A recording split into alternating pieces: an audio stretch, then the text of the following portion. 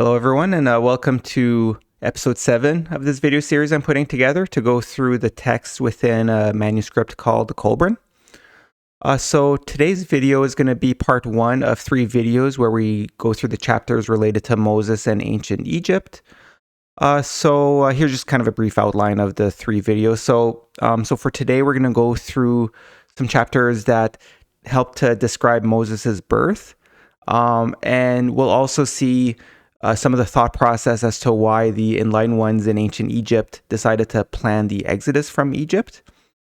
And actually there was so in video 6, the chapter Annexed Scroll 1, that's the thing, there was we'll be going through the chapter called Annexed Scroll 2 today.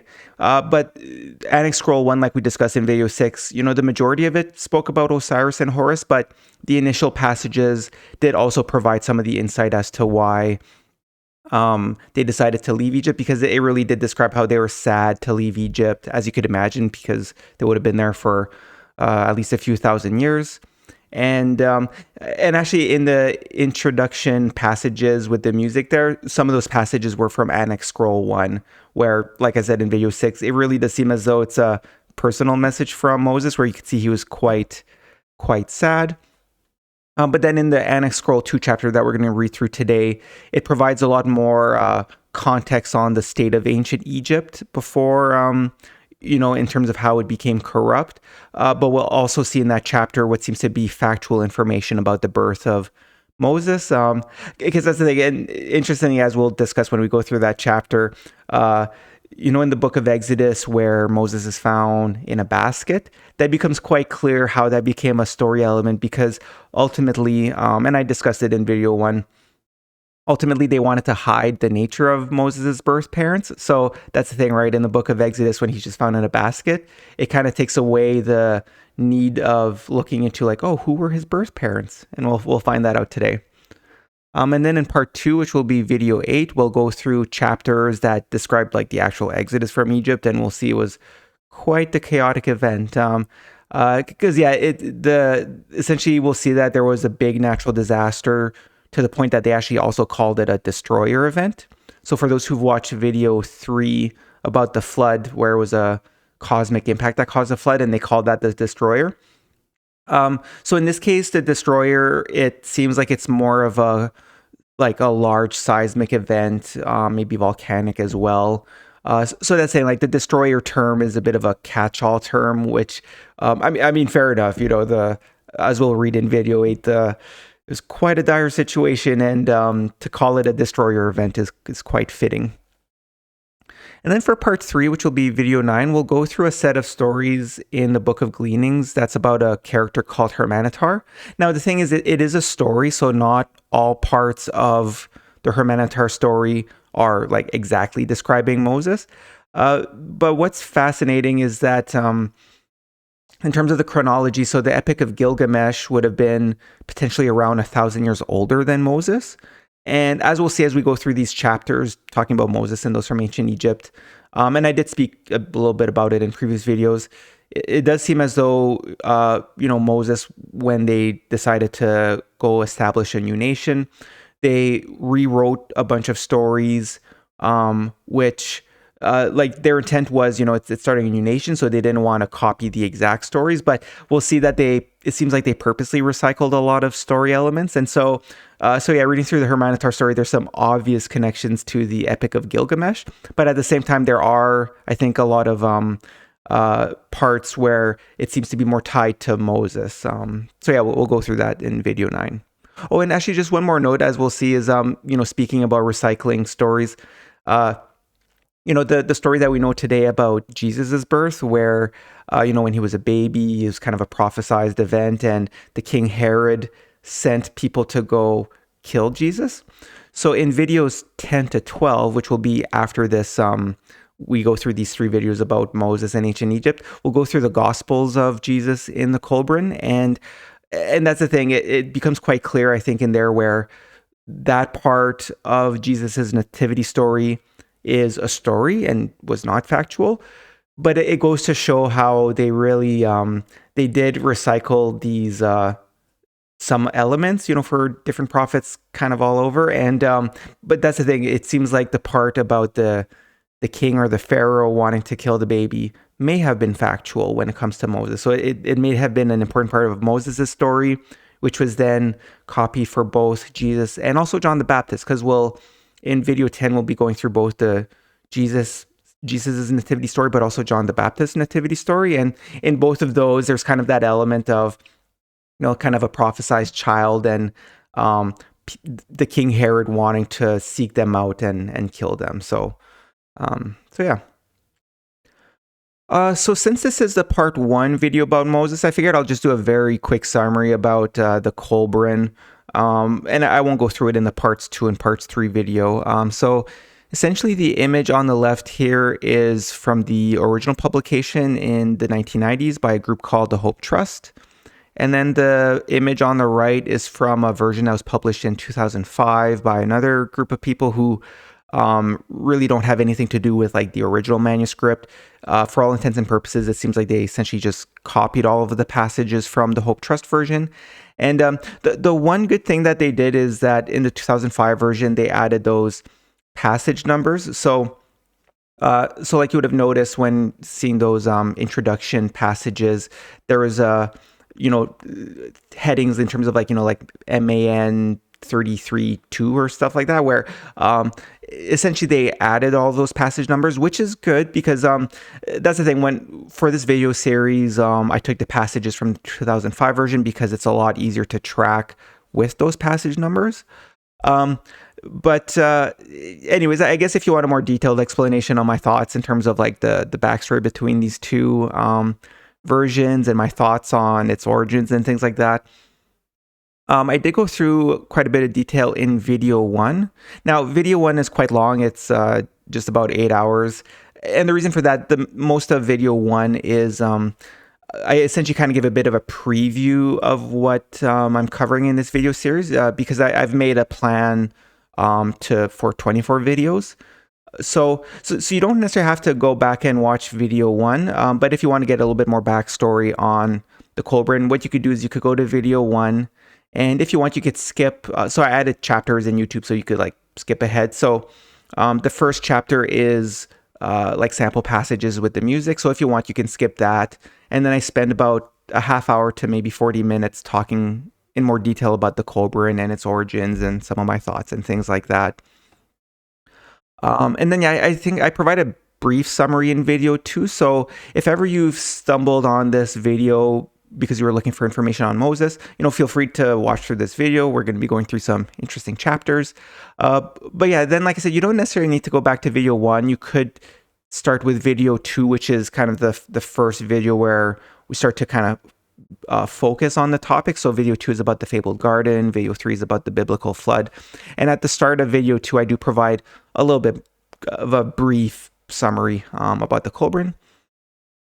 And in terms of just another thing to note, so I've spent quite a bit of time studying the Kolbrin. It's been almost 5 years now, and I did take the time and I put together what I like to call a fairly comprehensive report, where essentially I put a report together where in the appendices I include all of the passages of the Kolbrin. And the thing that's difficult with when you read through the Kolbrin in these two versions is that there's no context provided. It's just all of the passages, which is fine. But if you're interested in studying the Kolbrin, the report that I put together, where there's actually a link in the description, it's just a Google Drive link to a PDF of the report I put together.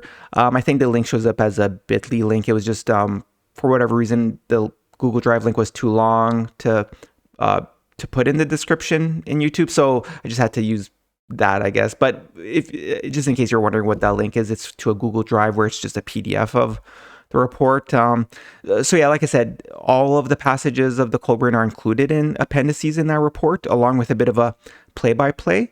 And I also put together a bit of a main report where, as you'll see today and in the other videos too, is that I kind of jump between the chapters because they're all mixed up where, for example, the one I like to use is that in video 3, we go through the chapters related to the biblical flood.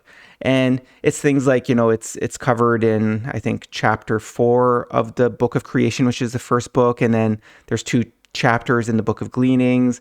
Then there's a chapter in the flood, there's a chapter called the flood tale in the book of origin. So the thing is, when you read through the Kolbrin itself, there's no order, so it could be quite complicated. So in the report, my intent was to provide a bit of a guide to help go through the Kolbrin. And this video series I'm putting together is essentially taking the report and making I guess kind of a lecture series of sorts. Okay, so before going through the chapters, I just want to take a moment to highlight the song that I used at the beginning of the video. So because I'm using other people's music, I just figured I'll give some credit to the artist and the song. And my intent is that kind of like when you go to church or things like that and there's gospel music, I kind of figured this is my version of that for these videos, where I figured might as well start with a song and have you, the viewer, read through some of the example passages. And the intent is that I typically choose a song where it's music that I like, but at the same time I think it fits to help set the tone of what the video is going to be about. So the song's called Blue Dabadi. It's from a group called Eiffel 65. And the song was incredibly popular when it came out in 1998. And that's I actually remember because I was in grade 8 at the time. So, I was just starting to get into music and things like that. So I do remember just how popular it was when it came out. And, I chose the song because, like you would have read in those passages, Moses and the enlightened ones were quite sad about leaving ancient Egypt. So not trying to make light of it or anything, but I just added this emoji here to show they were quite sad, which is why I chose the song. And I think that's essentially the meaning of the song. Here's an image from the music video. There's a song about a little guy that lives in a blue world, and all day and all night, and everything he sees is just blue. So I figured it kind of fit the tone of the chapters we're going to be going through today. Now, the song I played isn't the original. It's a cover by someone who goes by the name Cornelius Link. And he makes what's called bardcore versions of popular songs, which makes the songs sound more ancient. So even though it's kind of a modern song, I figure it's just with the music from this cover, it makes it seem a little bit more ancient.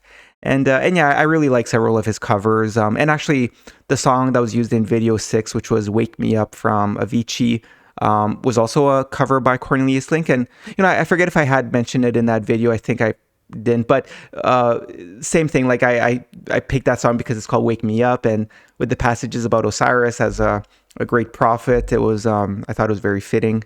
There's a link in the description. So here's just a list of the chapters we'll be going through today. So we'll start off by going through chapter 1 of the Book of Sons of Fire, which is called the Reconstructed chapter. Essentially, this one is describing the new land that they settled in after the Exodus. After that, we'll go through chapter 34 of the Book of Manuscripts, which is called Annexed Scroll 2. And like I mentioned a little bit before, it's a fairly long chapter, but it seems to be quite factual, which discusses Moses' birth and some of the reasons why the priesthood planned the Exodus. Then we'll read through chapter 6 of the Book of Sons of Fire, which is called the Tale of Hiram. And so it is a story or tale, but it does appear to be a story that's meant to describe in a storied setting, Moses and the Exodus from Egypt. And then we'll finish off by going through chapter 16 of the Book of Sons of Fire, which is called the Reconstruction by Kadairath.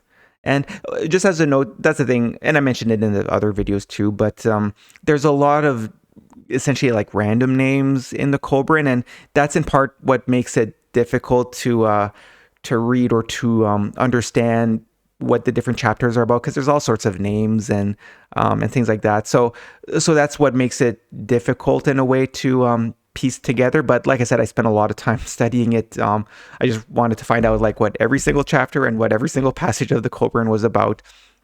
But I guess one thing I'll note is that I'm sure I'm probably not pronouncing it the way it should be. So, I'll do my best when pronouncing these names or words. But I shouldn't be seen as the authority of how they should be pronounced.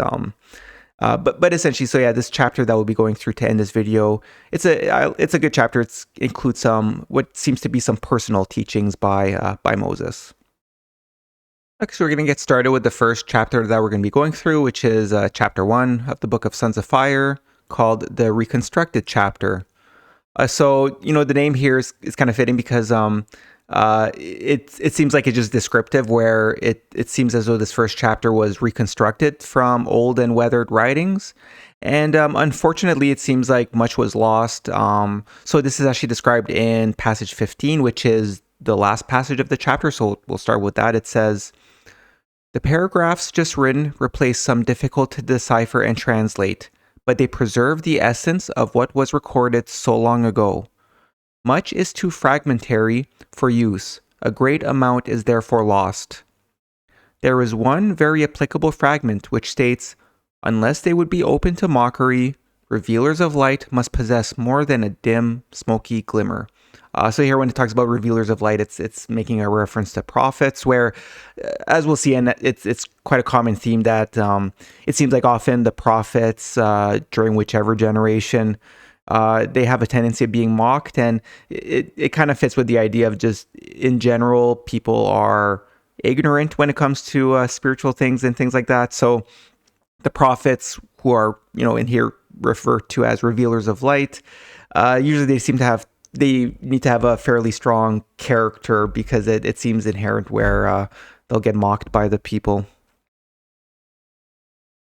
So the later chapters in the Book of Sons of Fire, which, such as the Rolls of Record, are quite ancient and seem to predate Egypt, and some might even predate the biblical flood.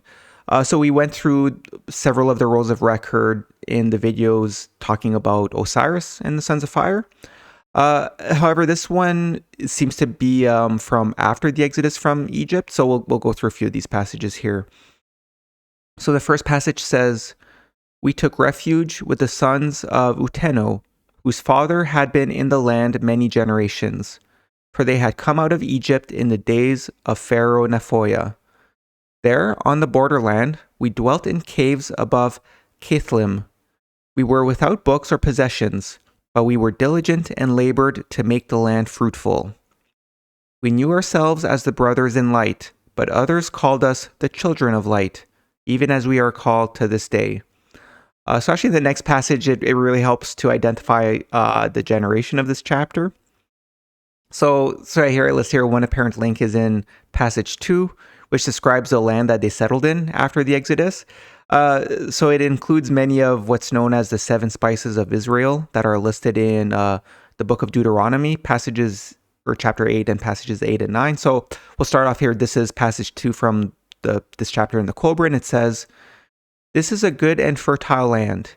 It is a wide land of flowing streams, where wheat and barley increase 100-fold. Figs and pomegranates flourish here, and it is a land of olive groves and vineyards. All the needs of life are supplied with an overflowing bounty.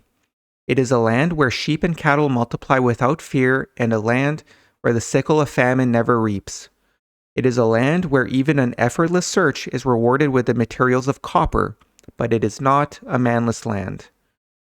So yeah, the underlined parts here are the items that are also listed in Deuteronomy 8 and 9, or passages 8 and 9 from chapter 8. So we'll read through this here. It says, "A land with wheat and barley, vines and fig trees, pomegranates, olive oil and honey. A land where bread will not be scarce, and you will lack nothing. A land where the rocks are iron, and you can dig copper out of the hills." So, this is a very apparent link between it. So that's the thing. I think this helps to confirm that this chapter was written by those from Moses' generation, and it's talking about the land that they settled in after the Exodus. So passage 3 notes that they were not alone in the new land, and we see that their intent was to establish a new city with noble principles. Just a little bit typo there. But yeah, we'll read through passage 3 here. It says, "We are not alone in this land and must live among people whose ways are not our ways. They have gods with many names, and even now those beside the sea strive among themselves, for some say God is called Mamre, while others say he's called Ane. All about us, men are in dispute, and the strife among them arises out of the bounty of the land. Gaining their livelihood with little effort, they have much time for argument and strife. We must build for these people a court of peace, the 4 pillars whereof shall be love, consideration, justice, and truth.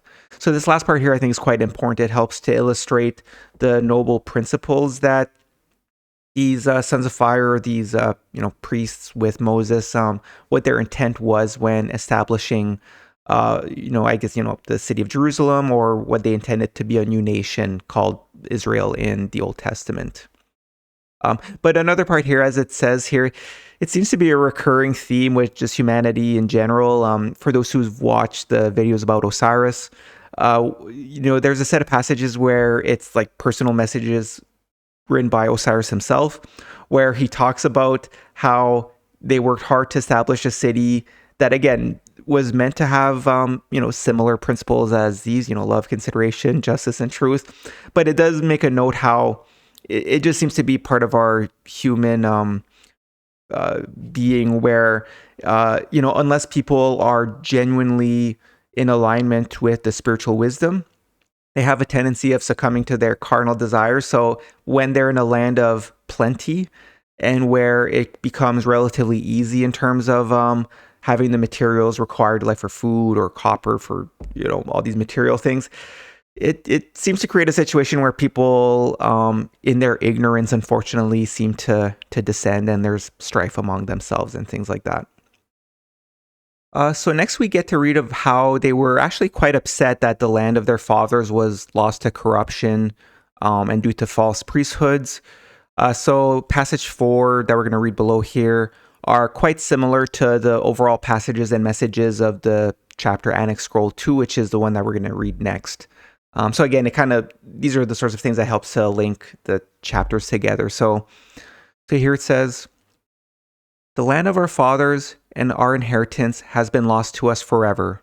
Their homes have been returned to the sands, and their altars where they worshipped cast down. Their temples have been destroyed, and the forms of worship practiced there are no longer known. The songs once sung are now mingled with the winds, and the voices of the singers are silent. The wisdom once revered has departed, the illuminating flame no longer burns, and the lamps lie broken in the dust. The honored writings have been used for kindling, and the sacred vessels turned into vain ornaments. The very names held sacred by our fathers are now defiled, and held to represent wickedness. Those who would have been our brothers are sold, and their leaders slain. Those who would have been our wives are violated and degraded in servitude. Therefore, brothers, it is time the memory of these things was put aside and forgotten." So again, we'll see more of this in the next chapter, Annexed Scroll 2, but here they're talking about just how sad they were in terms of, Egypt, even though it had its moments where they lived in prosperity and in the ways aligned with the Sons of Fire.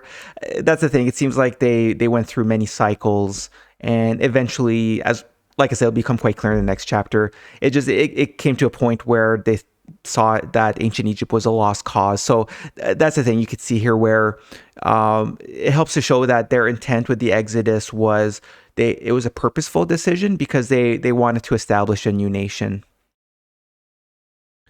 So yeah, like I just said, overall, this chapter appears to speak about the Sons of Fire who followed Moses out of Egypt to establish a new nation, to harbor the keepers of the truth. And this is like the truth unveiled, not the truth veiled, which I'll talk a little bit about later.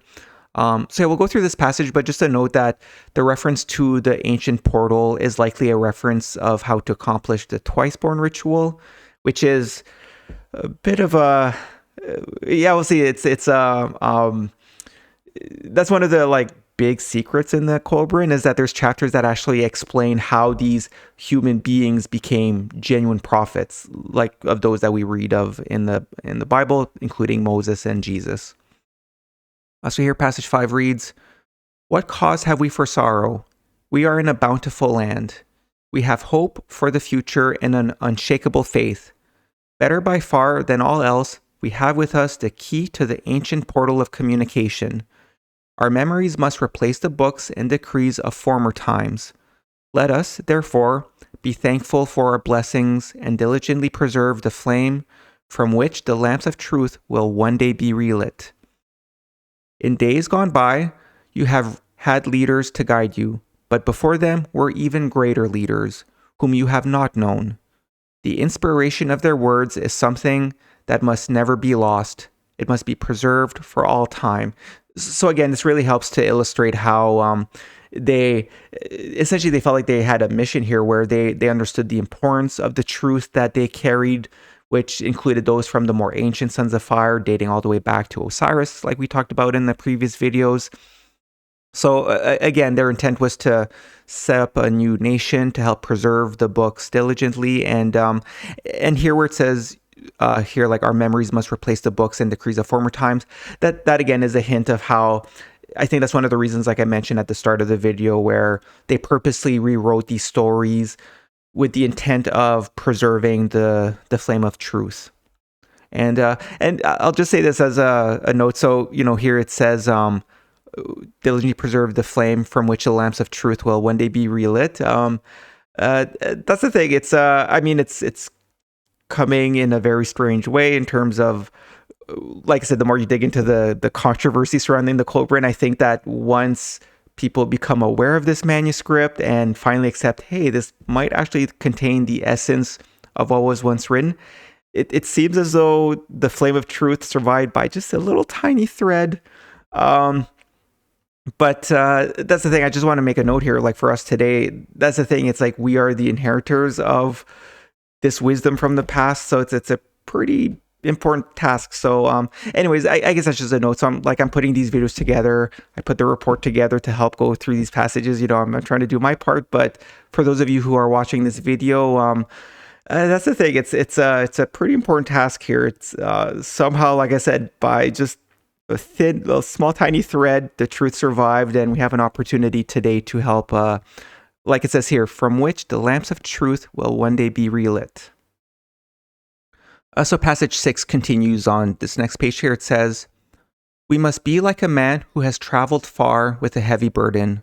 He rests and seeks among the things he carries to find what can be discarded, knowing he has still a long way to go.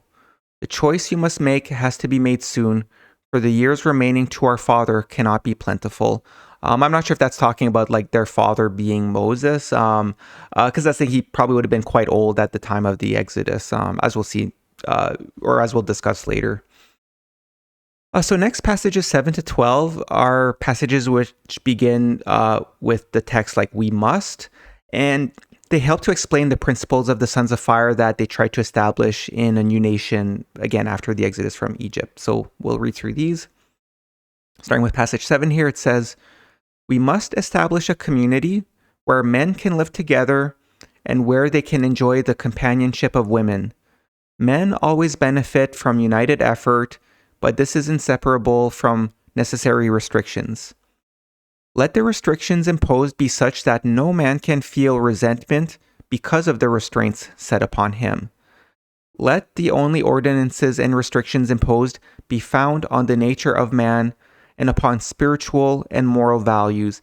Essentially here it's saying that, and this will be more of a discussion when we talk about the chapters in the Kolbrin that talk about like the meaning of life and all of that. But essentially, and we did talk about that in the previous videos about Osiris, where like when we went through some of the laws of Hoskaya and the laws of Amos, they were quite strict. But like we discussed in those previous videos, you really need to take into account the situation at the time. These prophets had to make a judgment call based off of the state of humanity at the time. But that's the thing. This passage here helps to really illustrate the idea behind it, where even though some of the laws that they set forth, and we'll see some of the laws that was set forth by Moses as well, which are kind of reflected, in the Old Testament books, it was deemed necessary at the time, and that'll become quite apparent as we continue going through the chapters in the ones here about Moses and ancient Egypt. But this helps to show that their intent wasn't to be cruel or anything like that. Their intent was to set restrictions which That's the thing. When you're thinking purely with your material point of view, it might seem cruel. But the idea was that the restrictions are such that they want people, it's meant to be understandable, I guess, if people progress spiritually, where there's a reason behind it, and it's to help people live in a more spiritually aligned way, which again is the whole meaning of life. Like, life on earth is a test. It's meant for us to mold our soul so that when we die and our soul goes to heaven, it'll either go to the light side or the dark side. Or, I mean, like we'll discuss later, it also talks about reincarnation. Like, it seems like for a lot of souls, you need more than one life in terms of to allow it to grow to be worthy of the light side of heaven. But that's the thing. We'll be going through some of the laws of Moses in not in this video, but yeah, some of them seem a little bit cruel as well, similar to the laws of Amos and the laws of Hosea. But again, it was reflective of the people at the time, because this was a very ancient time. Like, this was over 3,000 years ago. So we'll continue with passage 8 here. It says, "We must seek to assure freedom of action for every man and woman, so long as it does not prejudice the equal rights of others. We must work for the benefit of the many, but in doing so must not overlook the provisions or the provision of rewards for those who serve best. The rewards must go to the men who are best in all ways and not to the worst. We must see that good lives are rewarded and evil ones punished. We must place the greatest value on things spiritual, and no man must be unduly rich or unduly poor. We must provide for the sick and helpless, for the old and incapable. We must assure the integrity of the family. The first objective must be the spiritual goal, which is the only proper one for all men. After that, all instruction and law should be bent towards an increasing harmonious relationship between every living being. The upbringing of children must have as its objective the attainment of a well-balanced manhood and womanhood." So here, what I like about these passages is that in general, in the Kolbrin and in, like in the Bible, in the Old Testament, a lot of texts are related to men. And we'll actually see in video 9, when we go through the story of Hermanatar, we'll see a hint that the people of the time even believed, and ignorantly, I'll say, where they place a lot of importance on men, believing that women may not have had souls. But like we see here, there's a few references to, freedom of action for every man and woman, and the upbringing of children must have as its objective the attainment of well-balanced manhood and womanhood. So that's the thing. It seems like that's one of the things that Moses was trying to correct, which I don't think... Anyways, I mean, that's a discussion for later. But ultimately, that's the thing. I just want to say it's very clear that both men and women have souls. The whole intent of the reason why some of the older scriptures are more focused on men, it's because of the inherent nature of life in more ancient times, where societies relied more on the inherent strength, like physical strength of men, because that's saying we didn't have technology like we have today. So for things like agriculture and even mining and metalworking and all that, it really required physical strength. So anyways, like I said, we'll talk about more of that later. So now passage 10 says, "We must make men high-minded and above all pettiness. They must be upright and rejoice in their manhood. They must possess courage and fortitude equal to any trial, for there will be many. They must be prepared to endure oppression and persecution with self-control and calmness, which no misfortune or calamity can shake. They must also be such men that good fortune and abundance does not weaken them. We must teach men to be quick in decision and deliberate in judgment, because in numbers we are like 2 grains of sand in the desert. We must seek converts diligently. We must be a guiding light before the eyes of all men, leading them along the paths of honest labor rather than power. We must teach men their duty towards others, so that no man ever says, 'Unless I place my own welfare first, no other will.'" So I underlined that because ultimately, and actually I'll just go back to the previous page here. That's the thing. There's a few passages here to really make it clear that, We must place this value on things spiritual, and no man must be unduly rich or unduly poor. And that's the thing we'll talk more about, because that's the thing. I think society today is definitely suffering a dark night of ignorance, where we have the billionaires who are definitely very spiritualistic people, and we're seeing it in action today. I guess for context, today it's April 3rd, 2026. I'm recording this video. And it's very sad the way that a lot of the poor are just left by the wayside, and a lot are stuck living on the streets and things like that. Like it's really sick. But yeah, anyways, here, the reason I underline this is that it seems that their goal when setting up these principles was that, like, the intent is that they want to create a society where no one really has any reason to say, unless I place my own welfare first, no other will. Again, the idea is that if the society operated in a way where everyone has their material needs satisfied, and they all have an opportunity to live a good life, and again, we'll talk more about the meaning of life and things like that later. But that's the thing. Their intent was to establish a nation with principles where ultimately people would have no reason to be drawn towards selfishness, right? It's like here, unless I place my own welfare first, no other will. It would be nice if we could live in a world where people felt as though, again, like Jesus puts it best when he says we need to be cognizant of our neighbors and live in harmony with them, right? So again, we'll continue here where passage 12 says, we must seek out and accept suitable converts, and they must be particularly precious to us. We must hold them in high regard, not because they have accepted our beliefs, the good within them can be developed within their own, but because they assume willingly and cheerfully the great duties and obligations peculiar to us. So here I think it's talking a little bit more about those who were invited into the secretive priesthood, the sons of fire. And it continues here, we must always remain a brotherhood engaged in an organized quest for truth. We must ensure that the teachings we expound are valid everywhere and among all men as a code of goodness. If a brother become powerful, he must not glory in that power, if wise in his wisdom, or if rich in his riches. If a brother have to glory in something, then let it be in the fact that he is always the best of men. By this is not meant the victor in the earthly struggle, but he who best serves the purpose and good of mankind or humankind. So again, it's again, like I said, it's unfortunately today it seems like a lot of people develop egos, and the rich and powerful just aggrandize themselves. But here, essentially, what the passage is saying is that, I guess kind of from a popular term, with great power comes great responsibility. That's really the intent. It's if you find yourself in a situation where you're wealthy, or you hold a lot of power, or you have the inherent capabilities of being a leader, think less of yourself and think more of what you can do for the people. That is a very important principle when discussing the meaning of life.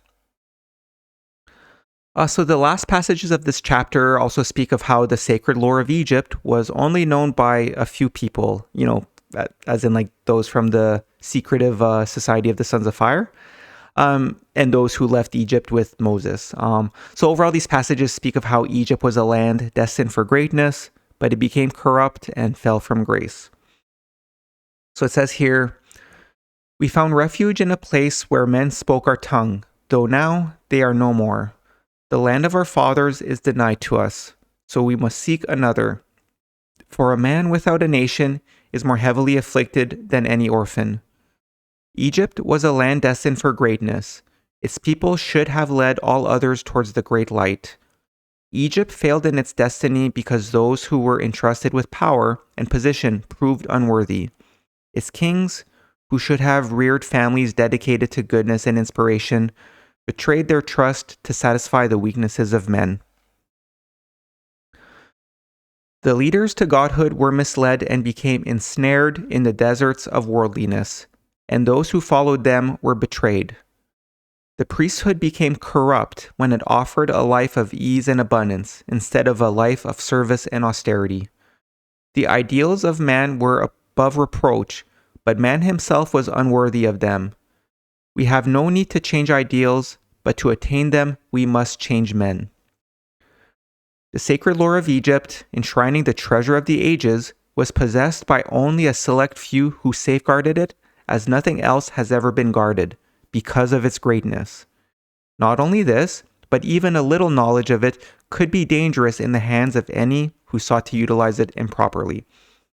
So I underlined a few things here. So, here where it talks about the priesthood became corrupt, like we'll see in the next chapter that we read, Annexed Scroll 2, that's the thing. Like in Egypt, there were several priesthoods. So those of the sons of fire who held the truth, I guess, they were always struggling with these other priesthoods who would, like it says, when it offered a life of ease and abundance instead of a life of service and austerity. So essentially what happened was these other priesthoods would preach that, oh no, you can live a life of ease and abundance if you follow our ways. And then the general people would get tempted by that instead of living by the way of like Moses and the sons of fire, which is a life of service and austerity. But the other parts I highlighted or underlined here is, it says that the sacred lore of Egypt, enshrining the treasure of the ages, was possessed by only a select few who safeguarded it as nothing else has ever been guarded because of its greatness. And that helps to understand, because that's, I think, one of the big questions people will have once they become aware of this manuscript and these writings is like, how is it that this truth was hidden from humanity? Like, how is it that no one found it? It's because this secret society of the Sons of Fire purposely kept it hidden. And the reason with the last sentence here, it says, not only this, but even a little knowledge of it could be dangerous in the hands of any who sought to utilize it improperly. And, I think I'll talk about that a little bit more again when we talk about like what it all means and everything in like videos 23 and 24. But that's the thing, is that there's something almost, infectious isn't quite the right word, but it's just when there's elements of the truth, we're all eternal souls, whether we know it or not. But when we hear or see things that are a reflection of the truth, like the truth of our spiritual being and things like that, there's something deep inside of us, whether we know it or not, that draws us towards it. So that's the thing, is that they were quite fearful that any sort of this secretive knowledge, if ever it was obtained by the corrupt priesthoods, it would just create a much more dangerous situation where the corrupt priesthoods would then entice even more people and things like that. So that's the thing. I know a lot of people, and that's maybe one of the big criticisms that these manuscripts will receive, is like, it's just like, how did this happen? But this is a reason, is they purposely kept it hidden, because they were quite fearful of what would happen if the corrupt priesthoods got a hold of it. So then ends here with passage 14. It says, of all desirable things attainable by man, the assurance of his immortality, clear insight into the purpose behind his creation, and true knowledge of the road towards the fulfillment of his destiny are the greatest. Those were the things so closely guarded, and just as they are the most desirable things on earth, so are they the most highly priced and difficult to attain. Religion records the efforts of men. Its doctrines and inspiration are the measure of its success or failure. So this just further elaborates what I spoke of before, where, in terms of the secret of the ages, that was the sacred lore of Egypt. This is part of it, like, it's a spiritual wisdom, the assurance of his immortality, clear insight into the purpose behind his creation, and true knowledge of the road towards the fulfillment of his destiny. Again, I guess today, like, that's the thing. It's the parts that survived in today's religious doctrines, which, like we'll talk later, those are like the truth veiled, where it contains elements of the truth.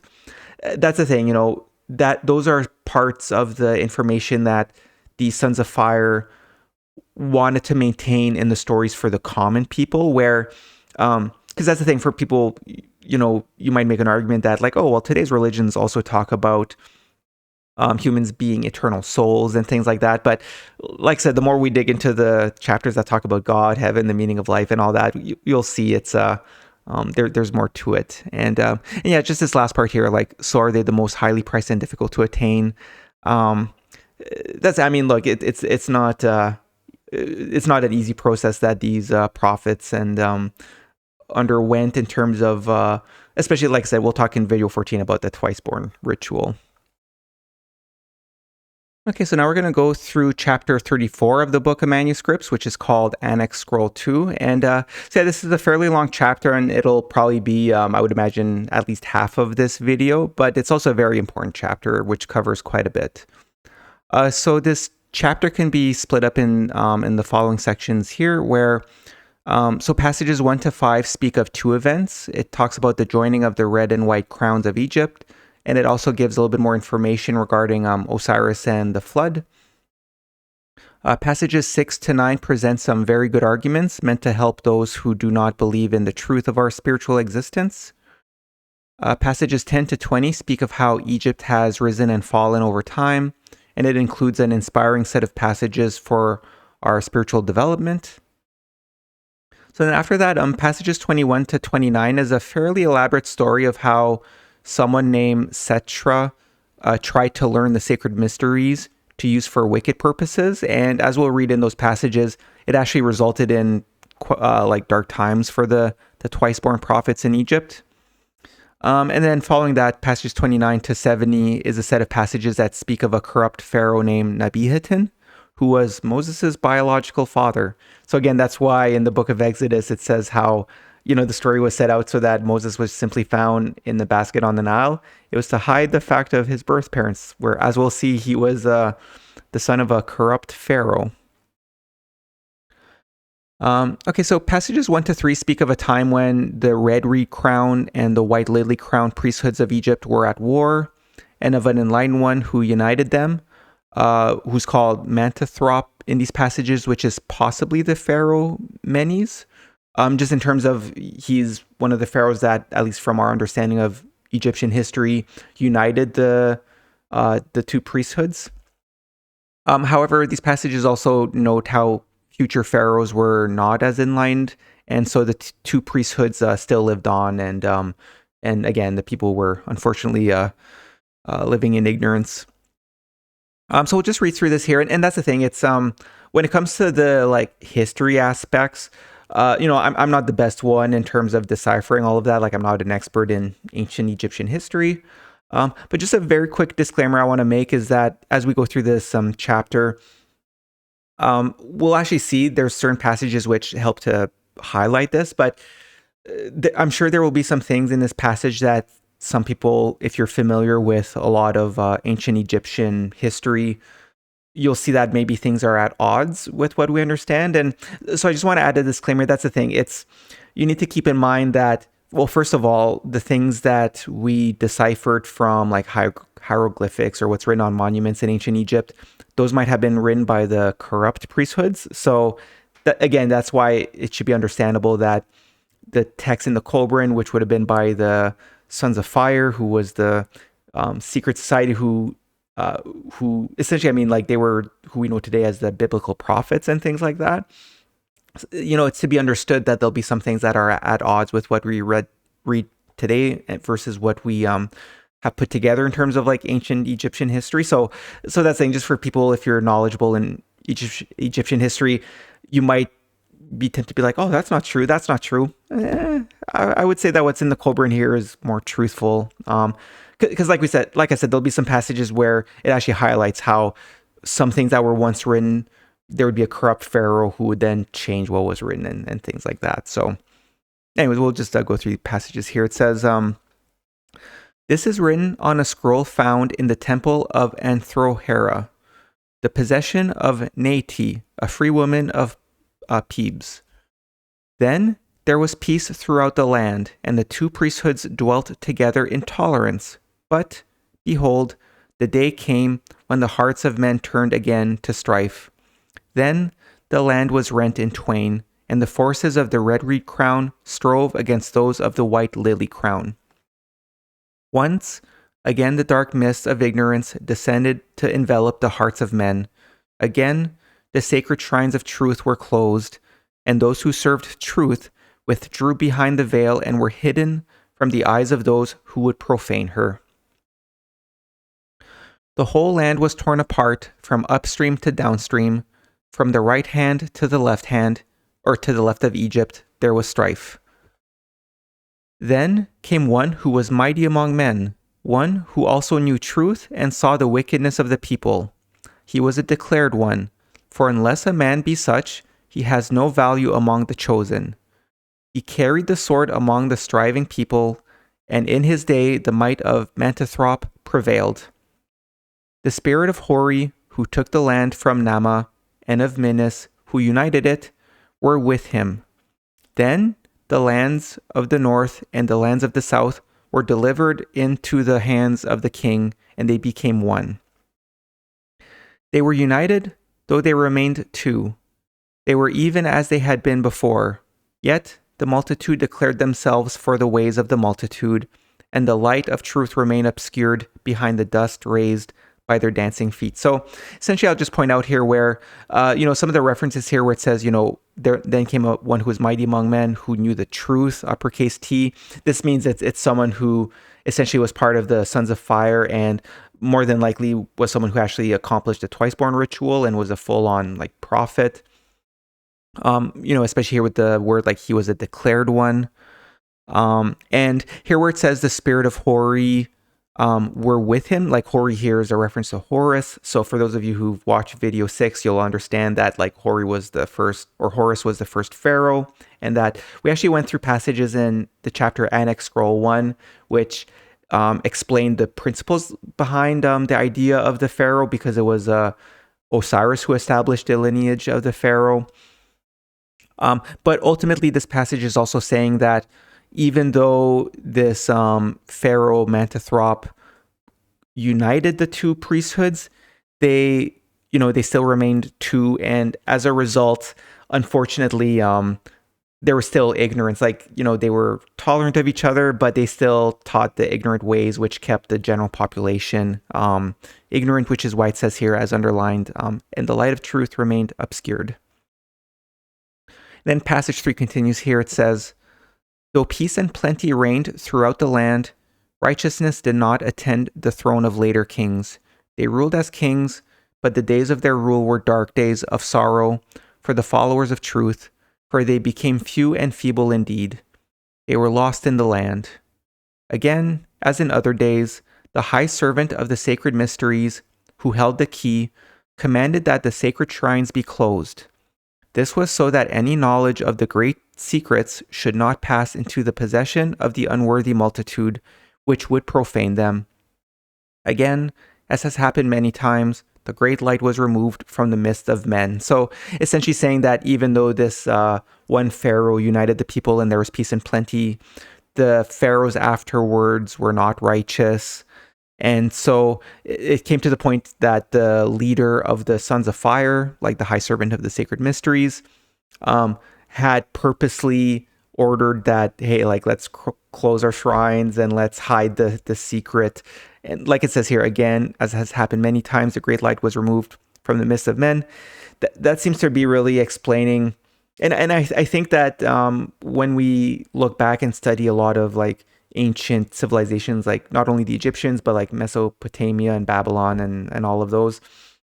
That's the thing. I think it was a very common process where there were periods where the people would be either led by someone who was who knew the sacred mysteries from the Sons of Fire, and that they would prosper. But then there were times where the leader, the next leaders, became corrupt, or the people became ignorant, or the false priesthoods gained power. So then they purposely hid the ancient wisdom. Okay, so passage 4 is, so as I know here, it's quite interesting. And, actually, I did already talk about this, especially I think it was in video 3 when talking about the flood.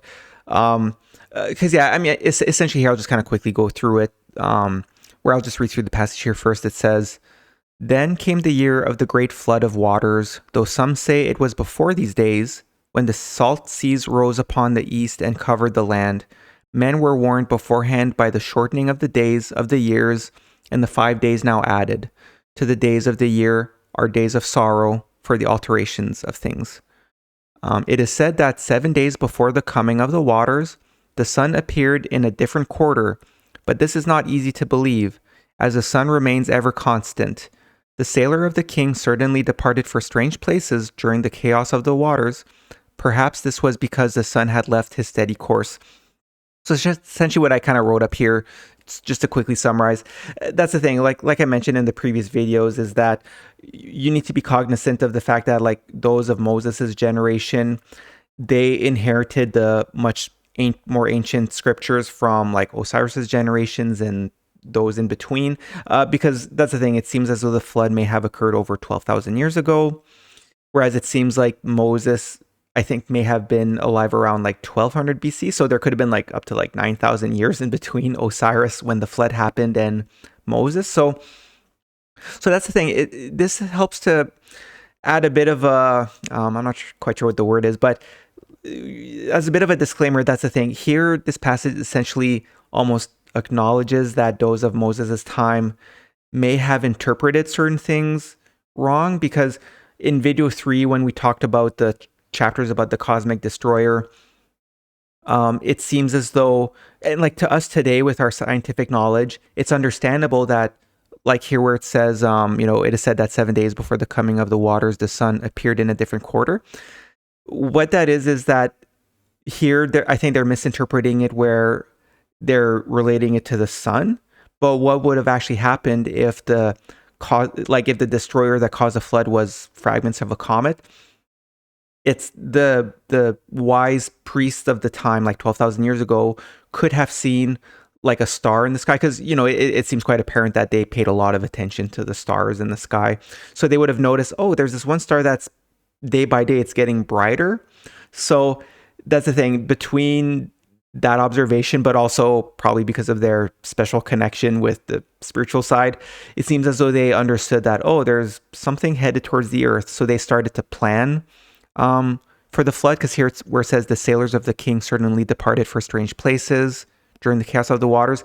That's the thing, as we read in video 3, like the whole building of an ark was a story element, but the civilization before the flood had already built large ships. So they had these secret preparations where they like sent ships in different directions in hope to survive the flood, because they saw that sign in the sky, right? So us today, we're able to understand, oh yeah, like that makes sense, where if a comet was headed towards the earth, it would have seen, every night, oh, it's getting larger, versus here during Moses' generation, when they were reading through these texts, they may have misunderstood if we're talking about the sun, and they're saying, oh, that's strange, like why would the sun, because they would have noticed that, oh, the sun is ever constant. So that's the thing, is that, and that's just kind of an overall disclaimer for all these texts that are related to Moses' generation.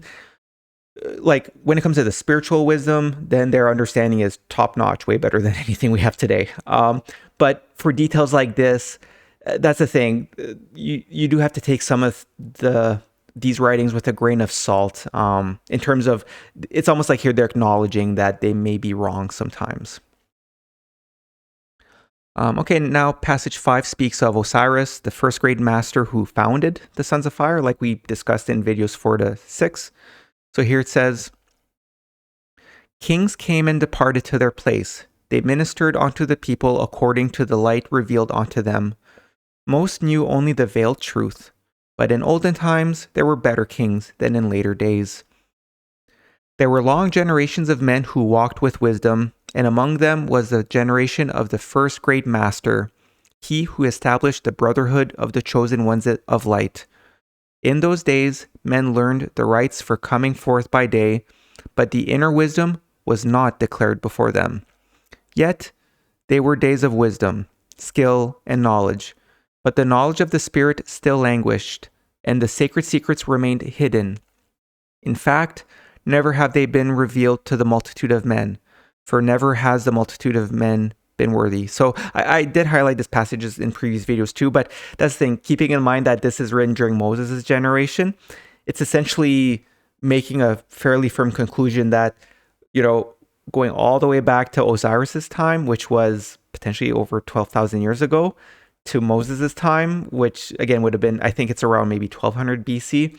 It's kind of a firm conclusion. Never in that entire time has the full truth been revealed to like the people as a whole. So again, there's always this process of they were trying to establish themselves, and sometimes the leaders of the nations would be, a member of the Sons of Fire. But it seems like the full-on knowledge of the sacred writings were never completely revealed to humanity as a whole. Okay, so passages 6 to 9 present some good arguments for those who do not believe in the truth of our spiritual existence. And it also speaks of the corruption of the people in Egypt at the time. So we'll just read through these here. It says, "Now men say that all the wisdom of those so wise availed them nothing. Have they not long gone down into dust? Have they not departed to the land of no return, to the place that may or may not be? Where is their memorial? Where their shrines? Can even their tombs be seen? They say among themselves, as it will ever be said, when men are deluded by their mortality." So here, these are kind of, next are like words, kind of like, it's meant for us to learn, but these are kind of a summary of what the deluded, ignorant people would say. So here it says, "The life of man is short and uncertain, the one certainty in life being the approach of death. What awaits hereafter no man can tell, for no man is known to have returned from out of his tomb. We are all the children of accident and mischance, and in a short generation shall be as though we had never been. Our bodies shall harden and be ground to dust, and the fire of our hearts shall burn itself out and turn into ashes. Our shade will hover for its day and then be wafted away on the winds, and as the waters come and go, our name will pass from the memories of men forever. The works of man shall pass away like the shadow of a cloud upon the sand, and his life will vanish like the dew of morning that disappears in the heart or in the heat of the rising sun. What are the days of man but the shadow of a shadow, and he passes away to an end from which there is no returning. He goes out through a door which is immediately shut, and there is no way back." And then it continues here where it says, they say, "Come, therefore, and let us be joyful. Let us cast aside the long face of learning and the melancholy face of discipline. Let us enjoy the good things of life, which are all about us. Let us take no thought for an uncertain future. Where is the profit in that? Let us eat and drink to fullness. Let us grant our bodies all means of satisfaction." So essentially here, what it's meant to say is that the people of the time, especially maybe those who think they're smart, but like in a material way, they're kind of saying like, oh, there's so much uncertainty in terms of what happens when we die that like, so here, like it says, let us cast aside the long face of learning and the melancholy face of discipline. And at the end here, like, let us eat and drink to fullness. Let us grant our bodies all means of satisfaction. So essentially here, just showing how the ignorant people would rationalize their decision to ignore the difficult lessons or the way of life that was proposed by these priests of the Sons of Fire. And it continues here. So it says, "Let no means of pleasure and enjoyment pass us by, but whatever comes our way, let us make the best of our lot in life. Let us turn our backs on all doctrines of the Spirit, for they deny us much. Let us give full rein to all our senses and feelings, and let them serve the ends of pleasure. We will take no heed of the poor and helpless, for where is the benefit in this? What have we to fear from them, we who are strong? Let the widow weep alone, for why should her sorrow disturb us? Let us avoid the encumbrances of the aged and maimed. Let us use our strength to obtain all we need for our own well-being. Let our strength provide the rule and establish the right. Let strength and power, riches and position alone be valued, and let the weak and the feeble survive as they may." So essentially here, it's like, again, they're putting words in the ignorant people's mouths, but essentially it's showing that just how people rationalize that, oh no, we're just going to be very selfish and self-centered. Like, what good does it help us to help the poor and stuff like that? But that's the thing. Ultimately, that's the thing. People who live this way will go to the dark side of heaven and are going to have a very bad time before their soul completely perishes. And then So that's the thing, like that's essentially the message of this here. So it continues here. So again, this part here is still the ignorant people talking, where it says, perhaps in our generosity we will spare them a few crumbs or bestow upon them the things we do not need. Let us take no more of their criticism and their objections. Have they more swords than we have? Are we to be overawed by a God whom they cannot produce? So then passage 9 here is then back to like the wise writings. Like, this isn't the words of the ignorant anymore. So here it says, such are the things spoken by men today, and if they declare them not openly, they hide them in their hearts. This is their law, their way of life. Be the law declared before men or hidden in shame. The life of their years cannot answer them, for the answer lies hidden in the life of ages. Gold is not gathered by the wayside. So here the underline essentially is saying how like these words hypothetically spoken by the ignorant, selfish people, they either declare them, but if they don't declare them openly, that's how they're living in their hearts, right? Like kind of hypocritically.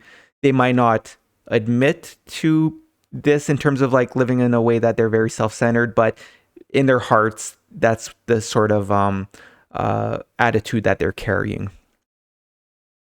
Okay, so passage 10 speaks of the enlightened twice-born prophets who have followed in the ways of the sons of fire and how their teachings were passed down. And we also see that they were, quite humble human beings who dedicated their lives towards teaching the truth. So here it says, yet the wisdom of our fathers did avail them, whatever is said in the streets today. They have indeed left a memorial worthy of reverence, and they are not without shrines. The wise words they spoke have not gone down to be eaten by dust, nor have they been carried away on the wings of the wind. As for the enlightened ones, who passed among the people and strengthened them since the days when the gods walked with men, their names have become lasting even though they themselves have gone. They did not make themselves tombs of stone and memorials of metal, nor did they desire them. They were unable to leave estates to their children. Some were unable even to leave an heir alive. So it continues on the next page, but I'll just highlight here where essentially here, that's the thing, like it's in terms of showing just how humble these twice-born prophets were. Their entire intent was, instead of enriching themselves or instead of focusing on their legacy, in terms of like establishing this grand material tomb for themselves, their intent was that their legacy they wanted was to be their wise words and the wisdom that they tried to teach the people. And their hope was that their wisdom would continue on to the next generations of people in terms of like just the spiritual wisdom and how to live their lives, compared to the corrupt people who would be focused on, I will make a grand memorial for myself. And it's like, okay, how does that help the people? But the other part here where it says, they were unable to leave estates to their children, and even some were even unable to leave an heir alive. So it continues here. It says, nevertheless, they made heirs for themselves among those who study their writings, and they have left treasures of wisdom for their estates. Their memorials are the words which came from their mouths and remain still alive on the tongues of men. Yes, the great men of wide wisdom have gone. They are forgotten, yet through the greatness of their works, they are honored, and their spirit moves among us still. The chords they struck still echo within our hearts. So again, like this part here at the end where it says, and their spirits moves still among us. So it's a combination of, I'm quite sure that these enlightened twice-born prophets are living more alive than us today in the light side of heaven. But essentially, again, like their spirits is the words which came from their mouths and remain still alive on the tongues of men. And another important thing I want to highlight is that one thing we'll say, and we'll actually see in this chapter, sometimes there's passages which talk about the importance of a bloodline and things like that. But ultimately, like it says here, nevertheless, they made heirs for themselves among those who study their writing. So in a way, this is highlighting that instead of having a focus on the bloodline, like instead of it being like, oh, it's important that the the children of these prophets are held in high regard. Like ultimately, their spiritual heirs, and which is more important, are those who learned the wisdom of these prophets and kept adding to it and kept teaching the other people. So that's an important thing, because we'll see, like, part of the reason, I guess I'm maybe giving a bit of foreshadowing, like part of the reason why we'll see that the priests put a lot of emphasis on Moses, and why there's a whole nativity story of Moses is they did have a little bit of an idea of like things being passed down through the blood, which we'll discuss. And actually, like, I think that's something we'll discuss a little bit more in the later videos, maybe even like 23 and 24, when we talk about like the whole what it all means and things like that, you know, especially after going through the chapters about Jesus and all that. But I do want to highlight, this is one of the examples where it puts less of an emphasis on direct bloodlines, and it's more like their true heirs were those who learned their knowledge and maintained it and kept teaching the people. Because yeah, actually, I'll just make a note, like that's something that we see in the Old Testament, where, you know, like it's Adam and then their children and their children and their children. Like that's the thing. It's these twice-born prophets weren't like, their lineage isn't actually like completely due to a bloodline, like, oh, the children and things like that. It's their spiritual heirs. But in the Old Testament and things like that, you know, it's their direct descendants. So that's a pretty important thing, I think, that for us today to think about, especially when we go back to like the older religious writings. It's like I said, with the Old Testament, even though it specifically says like as though it's a bloodline of their children, like we need to think less in the material, and it's more their spiritual successors. So passage 11 to 17 is an inspiring set of passages for spiritual development, as well as for leaders and those who administer justice. And just as a note, I think, again, like I'm not an expert on ancient Egyptian history, like all of it, but these passages may also be related to the laws of Mat in Egypt. So here it says, "Where today are the rulers and princes this land once knew? Where are similar officials to be found? Today, bribery creeps behind the seats of judgment, corruption lurks on the right hand, and perjury sneaks around to the left. What of the flow of fine words that accompany a magistrate to his seat of appointment? What have these noble utterances become but a more meaningless babble? Yet are they not a glorious thing capable of moving the hearts of men with their inspiring message of hope in the ultimate attainment of justice? Let them be recorded for all time." So the next passages here are kind of the laws, essentially. So here it says, "He who is pure of hands comes forth. He utters the words that have come from the temple of Mant. These words are spoken. You are the ever faithful servant of truth, the humble one who begs her for guidance. You are not the Lord of justice, but one who ever seeks it with humility and perseverance, praying it will bless your decisions. You are henceforth one whose words are heavy with authority, whose eyes see without prejudice, and whose ears are closed to intolerance. Your thoughts are clear and clean. Your heart is pure. It is free of all malice, and to you a vindictive verdict will be an abomination. The mantle of wisdom rests on your shoulders, and the robe of learning is your garment. Your tongue is the servant of truth and the sword of justice. Your mouth is the shrine of honor and the cave of retribution. Your heart is the temple of purity and the storehouse of wise judgments from the past." Continues here. Justice will ever be your guiding light and rule. It will lead you even to the appointed place before the mother of the king. Wherever you go, uprightness will take command. You will wield the sword of justice without fear. You will bear it before the sight of all men. You will carry it to the rich and powerful, to the poor and lowly, without discrimination. You will strike down all merchants of falsehood and fork-tongued deceivers, all who bear false witness or break the statutes of the king. Let wickedness perish in the sands. Justice is not a thing less than the measure, but that which fills it to overflowing. It exceeds the bounds of mortal requirements. It endures everlastingly and is not denied one who is entombed. It passes over with the Spirit to bear witness. It is the great brightener. It is not a thing bought and sold. Justice cannot be bartered. Is here. Be ever above price, one worthy of the greatness you reflect on earth, one ever above mundane things. Be not as the ferryman who demands payment before his task is fulfilled, who bears upon the water the man who makes payment and no other. Be as the sun, whose brightness seeks out every nook and cranny and pours light into their hidden gloom. Be one who shines among men to lighten their days. Spread uprightness and honesty across the two lands, as the sunshine spreads brightness and warmth. Cover the land with goodness, as the rising waters cover it with fertility.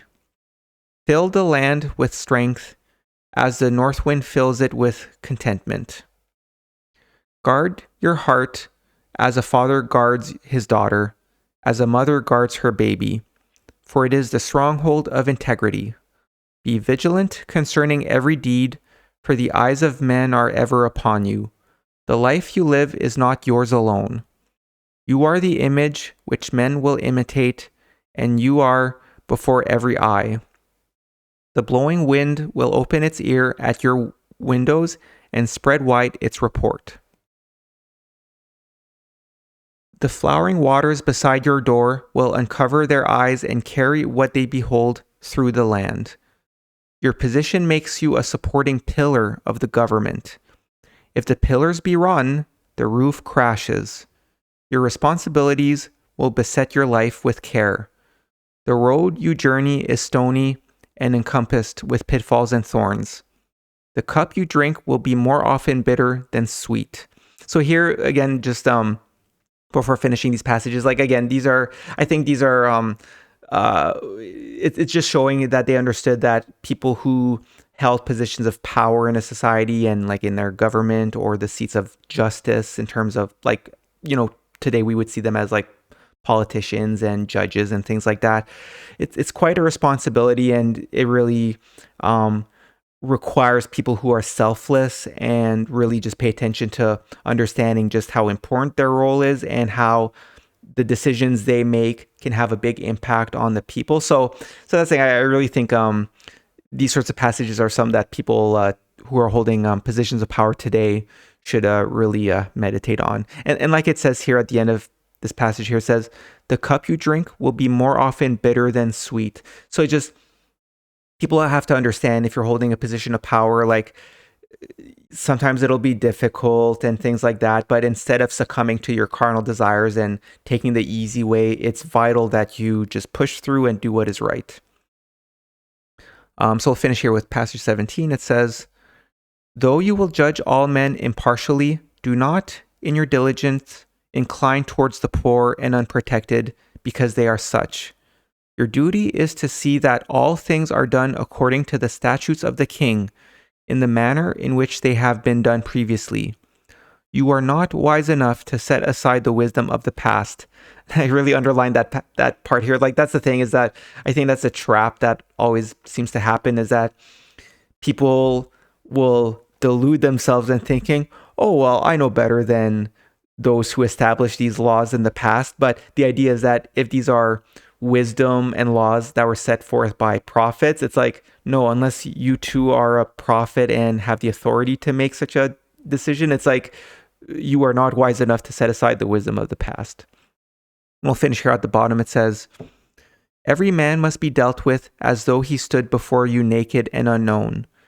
Let he who is permitted entry into your courtyard be as he who is left standing outside the gate, and your decisions must be given with indifference as to either they serve him well or ill. Okay, so next, passages 18 to 20 speak of how Egypt has risen and fallen over the years. So here it says, Such were the words uttered at the installation of an official, empowered to give judgment. In other days, such words were honored and adhered to. Now, they are ignored. Now, justice lies buried in a tomb of past precedents, swathed in mummy bandages of formality. It consists of the impartial, heartless administration of the recorded statutes, rather than the redress of injustice. Where has the glory gone? All is lifeless, all is dead. The hands that guide are dead, the hands that rule are dead. So here, passage 18. So basically, like where it says, such were the words uttered after the installation of an official empowered to give judgment. Like that's talking about the passages we just read there, where it's like there was a time when people respected and honored that wisdom. But here, essentially, it talks about how at the time that they're writing this in Egypt, which again is why they planned for the Exodus, is just talking about just how corrupt the people had become instead. So then passage 19 continues here. It says, men may ask in days yet to dawn how it came about that the flame of glory died in Egypt, how her grandeur passed away into dust, how, when man had climbed so high, he could climb no longer. But there is no simple cause.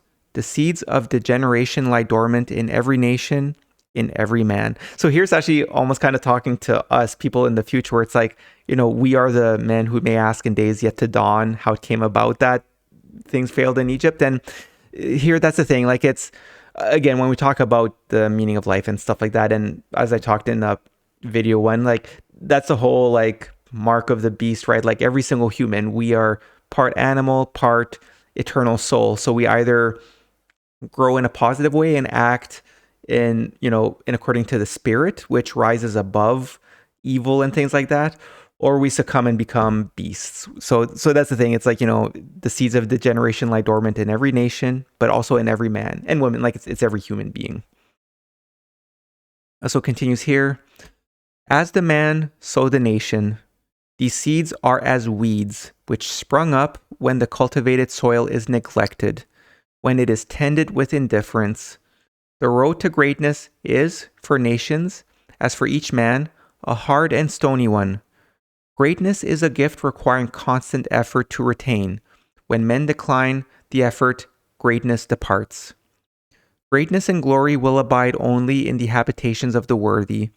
They depart when no longer treated as honored guests. What are justice and truth today? They are no more than the words mumbled by the lips, but once they were an inextinguishable flame burning within the hearts of men. What is left of honor when men cease to regard it as more than an empty symbol?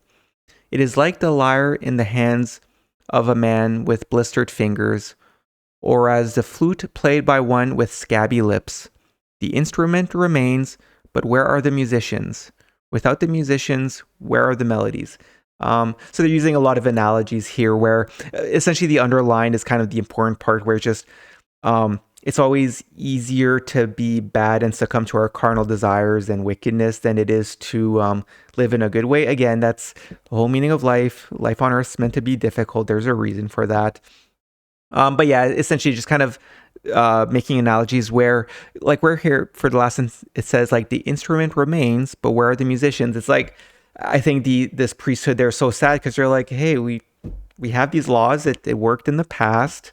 All it took was people to respect them and to put in the extra effort to follow them. But unfortunately, people stopped using the instrument, which was still there. But so then the melodies stopped. And passage 20 here says, in the land of Egypt, periods of righteousness have come and gone, like ripples passing over a quiet pond. There have been periods of material greatness, ripples of longer duration, but they have not been at one with the ripples of righteousness. Throughout all times there have been two visible forms of worship, with their many variations, that of the highborn and that of the people. Now they have been blended for many generations. The worship of the high God and the knowledge of the sacred mysteries, kept hidden by the enlightened ones and the twice-born, were behind both and veiled within them, Where else could these things be better concealed?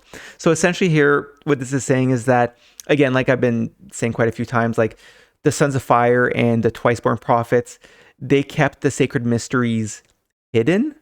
But again, like I talked, and we'll talk about, I think, more in video 9 with the Hermanatar story.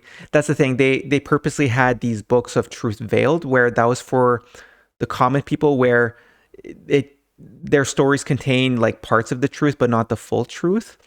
Versus like, the Sons of Fire kept the whole truth like to themselves, and for good reason. Again, when we go through the chapters about God, heaven, the meaning of life, I think it'll become a little bit more clear. But essentially here, like it's saying, it's, this priesthood purposely hid the truth in what's been out and about, like for the other priesthoods and things like that. So it really shows that they had this purposeful intent where it's not like the truth was hidden. There were just some parts that were hidden, I guess. But yeah, that's the thing. Like their intent and what they seem to have accomplished, although it still didn't work out at the end in Egypt, is that like the truth was available. They had all of the writings and things like that, but they just instead of following it diligently, they cast it aside for material pleasures.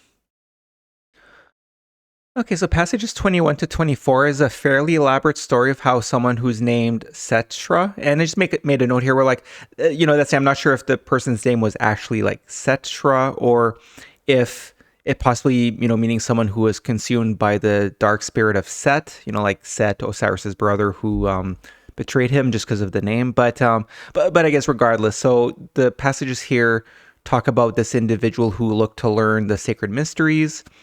And as we'll read in the passages, it seems like he intended to use the knowledge of the sacred mysteries for wicked and self-centered reasons, such as, gaining influence and proclaiming himself as the real knower of the truth. However, as it'll be noted in in these passages, it says that Setra only learned the mysteries of the outer chamber and not the mysteries of the more hidden inner chamber. But nonetheless, eventually the priesthood of the Twice-Born left, since this individual Setra corrupted the temples and the priests. So it says here, the house of the hidden places was established 50 generations before the reign of the Mighty One, who was Pharaoh. And in those days, the high God was known to men and was revealed even after. But 20 generations before the evil Amaluka descended like locusts upon the land, there was strife most grievous. So here's actually giving some sort of timeline, which, like, I'm not sure exactly when this would be, but maybe people would be able to decipher kind of what periods of Egypt it's talking about. So it continues here where it says, the thoughts of Setra ever turned about within himself, and behold, the day came when he believed the secret key to be his, the key that would open the inner chamber of sacred mysteries.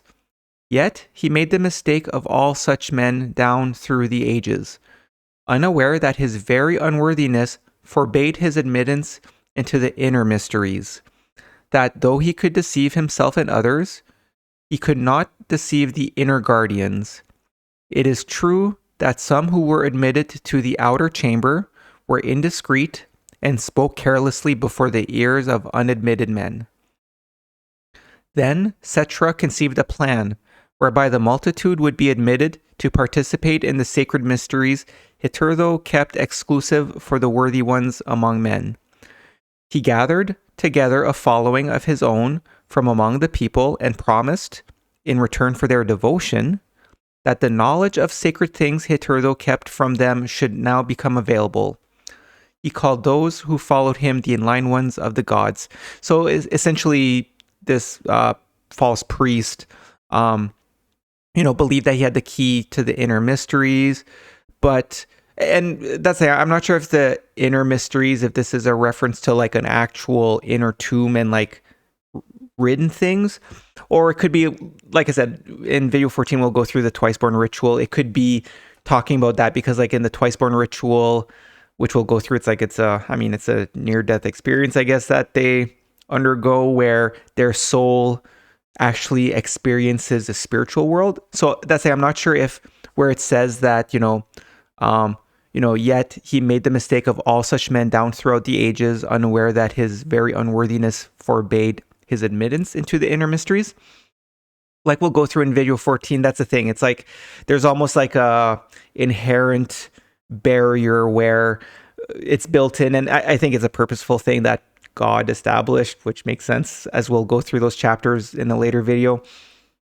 So I'm not sure if it's referring to that or if it's actually speaking of a physical inner chamber where they had like the written scriptures that were considered like the sacred mysteries. But nonetheless, it seems like through some sort of deception, he either overheard or through sneaky ways obtained some of the wisdom that was in the outer chamber here. So then he used that wisdom to create his own group of people, where it says, like here he said, he gathered together a following of his own from among the people and promised in return for their devotion. So essentially he made a deal where like, hey, I'll give you the mysteries if you serve me, right? It really shows just how self-centered and corrupt this Setra individual was. So it continues here. Naturally, such folly could have but one outcome, for the experience of ages has shown that sacred things cannot be revealed to the profane. The new teachings grew in strength and spread throughout the whole land. They went from city to city, gaining followers in every one. The multitude is ever powerful. Therefore, he who controls it by whatever means is himself powerful. Thus it came about that eventually, Setra was able to challenge the authority of the Twice-Born. This authority was always vulnerable, as it sought to rule by wisdom and goodness rather than by power and subtlety. Only when wisdom and goodness rule the wise and good can such rule succeed. Such time may never come. Though the followers of Setra could not discover the higher secrets, they learned the lower ones, and these were twisted to their own ends. Thus was developed the worship of dark spirits, a vile and poisonous thing that perverted the thoughts of the people and led them away from the path of spirituality. So essentially here it talks about how this false priest Setra gained a following, and here it says, the multitude is ever powerful. Therefore, this Setra priest became powerful and was able to challenge the authority of the Twice-Born. So it's kind of documenting, again, whether it's real or a story to kind of symbolize what happened. It's just ultimately the multitude started following this false priest, who then essentially took over the influence that the Twice-Born had. And the idea being that when Egypt was following the ways of the Twice-Born, times were good because they knew how to live appropriately. And when you live appropriately, then things generally go well. So it continues here. It says, now Setra gained the ear of the king and, pouring in a flood of venom, wrapped up in fine speech, he overwhelmed the heart of his majesty. None in the land had a tongue more subtle than that of Setra. Then new shrines were set up in the temples, new forms of worship appeared, pandering to the weaknesses of men. The hidden places of the enlightened ones were profaned with wickedness, and the secret chambers of the Twice-Born were polluted with vile rites. Therefore, the enlightened ones and the Twice-Born withdrew from the eyes and knowledge of men. Their day was yet to dawn, but none among them would ever have thought that never in Egypt would that day be. Yet dawn it will, even though it be in some strange land, where the ways of men are different, and in some manner inconceivable to men of our times. So essentially, I think this is explaining how, so again, the Setra's influence became so great that even the king, like the pharaoh, became a convert, I guess, and started to listen to Setra as opposed to the Twice-Born. And it seems like it just took over the land of Egypt. So what's interesting here is where it says, but none among the Twice-Born would have ever thought that never in Egypt would that day be. That's the thing. It really helps to show that these Twice-Born understood that it was a multi-generational project to try and make Egypt reach kind of the level of enlightenment that they had planned, so that it would become a beacon of truth for the world as a whole. So that's the thing, like the Twiceborn understood that, and they knew it would take like many generations, but then through the Cetra character, or whether this is a story to kind of explain what just kind of happened with the false priests, ultimately the land became so corrupt. So they were like, man, I guess Egypt's going to become a failed nation and not become this beacon of truth that they were hoping it would become. But then this last part here, because again, the people writing this chapter, it's when they already knew, like they were planning their exit from Egypt to go create a new nation. So that's where it says at the end here, yet dawn it will, even though it be in some strange land. So that's the thing. They were like, okay, well, this was a failed, not experiment or anything like that, but kind of as the saying goes, right? So it's kind of like, oh, okay, well, I guess we'll start over again. Because I mean, what else are they supposed to do, right? So they carried the torch to somewhere else, hoping to start a new nation, to one day become the beacon of truth, and truth in terms of like a spiritual beacon, so that humanity as a whole can learn of our eternal souls and how we should live, and all of that. So now passages 25 to 27 speak of dark days where things got so bad that the Twiceborn were hunted. So this is, I think, a bit of a continuation of those passages about Cetra, where, due to him and false priests, things became so corrupt that, as we'll read in here, like things really got really bad. So passage 25 says, in the temples dedicated to many different gods, the forms of worship were subtly changed to serve another end. The servants of the Dark Ones were able to display wonders before the multitude, but these wonders were works of deceit. They revealed mysteries, but the mysteries were not the most sacred ones. These were never known by any likely to betray them. The thoughts of the people were poisoned. All manner of rites aimed at satisfying carnal cravings were introduced. Simple, satisfying answers were given to content the hearts of the people, and all manner of rewards were promised.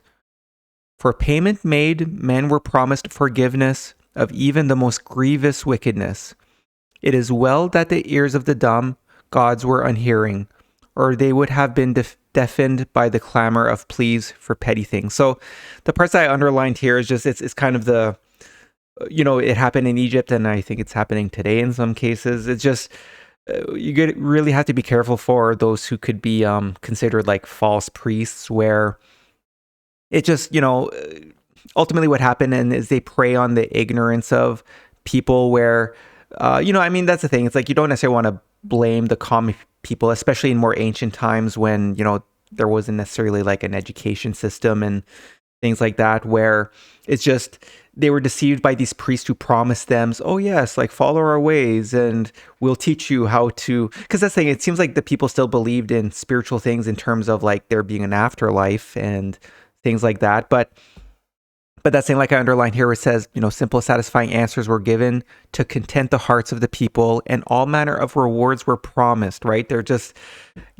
were just lying essentially to gain favor. And here where it says, for payment made, men were promised forgiveness of even the most grievous wickedness. So again, kind of just taking advantage of people's ignorance, and because they would have appeared, I'm sure, garmented as priests, and they would occupy the temples now. It just, things got quite corrupt. And that's the thing. It's just, I really want to highlight this because, I don't know. I mean, I'm sure the same could be said about certain, I'm sure there's a lot of false priests today, but we'll talk more about that later. So it continues here. It says, the servants of the Dark Ones left not even the dead to rest in peace, but sought to satisfy the living with words from beyond the tomb.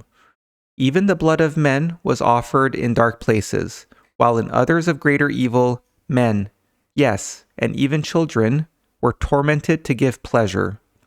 Such is the nature of men when the scales weigh down against righteousness. And that's the thing, even just the manner in which they wrote this in terms of like, while in others of greater evil, men, yes, and even children, kind of like, yes, even children, like, yuck, like how disfiguringly evil have these people become that they would, torment children and things like that. So, passage 26 continues here. The hosts of the Dark Ones were well skilled in battle, and they drove out all those who stood against them. The forces of righteousness were scattered. The sacred shrines which stood before the veil of truth were spoiled. The ornaments of beauty and the sacred vessels were taken away to be profaned by sin-soiled hands. The enlightened ones and the twice-born were hunted down like beasts of the chase. They were slain and buried in the ground like dogs. Their resting places remained unmarked and unattended. So again, it's really showing just how bad things were, that like it seems like they were purposely, like the false priests were then purposely saying like, go hunt, like go kill. Essentially, they would point to the twice-born, who are the genuine prophets, like the best human beings who would have been alive on earth, essentially, who were very selfless people who had the best interests of the people at heart in terms of like the best interest in their spiritual health to make it to the light side of heaven. Even they were hunted and killed. So pretty dark times. And then here it continues. The leader of the light cried out, "O great God, what can I do? How shall your servants be saved? What shall be done unto those who have profaned your sacred shrines? What can I do to turn back the rising waters of iniquity and temper the wild winds of wickedness? How can the black cloud of ignorance be lifted? What shall be the just reward of those who have slain the faithful?" The voice coming forth by the Spirit of God said, so this is essentially like the leader of the prophets kind of speaking to God, kind of asking like, what can I do to help, resolve these dark times? And then these are words by God. It says, "Concern yourself not with those who have persecuted you. Leave them to follow the path of their own choice. Vengeance is with me. I will measure without stint. Justice never sleeps and never forgets. The reward of the wicked awaits them. In the hall of no hiding place, justice will speak the final word." So the hall of no hiding place is like heaven, right? So essentially God here is saying like, look, and that's the thing, we'll see it's a common thing. And actually Jesus, when we read his text in the later videos, really makes a point of this. Like that's the thing. There's always an accounting, as Jesus says, where essentially like there will always be justice. It's just justice might not occur here on earth, but those who live wicked lives, justice will be served on the other side, in terms of they'll experience their punishment in the dark side of heaven, which will be much worse than if they were to face justice on earth. So passage 28 speaks of how the twice-born fled and built the temple in the rock. So it says here, "The leader of light and those with him fled into the land beyond Shari, and built there the temple in the rock, which stands against Sheena.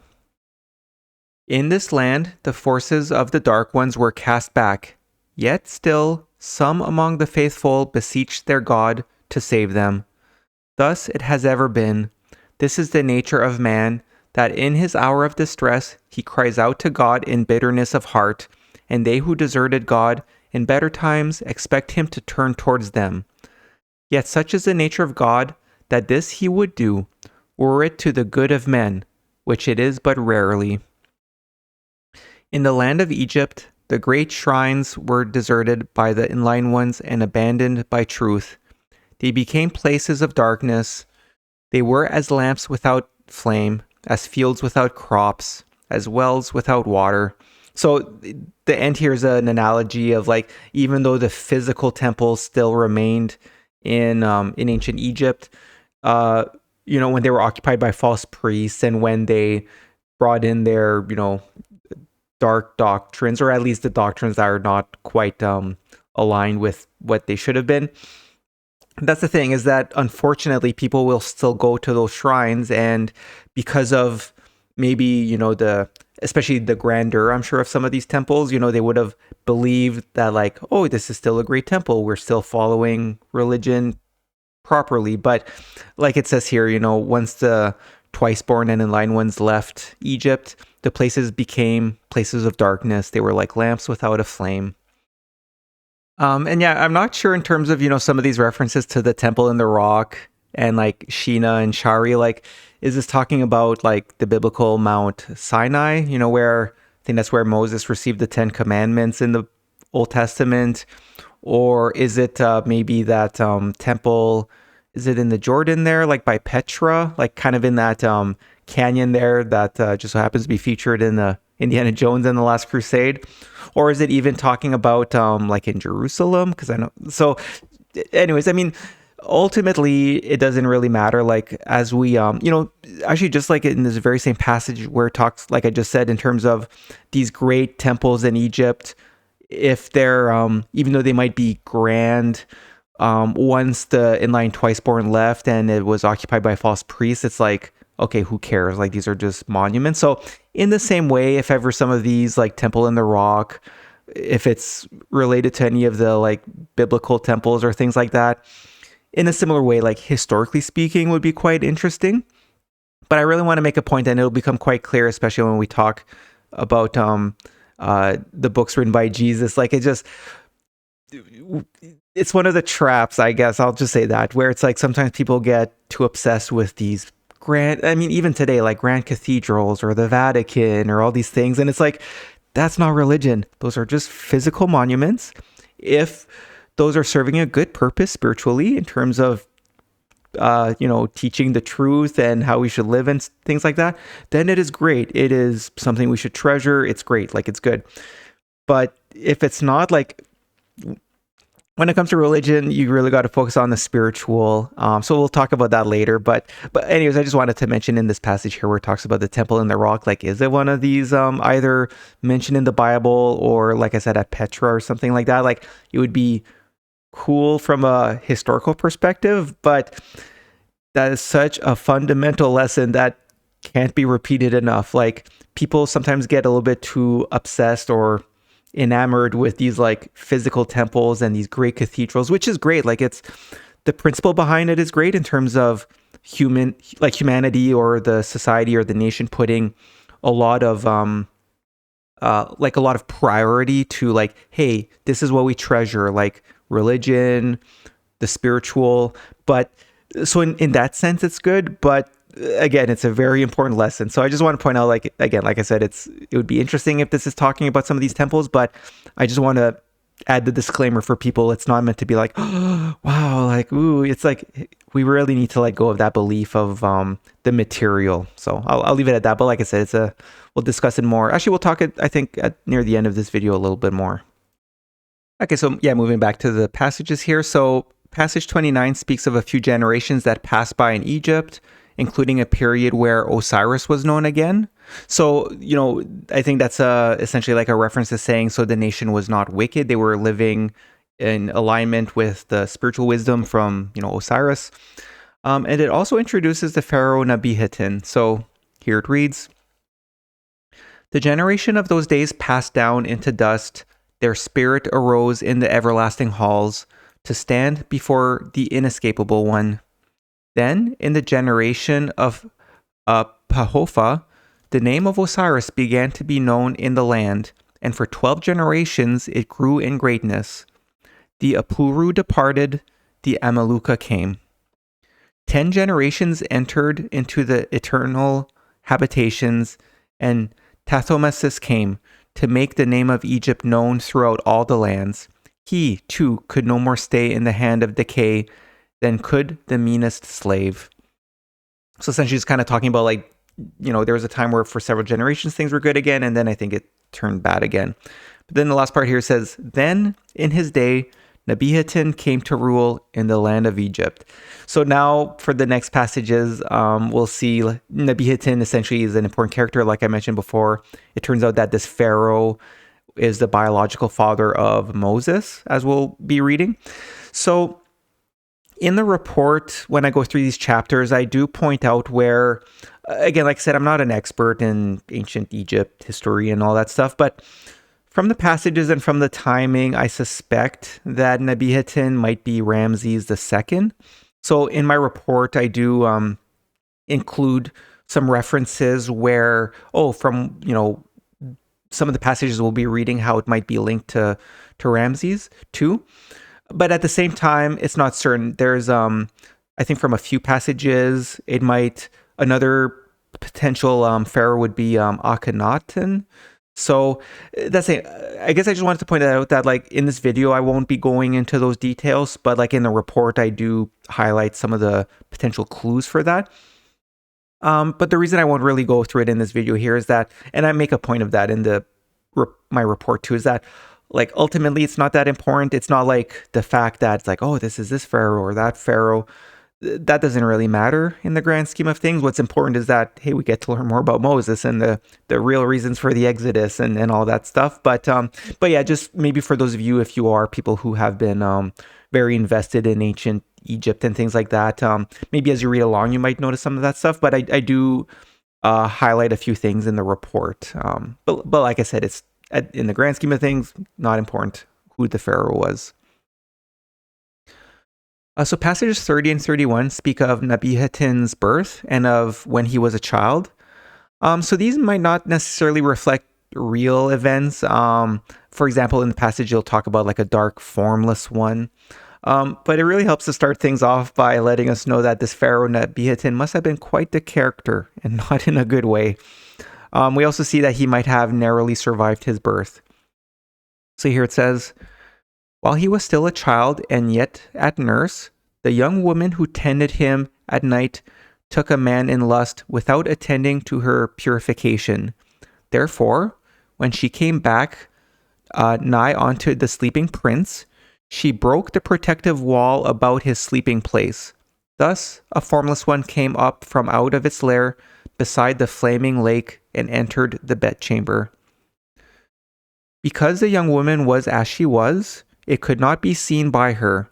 It was a formless, flowing thing that spread itself out in the darkness and slink across the floor. Its fluted snout was in the midst of a face twisted backwards, like all its kind. It raised an awful mouth up to kiss the sleeping child, and the child was stricken.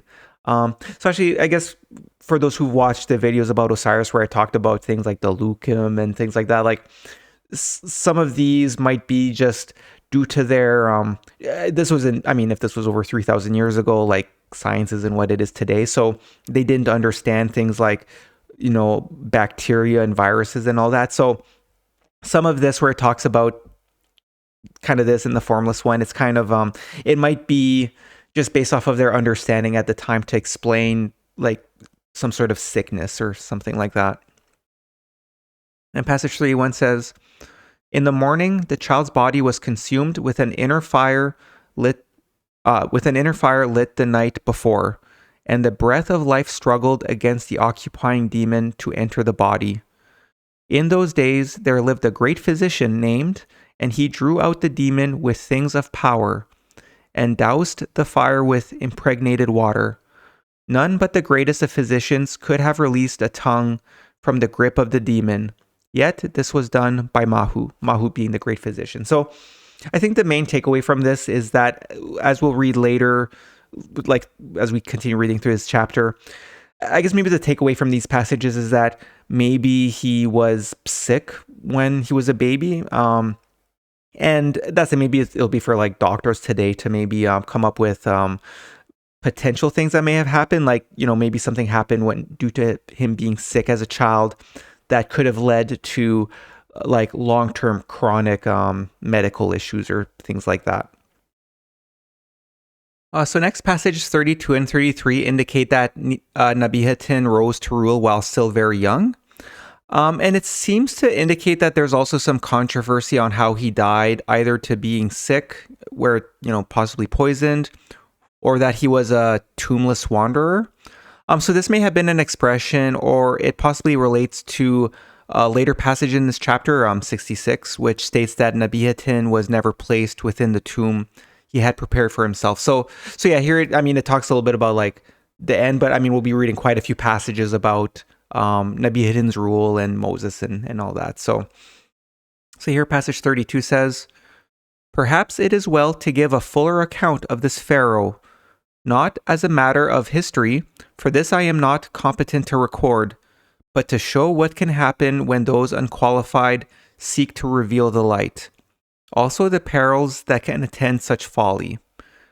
Nebihatin rose to rule while still very young, and though it is said that he died in the grip of a demon, with blood welling up from within his mouth.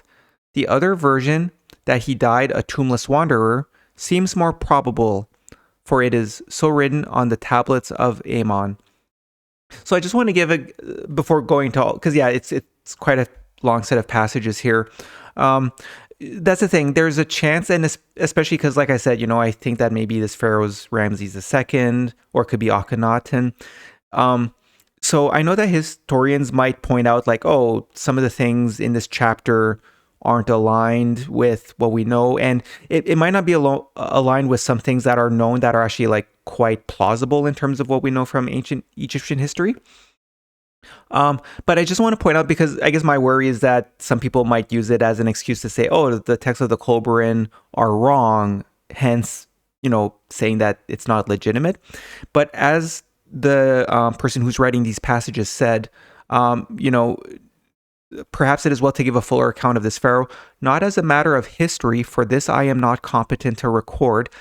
It's kind of, again, saying like, okay, take some of these things with a grain of salt. Like we'll see, the intent of the person who is writing these passages was to document the story of Moses and how things came to be. So I think this is a little bit of an acknowledgement where some parts that it's talking about, especially like it says, how Nebihatin died later. That's the thing. It's very upfront here that the scribe is saying like, hey, maybe some parts history-wise are not accurate. So I just want to point that out, because I am a little bit worried that people might use this as an example to say, oh, well, actually, this doesn't align with our history, so the Kolbrin is made up, sort of thing. So next, passage 34 speaks of how the enlightened ones were welcomed back by Nebihatin's father when he ruled as pharaoh. So actually, this is quite interesting where, like we talked about, there's a bit of a foreshadowing about how Nebihatin is quite corrupt, and we'll see that in the next passages. But here, taking a step back, it's showing that, despite all how Egypt had fallen to dark times, during Nebihatin's father's rule, when he was pharaoh, he actually started to accept back the enlightened twice-born. So here it says, in the days of his father, the enlightened ones had regained strength in the land of Egypt, though they remained a hidden force, and all their deeds were secret. Nevertheless, they were not unknown to the priesthoods, which were then strong, though they were regarded with much disfavor. In those days, the charges made against the enlightened ones were that they stirred up the lowly against the powerful, that they tried to turn the land over to change that which had ever been. Therefore, those who knew the great God dwelt in seclusion and hiding. Their names were unknown, their faces unseen. So overall, we see that the twice-born and the enlightened ones, they were, they had gained some favor with the pharaoh at the time, who was Nebihatin's father, but at the same time, like they had, their strength had diminished a lot during the dark times, so they were still working in secrecy. So passage 35 introduces Nebihatin's mother, Towi, and it indicates that Towi was part of the secretive enlightened ones, which again helps to show just how the twice-born were working in secrecy, and part of the way that they would gain favor or maybe get their information is they actually had, people who were almost like spies within, like in this case, the family of the pharaoh, where again, this is maybe how they gained favor with Nebihatin's father, because his queen, Towi, as we'll see here, was actually a secretive member of the twice-born. And it's a fairly long passage, so we'll see when we read through it that it also speaks of how the family of the pharaoh have fallen and lost their divinity, just kind of in general. And then it also includes a bit of a premonition that only sometime in the future can an enlightened civilization persist. So here it says, the mother of Nebihatin was Towi, one of the chosen ones.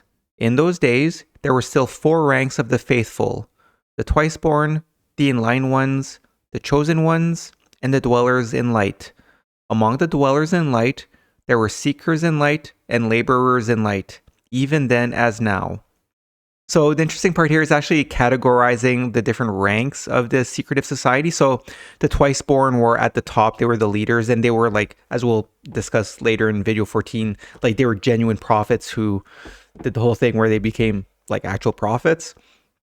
Then following that was the inline ones, which would have been, I think, more like the priest who understood the wisdom and were, of great service, but that they had not, at least by that point, accomplished the twice-born ritual to become a genuine prophet. Then there was the chosen ones, which here it notes that like the mother of Nebihatin, Toi, was one of the chosen ones, so that was her rank in the secretive society. And then after that, there's the dwellers in light, kind of at the bottom. Although, I mean, I say that at the bottom, but I mean, to be part of this secret society was still a great honor. But now here it says that among the dwellers in light, there were seekers in light and laborers in light, even then as now. So essentially these dwellers in light, we did speak, I think it was in video 5, where we went through some of the chapters that talk about like the brotherhood of the sons of fire. And it talked about like a heavenly brotherhood and an earthly brotherhood. So essentially for those who were deemed of service to the secret society, there would be some who were more people of wisdom. So those were the seekers in light. So maybe more like priests. But then the laborers in light, like those are the ones who just had more of a skills in things that are more related to like labor, which would have been the earthly brotherhood. So next here, the second part of the passage here at the bottom says, "The wife of Pharaoh, though of high blood, was no more than half Egyptian. Her ways were strange. While he had still not come to manhood, the mother of Pharaoh taught him the ways of light. She revealed many of its secrets, probably without proper authority, though this cannot be known." So I think here what it's saying is that it's talking about her teaching her child Nebihatin, where, I mean, her intentions were good in terms of trying to teach him the ways of the light. But again, they're a secret society. So here's kind of saying like, probably without proper authority, though this cannot be known. I mean, can't really blame a mother with her son. But yeah, so the passage continues here. It says, "However, though the leader of light in Egypt was never far removed from the Pharaoh, only during days in the far distant past were the kings numbered among the enlightened. Only in the days of true greatness, days long gone down into dust, days long forgotten in the land, yet ever we had hoped. The kings bred for goodness, the families reared to conserve spirituality, were swayed between two influences, that of the spiritually inspired ones and that of the earthly oriented ones. Earthly conditions being what they are, and the purpose of earth being what it is, it was too early in the generations of men to expect goodness to triumph. It is in this that the forces of good are confounded. They anticipate too easy a victory. Yet, though the pestle grinds slowly, it grinds with every blow." So, this is very similar to, I think, some of the discussions we had in video 6 when going through the passages in Annexed Scroll 1, where, again, like this whole, the kings were bred for goodness. We went through passages in Annexed Scroll 1 that talks about the lineage of the household of the Pharaoh. In the latter part of Annexed Scroll 1, it talked about how the dam of spirituality broke, essentially, kind of making a analogy of how eventually they became more corrupt and the divinity had left. So this is very similar to that. And here too, I think it was in video 6, we talked about some of the passages where it talked about in the plans of God. Like, that's the thing that, anyways, I mean, again, that's a whole separate discussion, but, essentially these prophets understood that, like, where it says here, "Yet though the pestle grinds slowly, it grinds with every blow." Humanity is meant to go up, like it's in the plans of God. It's part of our design of humanity. So that's the thing. It's kind of saying that like maybe the twice-born in Egypt were a little bit too optimistic, assuming that they would get an easy victory. But it was, in hindsight, they understood, okay, it was too early in the generations of men to expect good to triumph. But maybe this time, maybe now that we're, I mean, again, this is a little bit too early. I'm just here making these videos, but that's the thing. I think the overarching thing in terms of like the plans of God and humanity, again, just to finish this little side tangent, is that I think we were meant to receive these writings of olden times written by all these prophets. And I mean, time will tell, I guess, but that's the thing. The intent is, I think, like, okay, is now the time for humanity to, like, is humanity ready today after growing over the ages? So anyways, time will tell. So passages 36 and 37 speak of how it was believed that the hidden mysteries were disclosed to the public by Nebihitin. However, as it notes in the passages, the truth is that Nebihitin did not know the secrets of the inner shrine, and instead proclaimed that other things he heard were the sacred mysteries. And we also read how Nebihitin did try to join the Enlightened Ones, but he failed the test. So here it says, "It was the wife of Pharaoh who influenced him to disclose some of the mysteries, which, since the time just mentioned, had been completely withdrawn and very carefully hidden. Thus, though the forces of evil had prevailed in the land, they had not uncovered the inner shrine of the sacred mysteries." So that's kind of similar to when I was talking about Setra, who had learned some of the truth, but not from the inner sanctuary. So I think it's kind of a reference to that. And it continues here. "Such mysteries as they had discovered proved of little value to them and were soon so distorted and perverted as to be useless. The great secret of how to penetrate the barrier between the two spheres of mortal and spirit was still completely secured. If nothing else, its very dangers would have safeguarded it." So this underline is a reference to the twice-born ritual, which again we'll cover in video 14. So passage 37 here says, "Actually, though it is said that the secret mysteries were disclosed, this did not happen.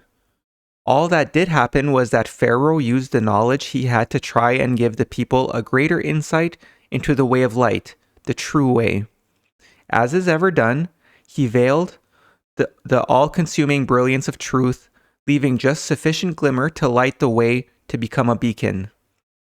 Nebihitin himself saw the truth but dimly, for though he tried, he failed to meet the tests of an enlightened one.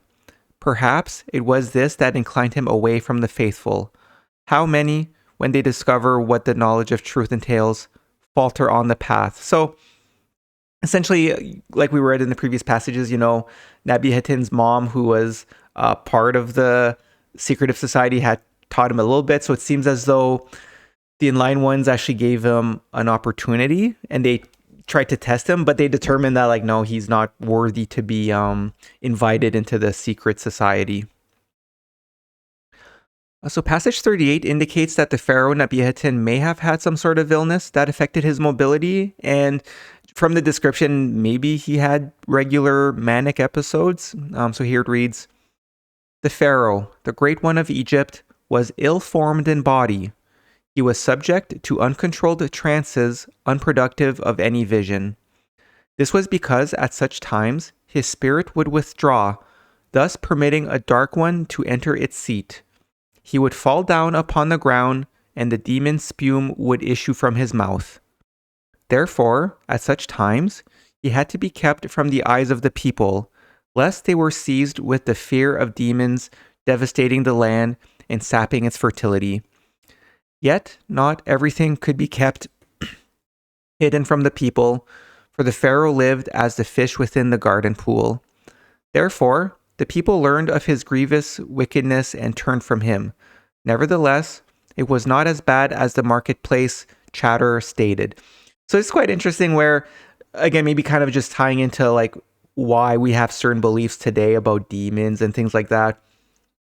That's the thing. It really seems as though from the description here, he had some sort of illness.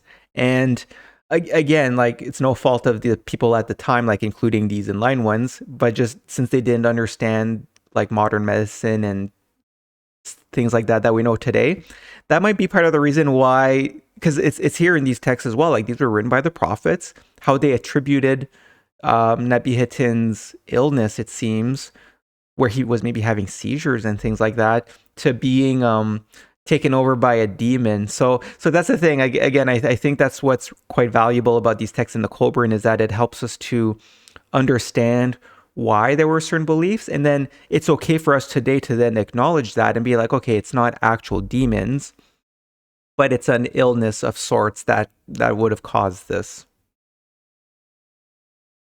So the passage continues here. It says, "This pharaoh had many powerful opponents in high places.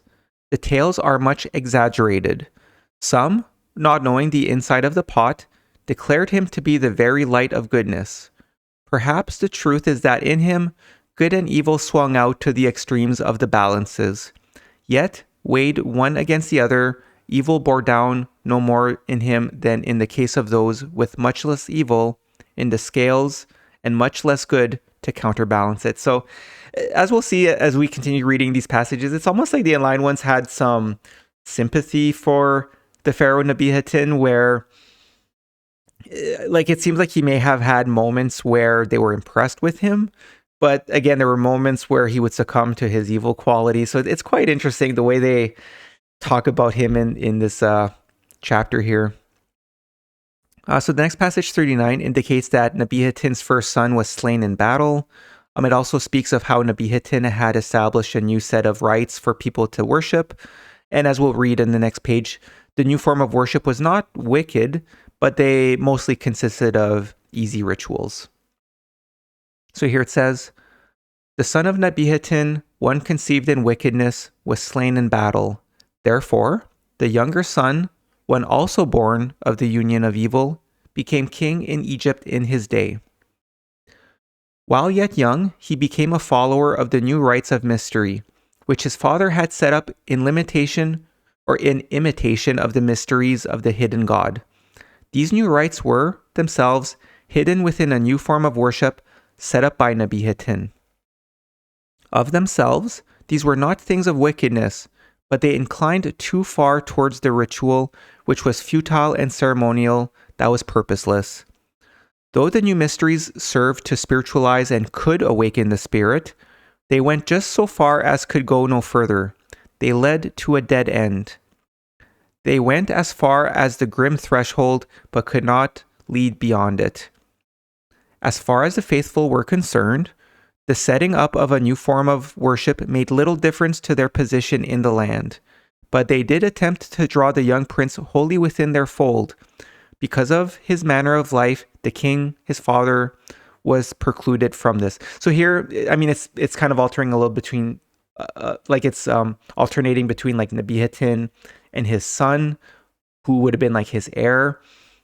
But ultimately, I think this is in part why we see the Enlightened Ones had some sort of sympathy or something like that towards Nebihatin, because at times it seems like he did try to set up like these new rituals, which, as they say, like they weren't entirely bad, but they relied too much on easy rituals. And so maybe for some people it helped. And this is a much larger discussion we'll have in like videos 23 and 24 in terms of comparing it to some of the religions we have today, where I think you can make the same argument where it's just that like these religions are good in the sense that they could help certain people to actually like become genuinely good people and to seek spirituality and things like that. But unfortunately, like this is one of the big caveats, is that unfortunately, if religions rely too much on ceremonial things, it's like, okay, what does that do, you know? And then people get a little bit too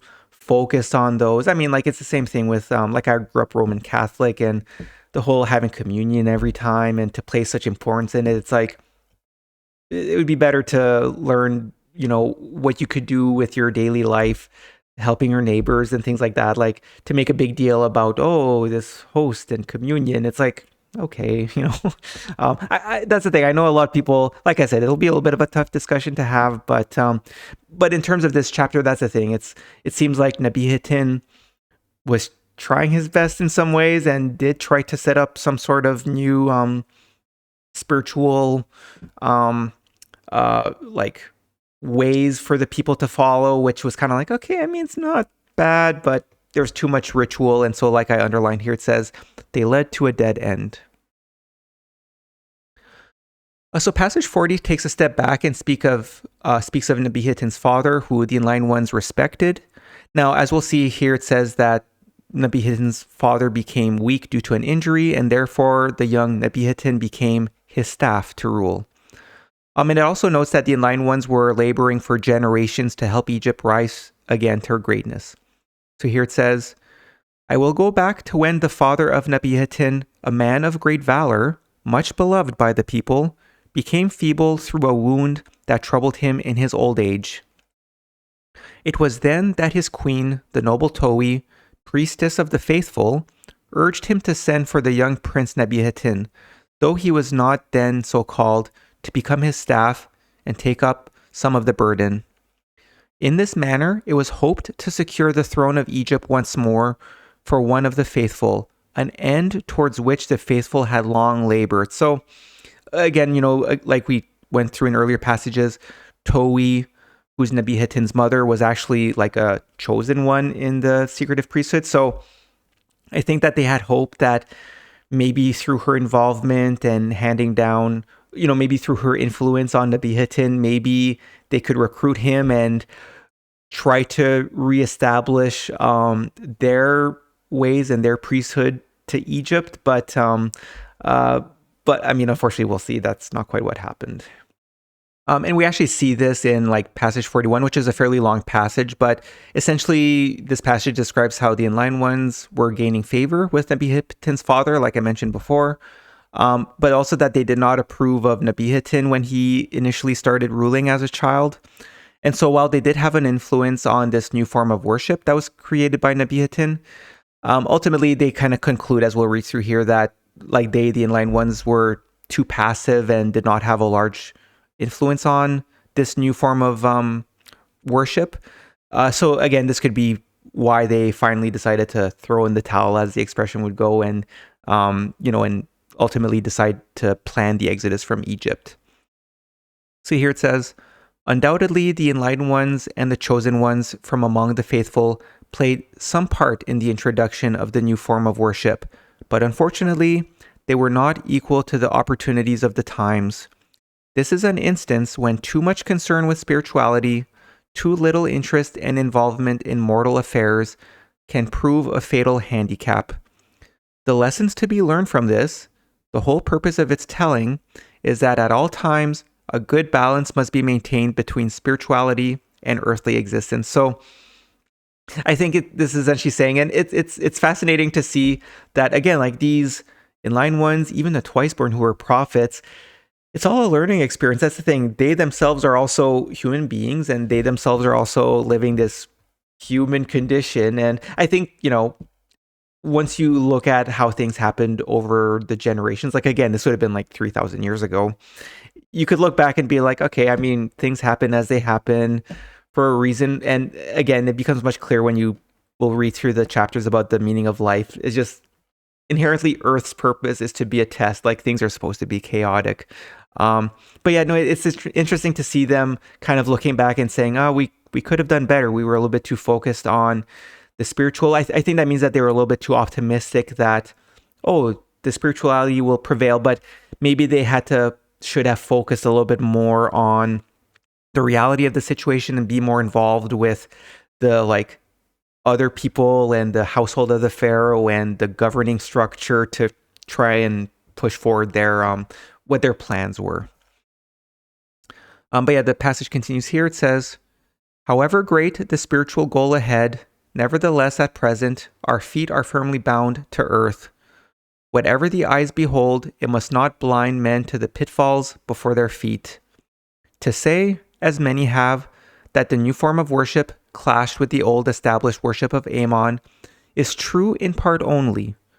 The hopes of the faithful were nurtured in both and could have been a reconciling force, weak in power and numbers though it might have been. Superficially, and among the mass of lesser priests and followers in the two beliefs, there was antagonism and strife. While the flame of Aton waned, the sun of the new form of worship rose. But it was the popularity of Queen Towi among the people, wisdom and insight, that enabled the young prince to maintain his place at the king's right hand and share the royal symbols, despite hostility by the priests of Ammon. Had he dutifully followed the path of the true way, all would have been well. So underline here is the part where they're saying like, had Nebihatin been other than who he was, maybe things could have been completely different. And it's wild to think about just how different our human history could have been, where had like Egypt instead rose to another period of greatness, but instead, as we'll see, it descended and the priest left and did the exodus. But yeah, the long passage here continues here. It says, perhaps, and this seems more likely, he did not quite understand it. Probably his intentions were good, but good intent is not sufficient. Good intent is nullified by lack of wisdom and knowledge and confused unless supported by example and deeds. It is not sufficient for a man to proclaim a way of life for others unless he lives according to its principles himself. Too often have men tried to direct others along a path they are reluctant to tread themselves. This is not the least of hypocrisy. So again, it really shows how they have a bit of a love-hate relationship with Nebihatin. It's not like they're just like outright saying like, like they say, like probably his intentions were good, but good intent is not sufficient. Now, it might be a mix of their feelings towards Nebihatin himself, but also kind of in hindsight, just kind of understanding just how different things could have been. Again, if Nebihatin had been just a little bit different, right? Like that must have been so frustrating, like, just wanting to shake him, like, just wake up, just do the right thing. It's like, but the reason I kind of highlight this is that I find this chapter really interesting because you really get to understand what happened and the motives behind why they decided to do the Exodus, which is, one of those big biblical moments. So that's why I kind of want to really highlight the tone of what's written in this chapter here. It's quite interesting. So next, passage 42 speaks of how after Nebihatin's father's death, the Queen Towi, who again was part of the secretive inline ones, ruled equally with Nebihatin. And we'll see in this passage too that Nebihatin also started giving into his carnal desires. So it says, when his father died, the young king Nebihatin ruled in equality with his mother. They shared the royal seat and symbols, but he acted in a manner unbefitting a son. He inclined away from the highborn ladies of royal blood. His interests were not those of a pharaoh, and this caused the hearts of those who opposed him to rise in hope. It also isolated him from the faithful, who would have been his most ardent supporters, though their loyalty remained with the queen. So here it's interesting. It's kind of showing the politics that are maybe happening in the background where, when Nebihatin was starting to act not as he should, this caused the hearts of those who opposed him to rise in hope. I wonder if this is meaning those who opposed him being some of the other priesthoods who maybe were being, they were kind of frustrated because they would have maybe seen that the Queen Towi, being part of the inline ones, would not give them favor. So because of that, they may have wished for like Towi and Nebihatin to lose favor amongst the people, right? Again, it just shows the politics and the involvement of these other priesthoods in Egypt. So now passage 43 indicates that the young Nebihatin developed lustful feelings towards one of the women of the temple of Ammon. We also see the frustration of the inline ones who believe that, again, had it not been for Nebihatin, they could have helped usher in a new period of enlightenment in Egypt. So here it says, when their pharaoh showed no inclination to marry, and strange rumors were heard about him in the streets and marketplaces, the people became disturbed and uneasy. Also, the highborn ones about him, the court officials, the princes and governors of the land, were perturbed at his interest in the mistress of songstresses at the temple of Ammon in victory. The faithful were perturbed also, for within this temple was one of their secret shrines. This could have been the turning point for the faithful in Egypt had the king been other than he was, for there were several princesses of the royal blood numbered among them. As it was, the faithful were antagonized. So there'll be later passages that talk about this mistress of songstress at the temple of Ammon. But I just want to highlight how it seems like this mistress of songstress was from this temple of Ammon, because here it says the faithful were perturbed also, for within this temple was one of their secret shrines. So I think this is essentially is one of the temples of these inline ones, and this mistress of songstress was a young maiden at the temple. So passage 44 speaks more of the new form of worship brought in by Nebihatin. And it also gives another indication that he had weaknesses, and these seem to imply it is meant more in terms of his character, but perhaps also due to an illness. So here it says, The new form of worship introduced by this pharaoh was simple enough. Outwardly, it had all the symbols and ceremonial beloved by the people, with sufficient substance in it to attract their spiritually inclined. It could have formed a fitting gateway to the path of the true way, another light guiding men along the road to the embarkation port of truth. Behind the symbols and ceremonial, the pharaoh worshipped the spirit behind the sun, the spirit of light and life as a direct, fully conscious member outflowing from the great God behind all. The king, however, being cut off in the midst of his instruction, perceived the road but dimly. There is little doubt of his genuine desire to bring the true light to the people, but he was not wise enough to know, firstly, that one who brings light must be one in whom light burns brightly, and secondly, that the multitude cannot be exposed to its unveiled brightness with impunity. The king, severed from his weaknesses, could have been a truly great ruler, a steady light before the eyes of men, the guide to a new age for the people of the land, but he was one who cast heavily on both arms of the balances. So again, you really see how just the thoughts that these inline ones had about this pharaoh, they're like, in some ways he's good and he had good intentions, but geez, he just unfortunately gave into his carnal, beastly ways. So now passage 45 states that Nebihatin moved his court to a new city and built an expensive temple. So here it says, Nebihatin knew enough of the secret mysteries to realize that he would need a new place of worship, uncontaminated by previous concentration of the twin powers, if he were to succeed in opening even the first floor. Therefore, he moved his court to a new city, within which was a temple outwardly dedicated to the new light, which he enshrined before the place of flame. It was a sanctum for those whom he called the awakeners of the spirit of light. From this we get the expression, light within the light behind the light, used even to this day. The priests of Ammon were impoverished to pay for the new city. So I'm not sure, I think the priests of Ammon, because in the previous passages, it made a reference to the temple of Ammon with the lady of, or the mistress of songstress. So I think this is kind of a bit of a sarcastic way of saying, like, they were helping, they were trying to have influence with Nebihatin, but it seems like they really gave in all their resources to help build this new temple, which unfortunately at the end of the day didn't really pay off. So passage 46 introduces a very important person and someone who we still speak of today.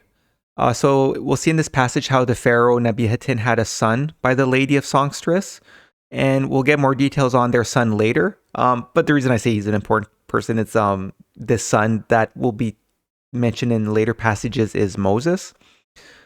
And we'll also notice here in the passage where it says that the inline ones are claiming that the wickedness in Nebihatin has completely erased all future divinity in the pharaoh's bloodline, which, again, like I said, it's a bit of a, that's the thing. It's just, we see some remnants here where the inline ones talk about the bloodline of the pharaoh, which is fair enough because in Annexed Scroll 1 that we read through in video 6, where it talks about the lineage of the pharaoh and how they maybe had a belief how some of their good qualities were kept in their bloodlines. But, I'll just mention it here. Like, that's the thing. It's, I think, in a similar way to in previous passages where it talked about the pharaoh Nebihatin maybe being possessed by demons. But today, I think we're able to look at the description and say, okay, he may have had like seizures or things like that. Like, it was a medical illness.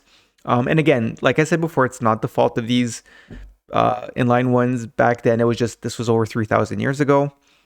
So I think in the same way, the reason why they talk about the divinity in the pharaoh's bloodline, because the thing, keeping in mind that back in these ancient times, when raising children, and even today, like, that's the thing, oftentimes we notice how we could say like, oh, you're definitely your father's son or things like that. Like, it's just inherently the way that children grow up, they mimic their parents.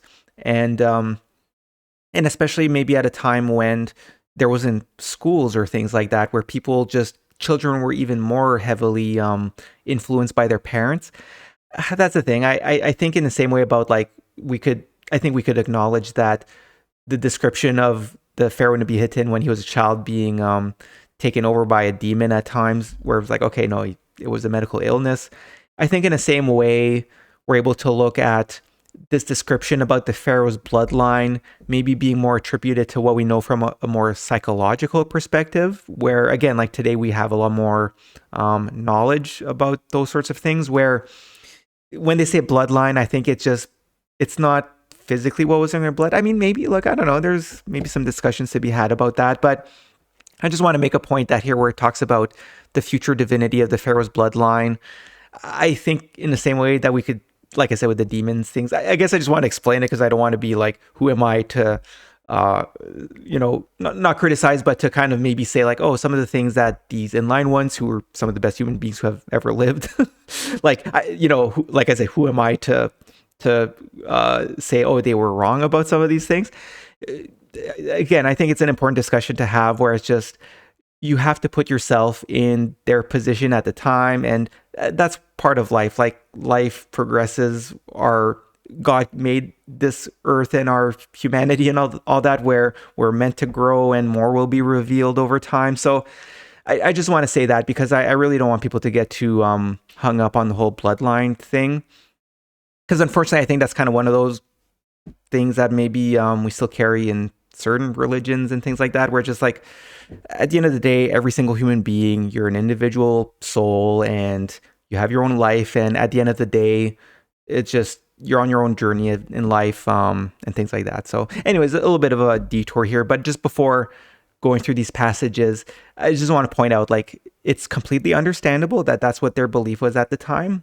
But again, it's okay. And actually, we'll see, like, Jesus does mention that when we go through his passages, that like even the spiritual wisdom is supposed to keep up with humanity's progress. So in cases where we discover more about like science and medical knowledge and even psychology and all those things, it's okay for us to take the wisdom that's in the Kolbrin and maybe reassess it with what we know today, but staying true to what's in here. So anyways, a little bit of a tangent. Like I said, I don't like pointing out to like, hey, these prophets may have been wrong about certain things. I don't mean it in that way. It's just that today, over 3,000 years later, I think we could look at the situation a little bit differently. So anyways, that was a little bit of a long tangent. So we'll go back to the passage here. So passage 46 reads, "The king had a son by the lady of songstresses, one destined for greatness, though his greatness was not perceived by the eyes of men.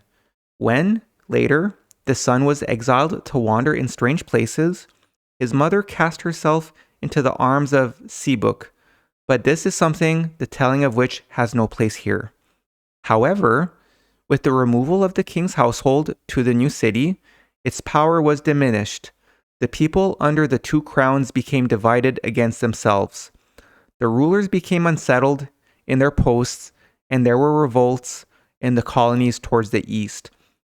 So here again, it's talking a little bit more about the political situation with the different, like the two crowns or the two opposing priesthoods, in addition to the inline ones.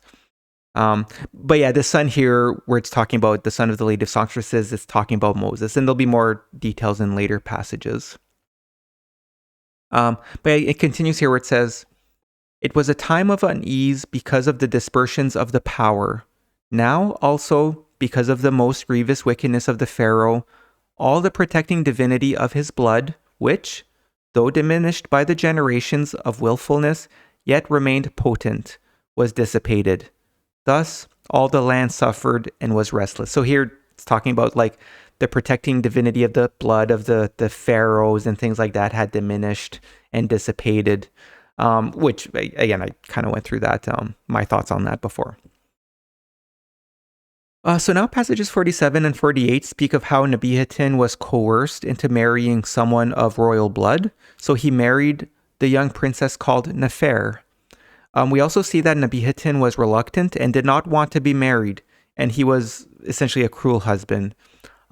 Nefer was, however, a temple maiden who was devoted to God and the inline ones.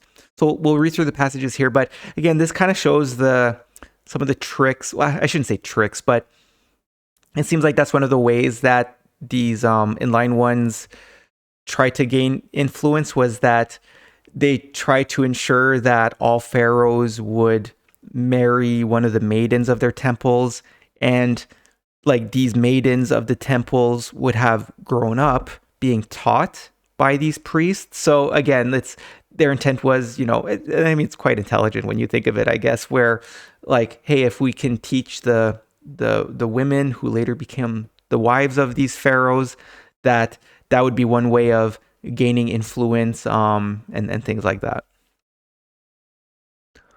So the passage continues here where it says, "In this manner alone could the clamor of the people be stilled and their hearts put at ease. It was then that the high priest at the temple of the visible light, by a cunning move, brought the young princess called Nefer in our tongue before Pharaoh. She was a temple maiden, daughter of a king, and one devoted to the great god of silence." So again, this is kind of the reference where like a high priest had essentially somehow coerced Nebihatin to marry Nefer, who was a temple maiden, who was devoted to like the inline one. So she was like on their side. Now here it says, "Pharaoh took her to wife, but he showed her little affection, though she was not unbeautiful, even if with a beauty not of this land. Nevertheless, in the eyes of the people, the marriage appeared successful enough, though perhaps the outward display of affection was overdone. Still, the queen, being more frail than Egyptian women, could bear only daughters. There is another reason for this, but it cannot be gone into here with propriety. It is something between women." So again, this part here, so like essentially the references to like, Nefer was, it seems was from a different race, like not Egyptian. Whether similar to the discussion about the bloodlines, like, is it true that there's ways where they could determine whether or not like a woman will have only daughters and no sons? Again, that's a separate discussion there, but essentially this is kind of what it's saying here. Whether or not it's like old beliefs or not, it's hard to say. But then passage 48 ends here where it says, "Things were not as they appeared, and Nefer despised the king in her heart for his secret wickedness." So again, it really goes to show just how wicked Nebihatin had become. So next, passage 49 speaks of the Pharaoh Nebihatin's son, who was born to the Lady of Songstresses. So this is where the passages will start talking a little bit more about Moses. So the passage reads, "I have mentioned the surviving son of the king, one born under the darkest cloud, the secret of whose," I think this word's meant to be ill-omened, like an omen, but ill-omened. So the secret of whose ill-omened birth had been unrevealed, though it was known to a few. Some of these were antagonistic to the new form of worship proclaimed by the king, and they used this knowledge to their own advantage. I have also mentioned another son, one born to the Lady of Songstresses, and he was bound to a different destiny altogether." So I think the first part of the passage is talking about Nebihatin's son, who was from before he married Nefer, because it did talk earlier about one of his sons having died in battle, and then another son, and it had some passages where it talked about like it was done conceived in a wicked way. But then this last sentence here where it says, "I have also mentioned another son, one born to the Lady of Songstresses, and he was bound to a different destiny altogether." So this is Moses there. So yeah, passage 50 and 51 finally give more detail about the son of the Pharaoh that was born by the Lady of Songstress, who was noted before to be a temple maiden who was also of high estate. So like I mentioned a few times, this son is who we know as Moses, and he's referred to in these passages as the master. The passages also make a reference to how Moses, while a child or baby, was taken in by the inline ones through a well-orchestrated plan, which involved Nefer, Nebihatin's queen. So as we'll read in the passages, Moses did make his way into the house of the Pharaoh and was raised by Nefer as one of Nebihatin's children. So I'll explain a little bit more when we read through it here. It says, "The son born to the Pharaoh by the Lady of Songstresses was also born to high estate through her. I will not record his name, lest even now it be used with evil intent, for it is a name of power. I will not disclose his titles, but call him just what he was, the Master. When the Master was born, Pharaoh was quite indifferent towards him, though, through the nature of his blood, he was not unexposed to danger. So again, this kind of a talking about like the nature of his blood. And so like I said, the Lady of Songstresses was also of high estate. So that's the thing, that's the thing. This is actually where it's quite interesting, because like we know, Moses became, and as we'll be going through these videos, like he's one of the greatest human beings who has ever walked on the earth. So it's one of those things where it's like, again, it's maybe worth discussing, but it just, here the Enlightened Ones saw him as kind of a prophesized child in a way, because the Lady of Songstress was of high estate, and like the Pharaoh Nebihatin was his biological father. So again, it was talking about the bloodline of the Pharaoh. So that's where it's tricky, right? It's kind of like, is there some truth to it? Because like I said, Moses became one of the greatest human beings to ever walk the earth. But at the same time, with us today, it's like, is it just a coincidence? But the people at the time, as fate would have it, believed it. So they invested a lot into Moses, and he just so happened to have risen up to the occasion. So, but anyways, that's part of the reason I wanted to talk a little bit about this whole like bloodline thing. But yeah, so it continues here where it says, the account of how the child was stolen from the temple garden by the priests of Ammon, how it was rescued by a Syrian in the services of Nefer, disguised as a woman vendor of spices, and Celtis, a captain of craft, is known and need not be retold. However, though it is true that the child was carried away by a vessel, he was not taken to the lands of the Henbu. He was not brought up in the household of the captain of craft. The child was left at the temple of Anthor in splendor, where sweet waters kiss the bitter, and brought back to the city of the horizon at dawning. Later, both child and mother were taken into the royal household, for the two women had long been friends, even before Nefer became queen. Yet, Pharaoh knew not that the man-child within the household of Nefer was his, for the tale had been put about that the son of the Lady of Songstresses was dead. Thus, even in the shadow of the royal household, the master grew up to walk in the path of truth. So, essentially, this passage here is giving some details, but like it's underlined in the first part here, which says the account of how the child was stolen is known and need not be retold. So in video, the rest of these videos, we'll go through. There's a few more stories that give more detail, which again, there's like story elements. But like that's the thing. I think their reference here is that like it's written in other places, so they don't need to write it again in here. But that's where we're gonna read, especially in video 9, where there's a chapter called The Birth of Hermanatar, where in the same way it has the baby Hermanatar saved on a basket, similar to the basket in the Nile River. Because that's the thing, like though in the second paragraph here it says, however, though it is true that the child was carried away by a vessel, right? Again, that's one of the clues to show that like this baby, the master, is Moses. That's the thing, like this passage is giving kind of more factual details, and we'll read later some stories which maybe give, again, some parts might be story elements, but inherently it helps to describe that there was some trickery to steal the baby. And part of it here is, so the other parts that are underlined here is, so like that's the thing, we know that the story in the book of Exodus is that Moses was found as a baby in a basket and ended up being adopted and growing up in the household of the Pharaoh. So this is what it's saying here, right? Like it's, and at the end here too, like thus even in the shadow of the royal household, the master grew up to walk in the path of truth, like in the house of the Pharaoh. But now the reason why there's all this trickery, which will become more clear in the stories, is that the part I underline here where it says, Yet Pharaoh knew not that the man-child within the household of Nefer was his, for the tale had been put about that the son of the lady of songstresses was dead.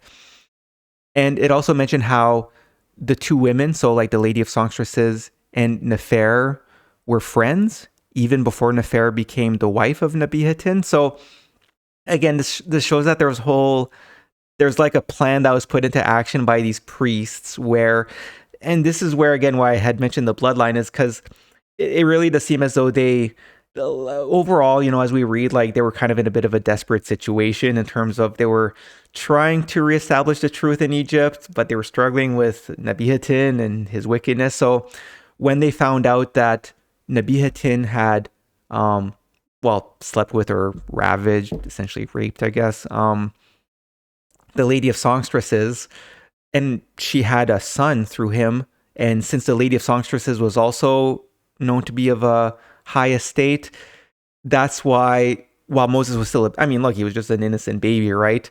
So I guess essentially what happened was that the Pharaoh Nebihatin had found out about that, like, oh, that temple maiden you slept with is pregnant. So he would have wanted, I guess, her killed, both her and the child killed, for whatever reason.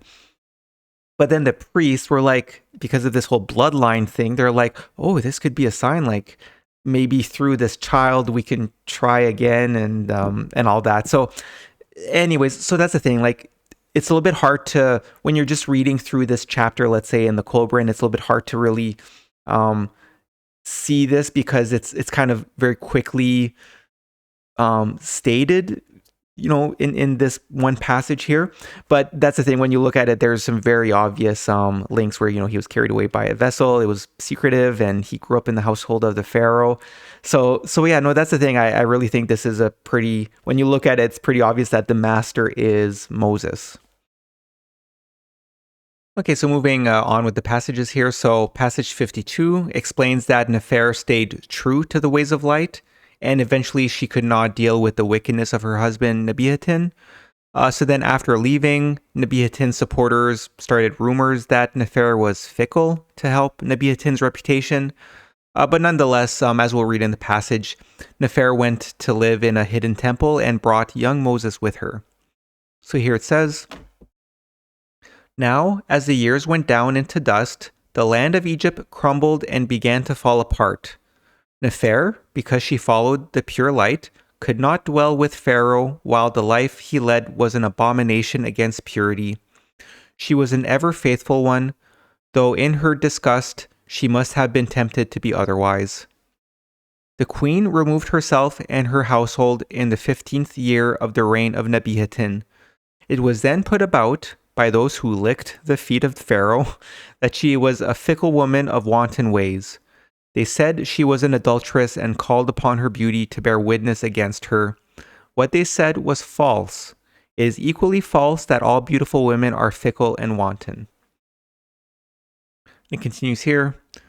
"True, such women may be subjected to greater temptation, but if they resist these, are they not so much the greater? Are they not so much more what a beautiful woman should be, the true inspiration of men? Surely, there can be no doubt that the Pharaoh was abnormal, for how could any but an abnormal one treat such a woman thus? Nefer sought refuge in Lebados, where there was a secret shrine to the great god, and resigned herself to live to a life of great virtue. With her went the master, then on the threshold of manhood, but his true mother did not go with them." So again, right, like his true mother is the lady of songstresses, so she didn't go with them, but Nefer had eventually left the Pharaoh like quite a few years later and brought Moses with her. So passage 53 introduces a new character called Hepoah, who, as we'll see when reading these passages, he's like a twice-born prophet at the time of Moses' youth. And so Hepoah becomes Moses' teacher, or like I said, or master, the master's master, if you will. But he's also said to have had 3 eyes, but this is a reference to having his, third spiritual eye open. And in this passage, it also suggests that Hepoa eventually helped Moses undergo the tests of the inner chamber, which is a reference to performing the twice-born ritual. So the passage reads here, "Without the temple gates at Lebados, beneath a sycamore tree, dwelt a three-eyed man, Hepoa, one who could foreknow the future, who had the gift of far-seeing, but he was aged and infirm.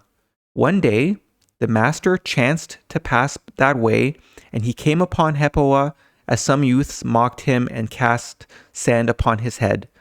Then the heart of the master was filled with wrath, and, taking up the staff of Hepoa, which lay upon the ground, he laid it on the backs of the youths, and they were discomfited. When they had fled, he succored the old man, succored the old man, returning into the city, brought forth food, so that Hepoa ate and was made content. Then the master sat at the feet of Hepoa and heard his words, for they were words of wisdom and truth. Hepoa was one who knew the mysteries of the great God and the secrets of the hidden places, for he was one of the twice-born. Thus the master became the old man's staff. Eventually, the day came when the two journeyed to a secret place within the wilderness, so that the master might approach the threshold." Now, I'm not quite sure if this is true or maybe a bit like put in a bit of a story setting, because I guess like in a way you would imagine that because of the involvement of the priests in getting Moses as a baby to be brought to the household of the Pharaoh, and Nefer being part of the secretive society, would have maybe told him just more bluntly, like, hey, go learn from, this twice-born. At the same time, maybe it's true. Maybe part of it is that, like, these prophets, they almost have to earn it. Like, it can't be forced upon people. So maybe in a way it was kind of orchestrated so that, again, maybe Hepoa knew that, like, maybe he did something to get mocked by the children, knowing that Moses as a youth was going to be walking by. And maybe this was kind of a test to see if Moses, like, hey, let's see if you truly are a good, genuine character. So yeah, it's hard to say, like, is this a story element or is this factual, where maybe they actually put Moses to the test as an initial, like, hey, are you worthy of being invited to then learn from Hepoa? So now passage 54 indicates that the Pharaoh Nebihatin became more wicked after Nefer left with Moses. It also presents what could be real history or a story with truths of how Hepoa met Nebihatin. So again, that's the thing. This part of the passage is like, is it a story element? Is it factual? It's maybe a little bit hard to tell.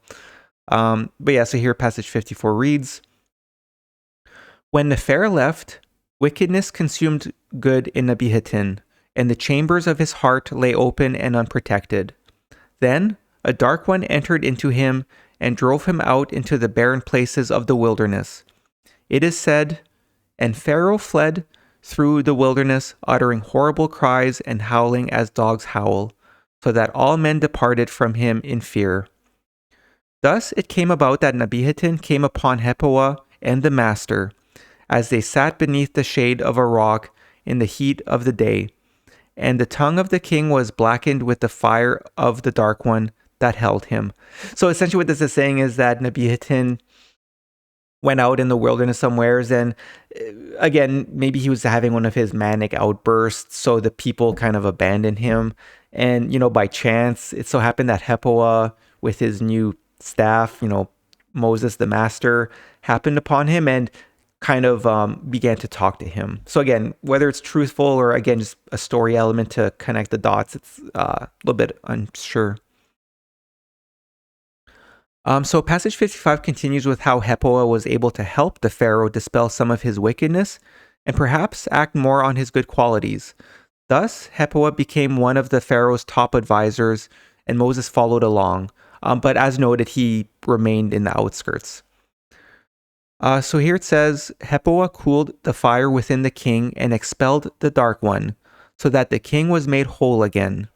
Then they went, the three of them, to the place where the fighting men of Pharaoh were encamped, the king riding upon an ass. when the king was again bedecked in his royal garments and girded with the symbols of power, he gave Hepoah a place of honor, and the master dwelt at the gate of Pharaoh.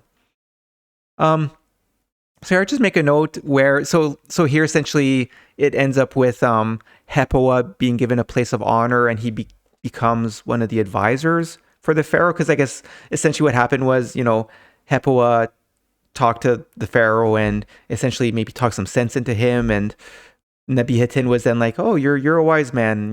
Maybe I should have you as as part of my council."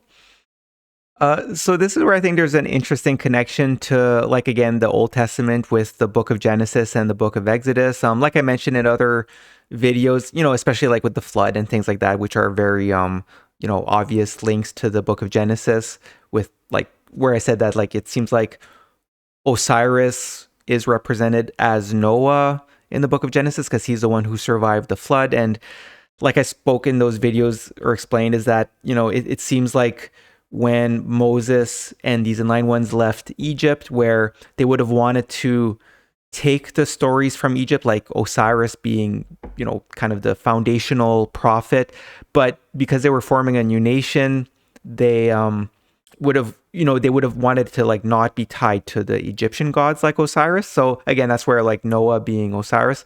I think in a similar way is I think this part with Hepoah. So, that's the thing where Hepoah was clearly a twice born. It was mentioned he was a twice born prophet. And he's the one who, as we're seeing here and in the next few passages, taught Moses. So for those of you who don't know, like in the book of Genesis, I mean, first there's a whole like Adam and Eve and then their generations. But then afterwards, there's a story of Abraham. So the book of Genesis ends with the lineage of Abraham, where Joseph is the last one spoken of in the book of Genesis, before switching to the book of Exodus, where then it highlights Moses. So, and Joseph in the book of Genesis was noted to be the vizier of Egypt, So that's the thing. I think this is kind of one of those links we can make where essentially, like I said, here in these passages, and as we see in the next few passages, Hepoah became an advisor to the Pharaoh and he taught Moses. So I think that something we should consider, and I know, again, probably quite controversial and things like that, but I think it should actually be considered that Hepoah, like in here, talks a little bit more factually versus in the book of Genesis, it's a story and there's a lot of story elements. So anyways, I guess what I'm getting at is that it's interesting how from the lineage of Abraham, in the book of Genesis, it ends with Joseph, who was the vizier of Egypt. And then here we have Hepoah, who clearly is the one who taught Moses, and he becomes an advisor of the Pharaoh. And then it switches to Moses. So anyways, like I said, quite controversial, but this is one of those things I wanted to note that I think is, again, one of those links to help piece together how all of this ties in together.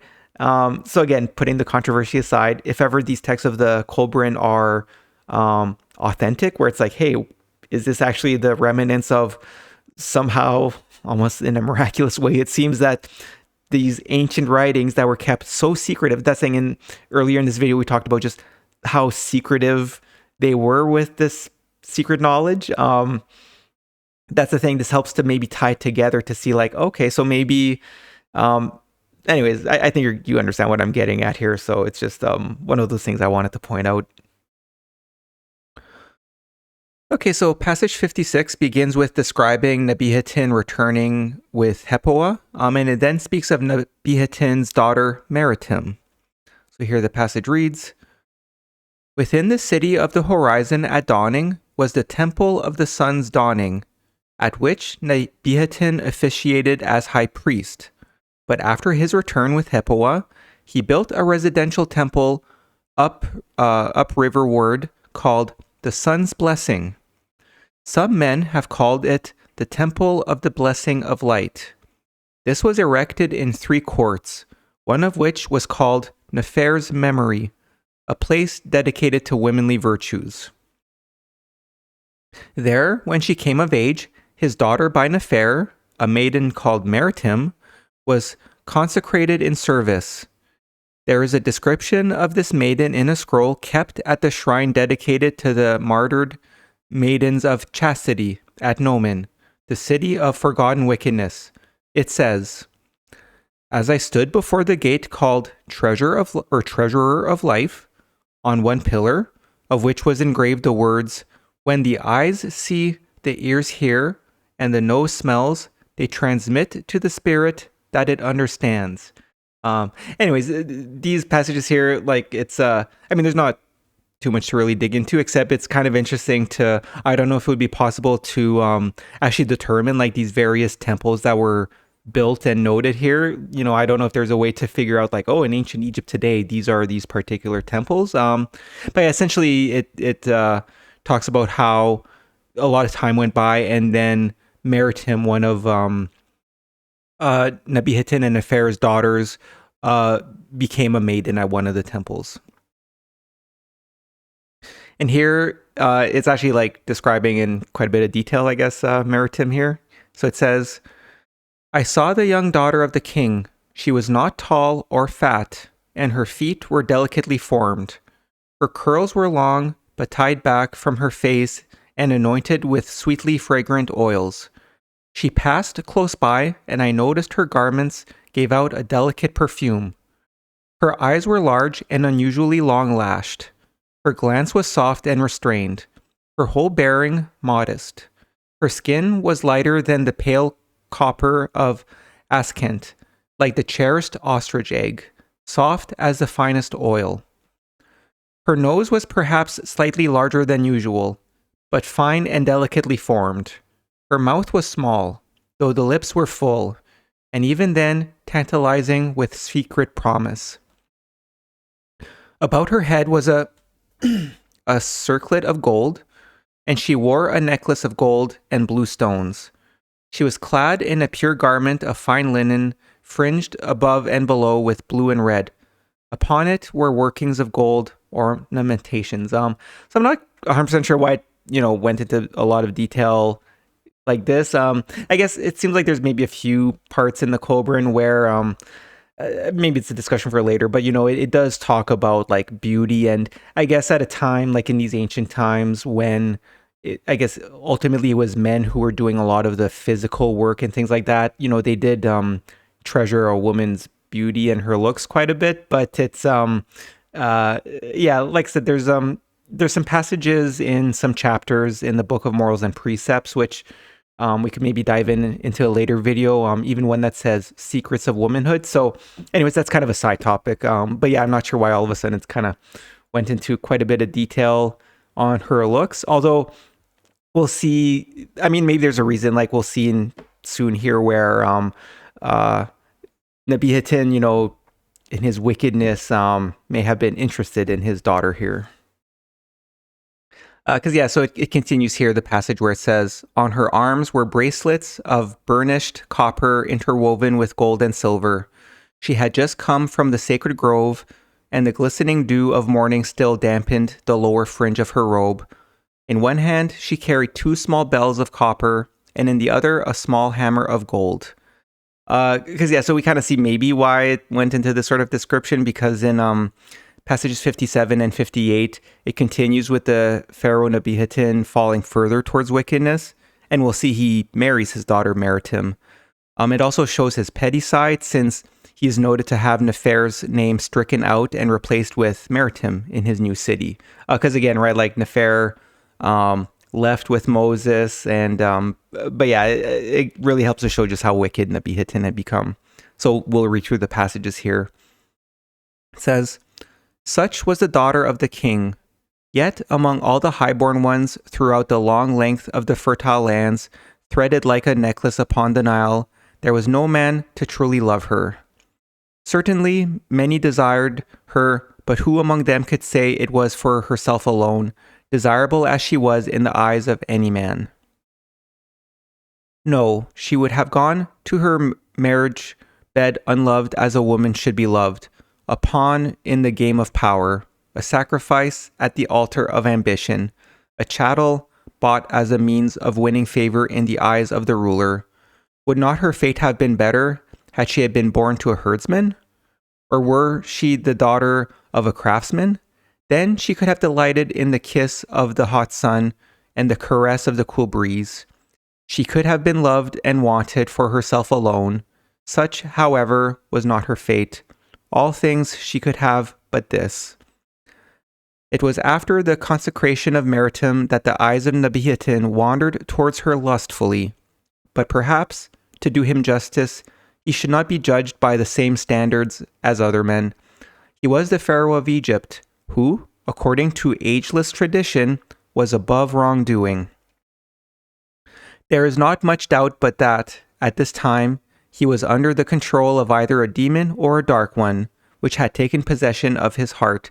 So yeah, maybe the reason it kind of went into this level of detail about her is maybe the priests writing this chapter felt bad for her because, at this time they knew that her father, Nabihatin, looked at her lustfully.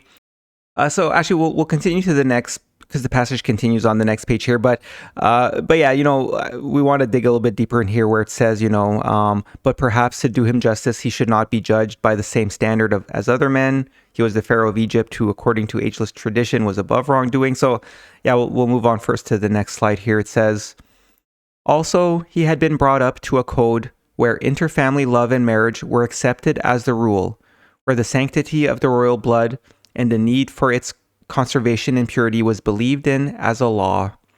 Then, too, despite his unnatural longings, which he lacked the strength to control and subdue, there is no doubt that he could and did experience extremely deep feelings of affection. He also had an unusually strong, perhaps overwhelming appreciation of beauty, as can be seen by any of his writings still in existence, though few remain of the great many there once were, and these ever in danger. Anyway, he did take his daughter in awful wickedness, his evil thoughts displaying themselves uncontrollably. Now he took no care to hide them. Throughout the new city, he caused the name and affair to be struck out, and the name of Meritum was put in its place. So that's the thing. I think there's a lot of when they're looking back at this, and that's the thing, it seems like this chapter was maybe written like a little while after these events happened, because it talks about how, some of Nabihatin's writings are still in existence, though few remain of the great many that once were.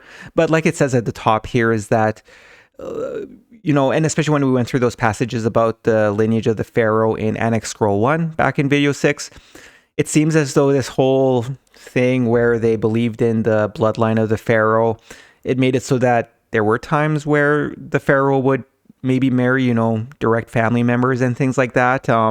Now, whether or not that was encouraged by the Twiceborn, or if it just so, because that's the thing, it's like Osiris had established a lineage of the Pharaoh, then there was Horus, but then we read in Annexed Scroll 1 how he had then went away, and thousands of, that's the thing, I guess Osiris and Horus didn't even occur at the start of ancient Egypt, because they would have been alive potentially over 12,000 years ago. So anyways, maybe we don't need to dig too much into it, because it's a practice that should never be, like it said in the previous passage here, where he was the Pharaoh of Egypt, who according to ageless tradition was above wrongdoing. I think inherently the wisdom of this is that no human being for the rest of our history should ever be considered as a pharaoh of sorts like this, because it's when you allow for things like that, it seems like wickedness creeps in, and then creepy wicked things like this happen. So yeah, like I said, it's maybe a little bit odd that it went to this level of detail talking about Meritum, but maybe it was to help show this in terms of a bit of a tragedy, they felt bad for her. So passage 59 illustrates how the Pharaoh Nabihatin officiated as a self-appointed high priest, which was also noted a little bit before in passage 56. So it's a bit of a long speech, but as we read through it, especially the later parts of it, we could say that he shot himself in the foot. So here it says, perhaps the best indication of his state of mind is shown in the prayer he composed for the offering ceremony at the festival of the interning year, So then here, starting in the quotes and in the next page, it's it's the actual speech from the Pharaoh Nebihatin. And like, keep in mind, this is he's saying it at a religious ceremony in front of a lot of the public. So here his speech says, "With this sacred outpouring, we sanctify you, great God of golden goodness. Upon your altar, we offer pure butter, cakes of broken barley, fresh meat of clean beasts, dark bread and honey in 3 shades, 2 kinds of beer and dark wine poured out before you. Now we open our mouths in praise, eternal one overlooking heaven and earth. This we do, not for ourselves alone, but also for the sanctified dead. Humbly we come before you. Humbly we offer our meager sacrifice, and humbly we receive the gracious gifts, which grant us our sustenance from day to day, and even greater gifts beyond our understanding. We thank you for the peace filling the land with contentment." Continues here. "Teach us the meaning of your laws, which we cannot understand. Look down upon us with benevolent kindness when we err. Permit us to assist in accomplishing your will. O Lady of Loveliness, coming forth from your place of vigil, O Lady of Protection, coming forth with your maiden attendants, speak for me with the tongue of simplicity and the heart of purity. O dedicated maiden, be my mouthpiece in the inner shrine. O sanctified one, be the listening ear before my people. Let your goodness shine upon us, as the glory above shines upon earth. O pacify any wrath that rises in the glorious heart of heat. I know not all the weaknesses and wickedness of my heart.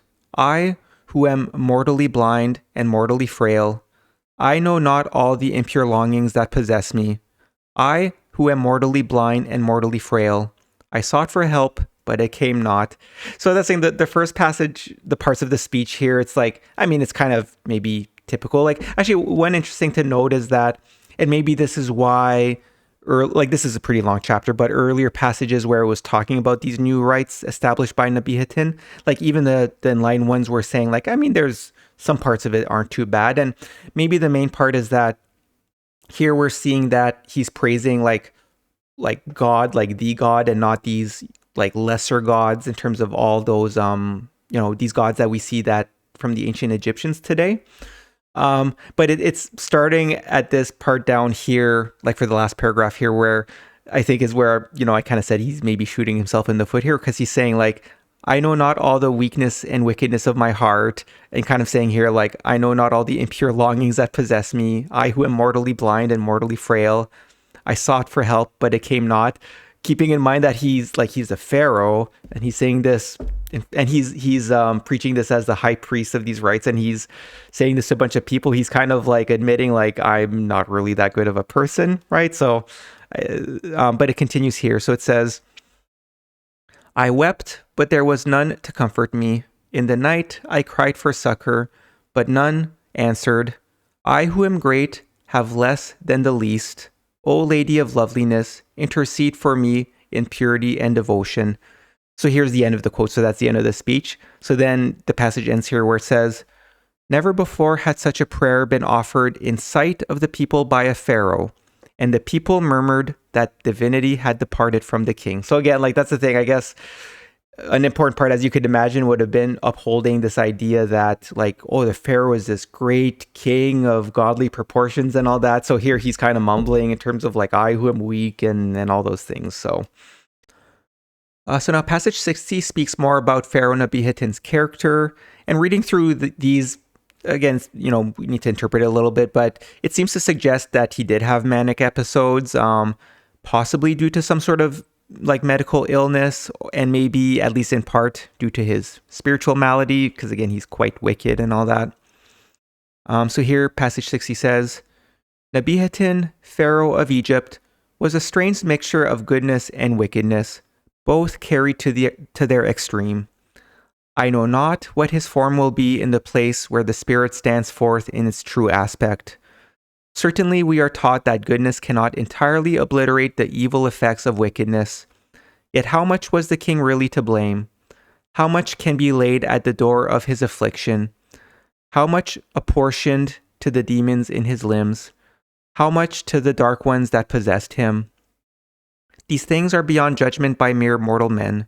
They can be properly dealt with only by a higher judge, an infallible reader of the hearts. So, I mean, this is, talking about God. So that's the thing. I guess maybe one of the takeaways too is that, like, as we know, when Moses and the Enlightened Ones left and tried to establish a new nation in kind of what we read as like biblical Israel in the Old Testament, I think there's a reason why they maybe didn't necessarily.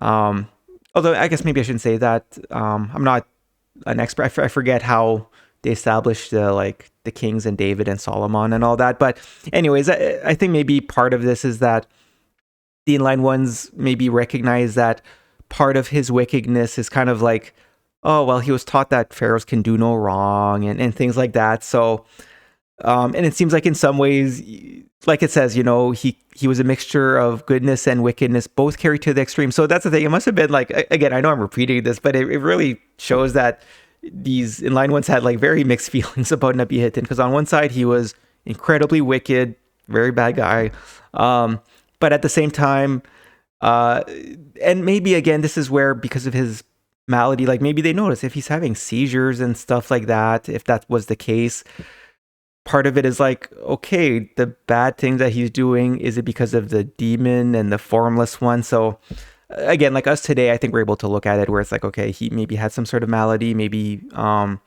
he was bipolar even, it is what it is. But yeah, it's kind of fascinating how it goes into that kind of detail where we could actually gauge how the Enlightened Ones, like what their feelings were towards Nabi Hitin here. So actually, like, this kind of discussion actually continues throughout the next few passages here, where passage 61 provides a discussion on the morality of Nabi Hitin marrying his daughter. Because again, it was allowed, I guess, according to the ancient laws. And it also speaks of how in older generations, the Enlightened Ones were allowed to poison members of the pharaoh's bloodline if they were wicked. So here, I'll just read through the passage here first. It says, although it had been accepted that the kindred of the pharaoh could intermarry, any union between parent and child was absolutely forbidden. This law from days long ago was still binding, though the law which decreed that anyone of royal blood suffering a demon-induced deformity or becoming possessed by a dark one should be given the draught of death was no longer enforced. This proves how evil ensues when old and trusted laws established by the wise ones of old are cast aside. It is folly to thoughtlessly discard that which has ever served well. So here it's clear where it's like, I guess where it was talking about maybe in olden times when they allowed the pharaoh to marry within the family, it may have been more like marrying a cousin or things like that instead of their like daughter, essentially. Because here it says, any union between parent and child was absolutely forbidden. But what's interesting here is that it's talking about like in more ancient times. And I think this is incredibly important in terms of just understanding maybe the dynamic, because that's the thing, like the way that we look back today in history, we look at like, oh, the pharaohs, the great pharaohs, and even in Babylon and Mesopotamia, like all these other ancient civilizations, even us today, it's like, oh, like the kings were the highest authority. But this is a very interesting passage where it shows that it really was the secret society of the Sons of Fire who were ultimately in charge in some ways, but at the same time, like not outwardly, but inwardly, where here it says that in the law from days long past, where if ever they deemed that a pharaoh was too wicked, they, in their judgment, and fair enough, like you could understand their wisdom behind this. They were like, hey, if a pharaoh is too wicked, we'll give him poison so he dies. And then, oh, he died of some sort of sickness. Oh no. So, I mean, that's the thing. I guess that might seem a little bit harsh in a way, but you got to put yourself in their shoes where they're like, okay, like we, the Sons of Fire, through Osiris initially, are the ones who established this lineage of the pharaoh and established that this is how a nation should rule. So I guess they maybe saw it as a little bit of their responsibility, so that understanding the impact or the devastating impact that like a corrupt pharaoh could have on the nation and the society. It seems like in olden times, I mean, for us, even this chapter, it's olden times, like Moses' time, if it was around 3,000 years ago, but it's talking about maybe earlier periods of ancient Egypt where, like I said, it seems like inwardly it was still the sons of fire who were in charge, but they were like acting in secrecy, and they had deemed it where, like, okay, if a king or a pharaoh becomes too wicked, we will give him a draught of poison. And like I said, you know, oh no. So, but anyways, I mean, like, all of this, I guess, doesn't really matter today. And this shouldn't be used in any way for people to justify killing people today. Because like most countries today have like democratic elections and things like that. It's just, but I just really want to highlight in terms of understanding our ancient history. I think this is quite interesting to consider in terms of like, oh, it wasn't like, even though outwardly to the people, the kings were seen as the greater authority, behind the scenes, there was a secret society of the Sons of Fire, which we get to read about in the Kolbrin here, who would make decisions like this sometimes. So now passage 62 speaks of how the people did not like Nebihatin marrying his daughter, but little could be done to contain him as his mother Toi had passed away. So now Hepoah, the twice-born who had become the advisor of the pharaoh, went out into the wilderness and fasted for 7 days. We'll read through the passage here. It says, "Now when Pharaoh took Meriton in grievous wickedness, the people murmured, but none arose among them to do more, for such is not the custom of the land. Toi, the great and good, who had lapsed into but one form of wickedness, was no longer there to restrain him, nor in all probability could she say, or could she have done anything, for he was Pharaoh. But when it came to the ears of Hepoah, he took himself into the wilderness and fasted there for 7 days. He then returned and gained audience with Nebihatin." So now passage 63 has Hepoah back from his 7-day fast. And I like to just add this little note here where, you know, those 7 days were well spent, as Hepoah had a fantastic speech to denounce the pharaoh in his court.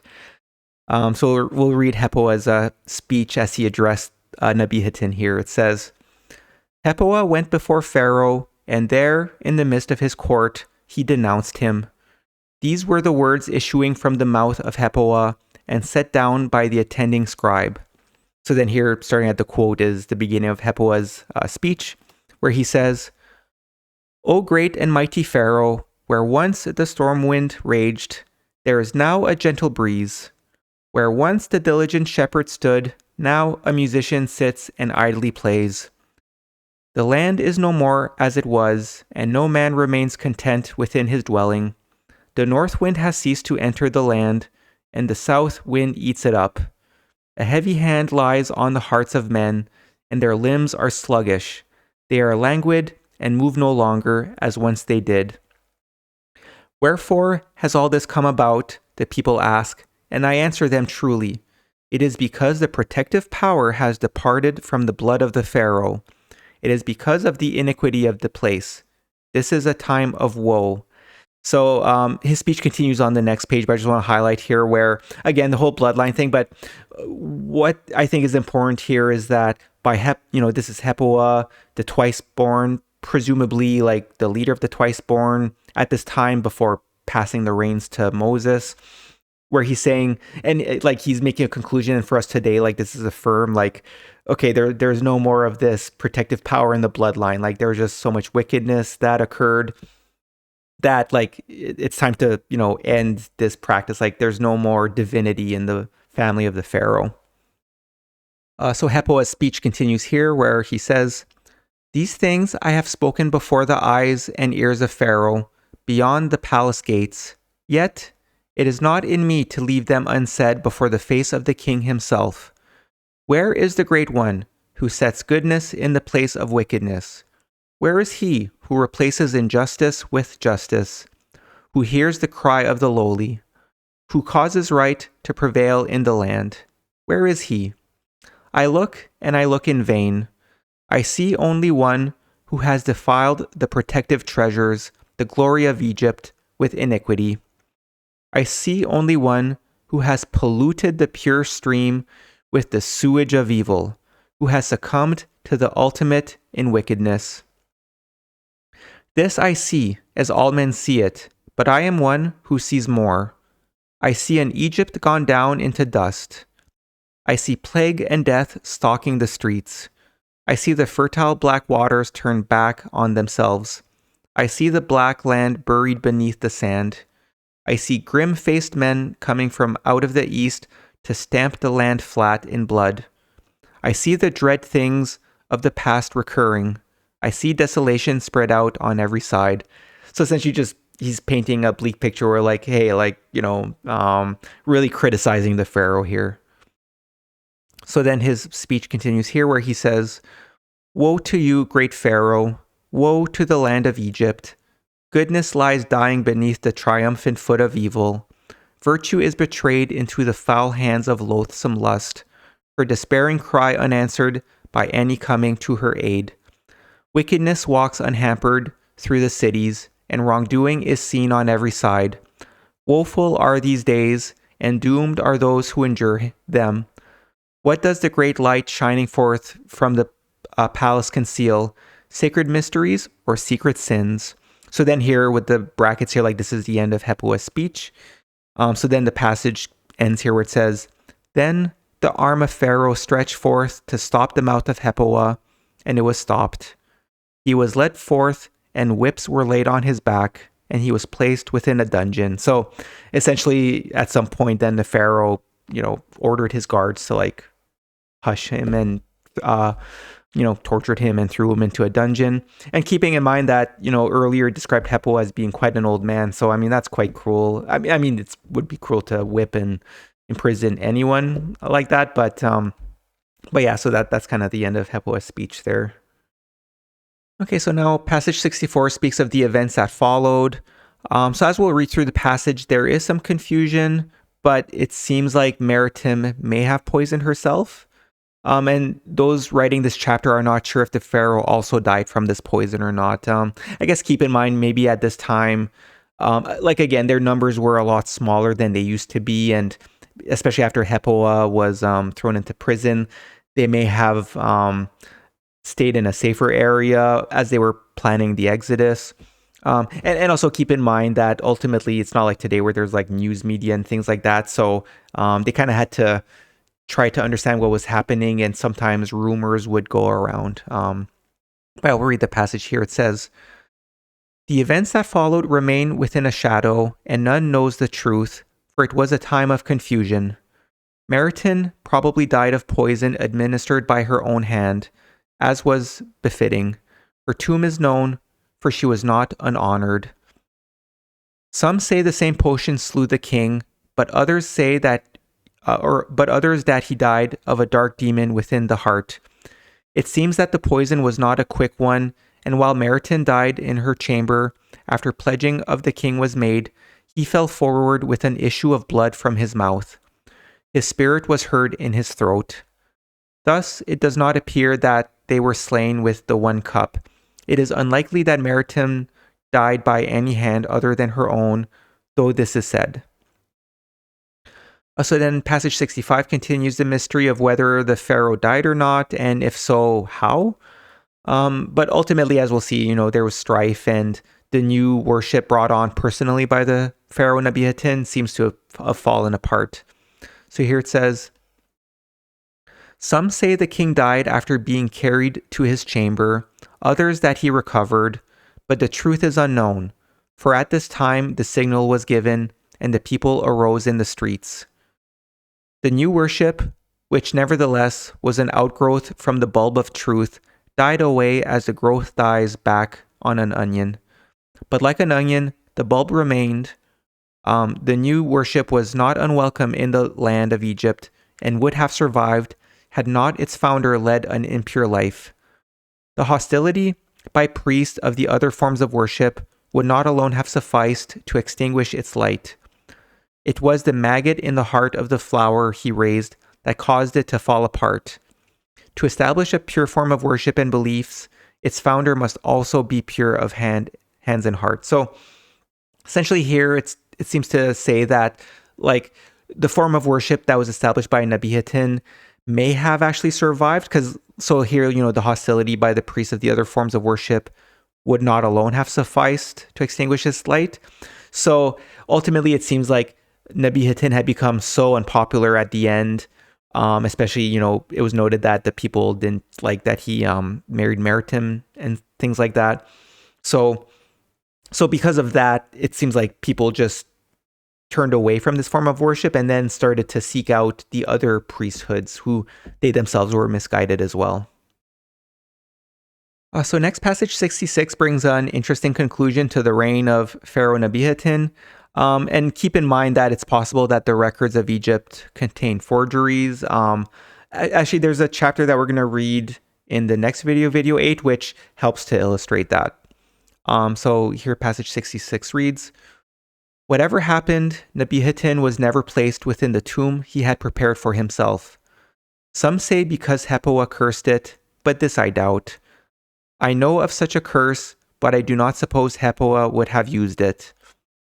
Some say Pharaoh was buried with his wife, but who knows the name of the woman in whose tomb he is said to lay. I think, however, it is more likely that he is a tombless wanderer, which is not so strange when the record is considered fully. As told, it is not beyond belief that such a fate could befall even a pharaoh, and does accord with the laws of olden days. The next pharaoh married his sister, conceived in wickedness, and therefore died while yet young." So here it's kind of, these last few passages are kind of going to kind of fast forward because it's almost near the end of the chapter here. So passage 67 jumps ahead and it indicates that a successor to the Pharaoh Nebihatin helped guide Egypt in a better direction. So here it says, "The predictions of Hepoah were averted by the happenings in the land, happenings that purified it during the days of Pharaoh's short-lived successor. Then came a great one to rule the land, and peace and prosperity returned." So essentially, like Hepoah in his speech was saying like, oh, the land of Egypt is doomed, which I guess to some degree was true. But here it's documenting that not necessarily the pharaoh after Nebihatin. It sounds like there was another pharaoh that was short-lived, but then afterwards came another one. And it seems like this pharaoh was good and noble and helped to bring prosperity back.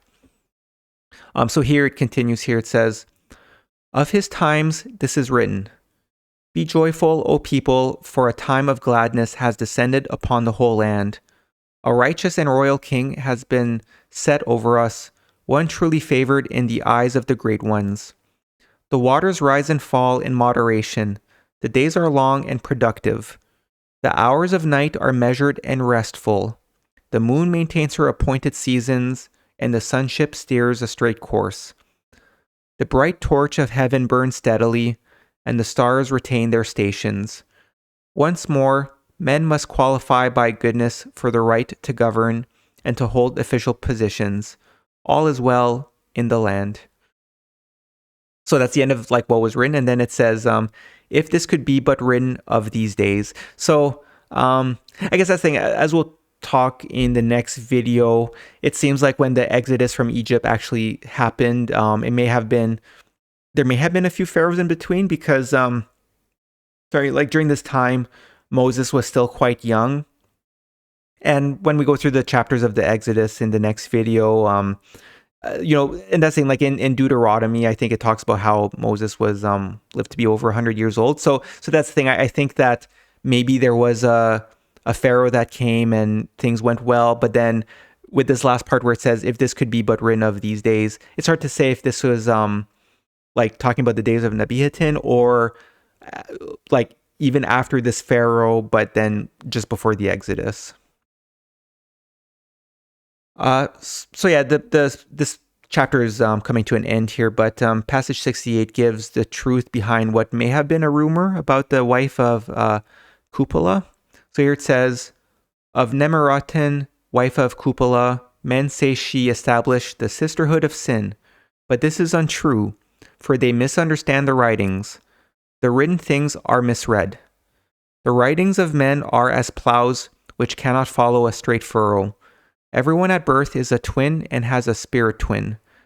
Nemeterin was, of all women, the most virtuous, yet surely no woman ever evoked such malice in the hearts of her sisters.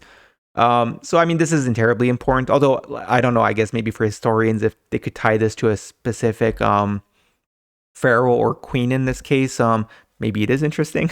But essentially, it seems like Nemeritin, who was the wife of Cupola, was maybe slandered, because it says here where, like, yet surely no woman ever evoked such malice in the hearts of her sisters. So it seems like these priests are trying to correct a record and say, like, oh no, she was actually quite a, like it says here, Nemeritin was of all women the most virtuous, but it seems like she was slandered by people who didn't like how virtuous she was. Again, not terribly important in the grand scheme of things. So yeah, now passages 69 and 70 end this fairly epic chapter with some sage advice on what should be expected of our leaders on earth.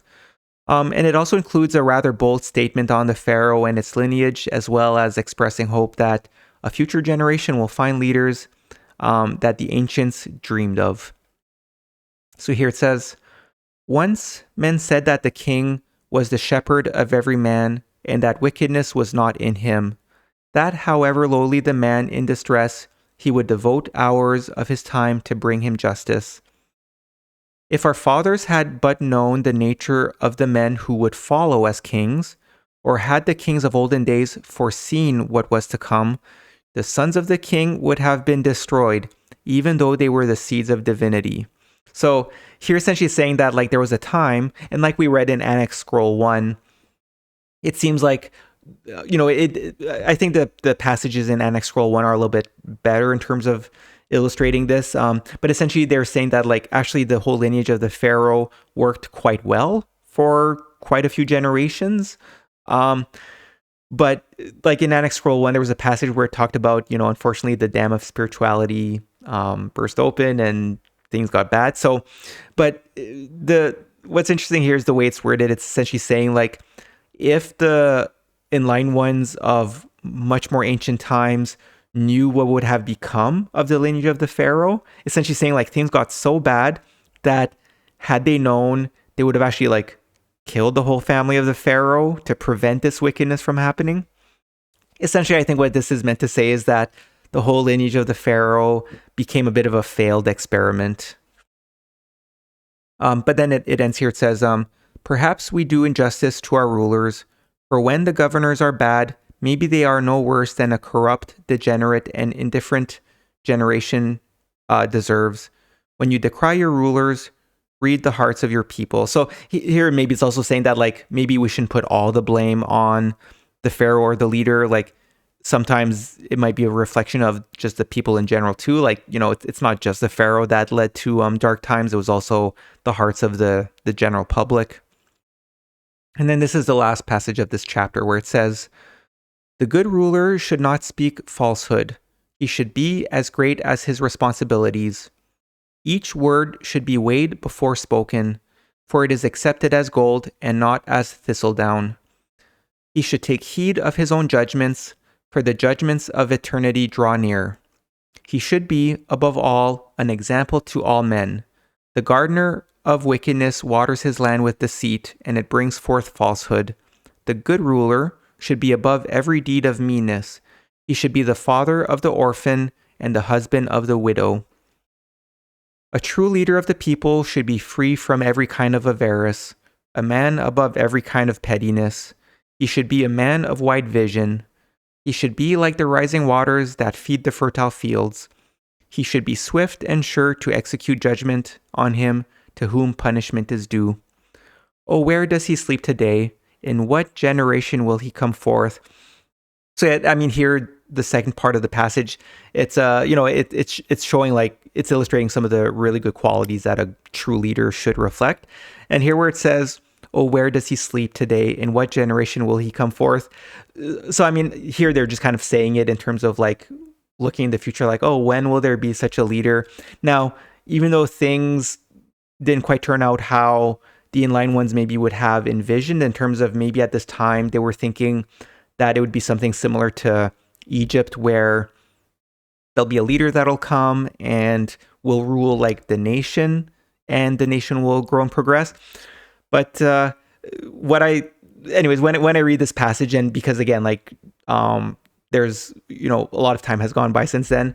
I like to think, and I think it'll become quite clear when we read through videos 10 to 12 about the Gospels of Jesus. I would say it's the generation of Jesus, along with John the Baptist and Joseph of Arimathea, who I would say are reflective of this. Because that's the thing, when you read about Jesus, I think like he truly is the pinnacle of human beings, and if he were ever to be like a leader of the people, he would be the best reflection of all these good qualities. Like, anyways, I guess I just want to say that when I think about Jesus and what we'll read about in the Gospels of Jesus, it just, with what we learn about Jesus in these passages, he really, there really was no other like him. So yeah. Okay, so yeah, that was quite the long chapter there. Actually, like, I think Annexed Scroll 2 is probably the longest chapter in the Kolbrin. I mean, there's 3 chapters that are quite long. That one, Annexed Scroll 1, and then thankfully, that's the thing. There's a chapter that we're going to read in video 20 called The Voice of God, which it's quite long, but I mean, it's one of those chapters where, I mean, it's called The Voice of God. It's one of those, it's like, oh, if it was like 100 times longer, how good would that be?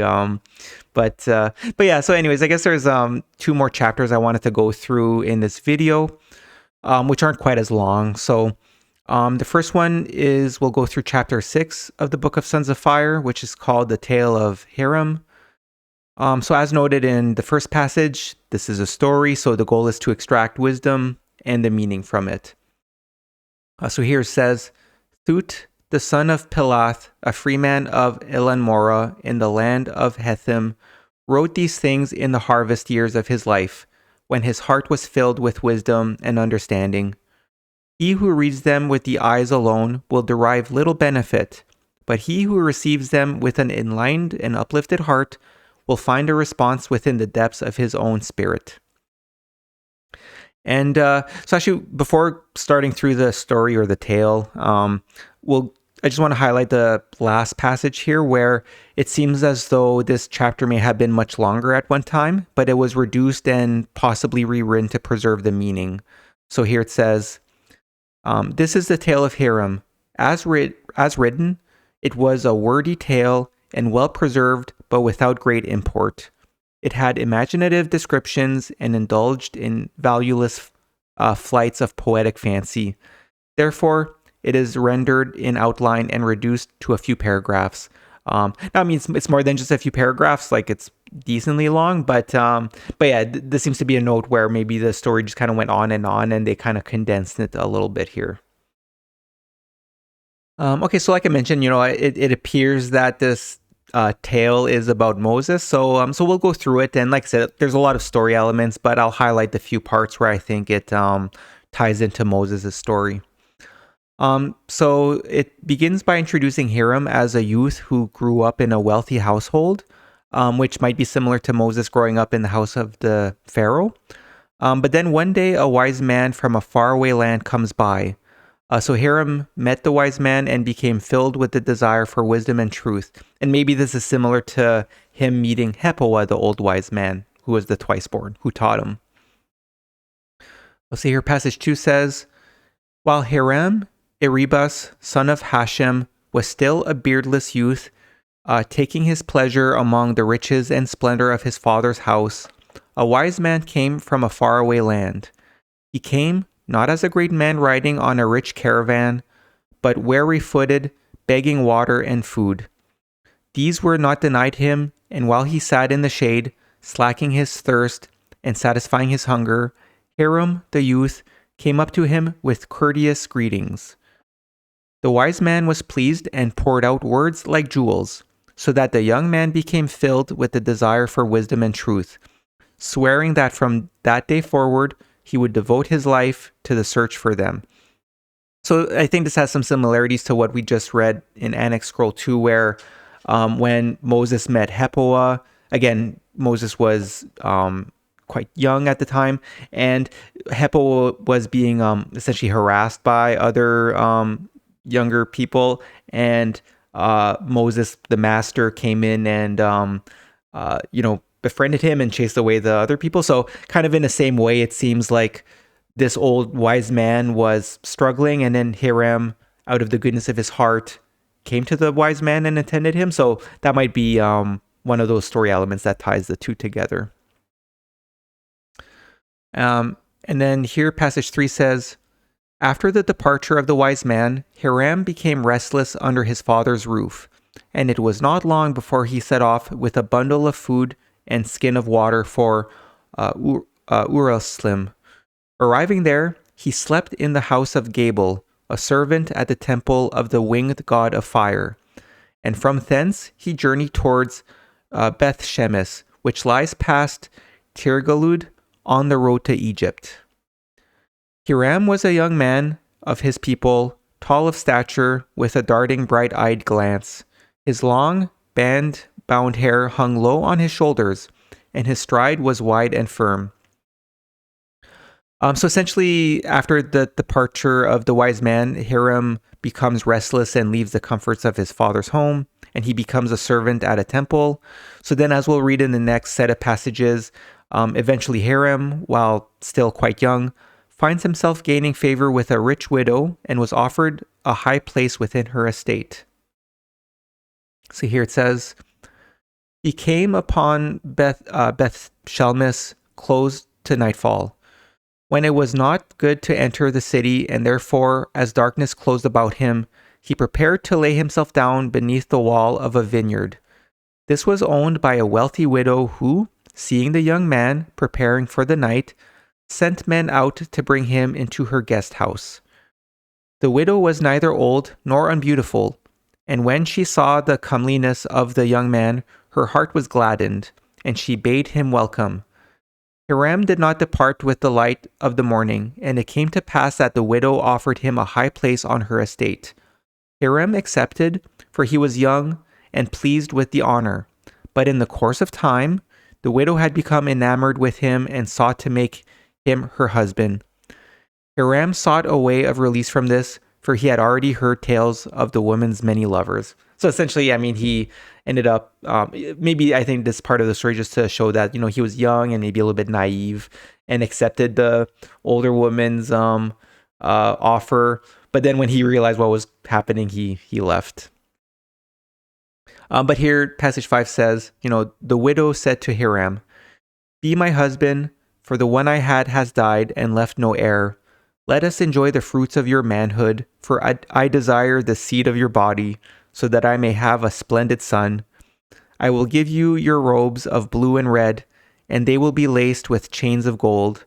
You shall ride in a high chariot, wheeled with brass and pulled with copper. Many servants will attend you, and wise men brought from east and west will fill your heart with wisdom. You shall lack nothing that satisfies your desires. Then passage 6 says, Hiram was not at ease with himself, for he was young and lacked the wisdom to deal with the situation. He answered the widow hastily in these words. So this is Hiram's response. He says, you are a woman of beauty, and this alone makes you a desirable treasure to men. But how would it fare with me in marriage? It is said that you have had many lovers, and they find you as a smoldering fire in a cold room, a door restraining neither wind nor sand, a roof that falls in upon the sleeper beneath it, a boat that drowns the boatman, the crust over a quicksand, water that does not slack the thirst, and food that sits heavily on the stomach. Which man did you ever love with constancy, so that he walked in the joy of contentment? Which man could ever call you this, or call you his? Passage 7 says, the words from his mouth stung the widow like hornets, and she flew into a rage after the manner of women. She called upon her servants, and they beat Hiram with sticks and drove him off her estate. With a little more wisdom in his heart, he continued on his way into Egypt, and after many days, he arrived at the city of On. So, I mean, again, this is a story. I think this just goes to show that, like I mentioned a few times in the Kolbrin and these religious stories, it kind of warns of the dangers of a harlot, I guess. So maybe that's part of the story here. So next we read of how Hiram later made his way to the outskirts of Egypt and dwelt among slaves. So actually, that's the thing. In Annex Scroll 2, it didn't really talk about too much about Moses, but as we'll read through the chapters about the Exodus in video 8, that's the thing. Like the part in the book of Exodus where Moses essentially established himself along with like the Hebrew slaves to then travel and do the Exodus. You know, that part is true. Like we'll read that in the next video, but yeah, like this part might be again a bit of a link to Moses here.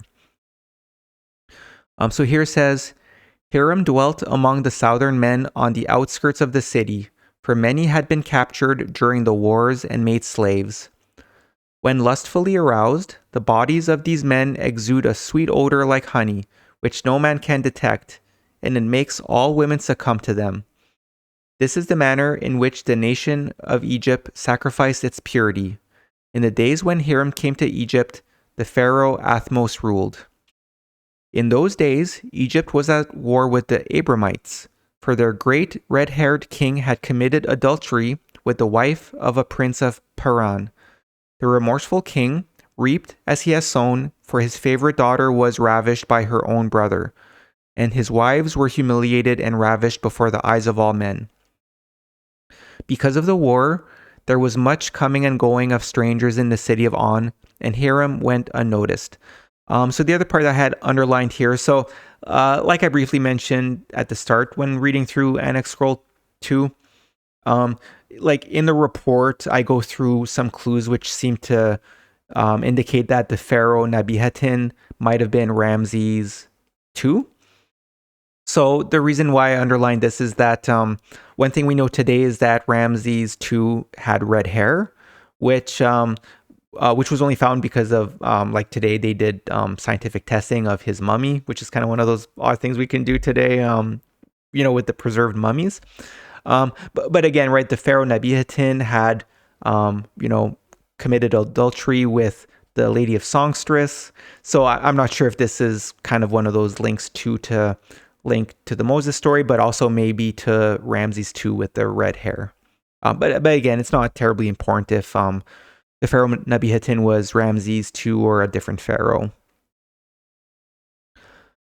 So next here, Hiram then travels northwards and meets an old shepherd called Naaman.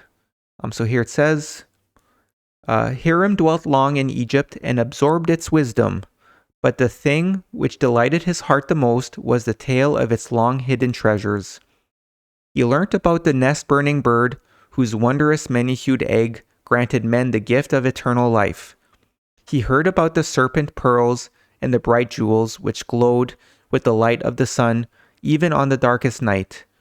All these things he desired to possess for himself. The nesting place of the nest-burning bird was among the Moth-Benin, eastward of Egypt, but among the treasures of Egypt was one of its eggs. The egg, the pearls, and the jewels were safeguarded in a dark cave upon an island called Inmishbet, which was set in the middle of a lake called Sidana.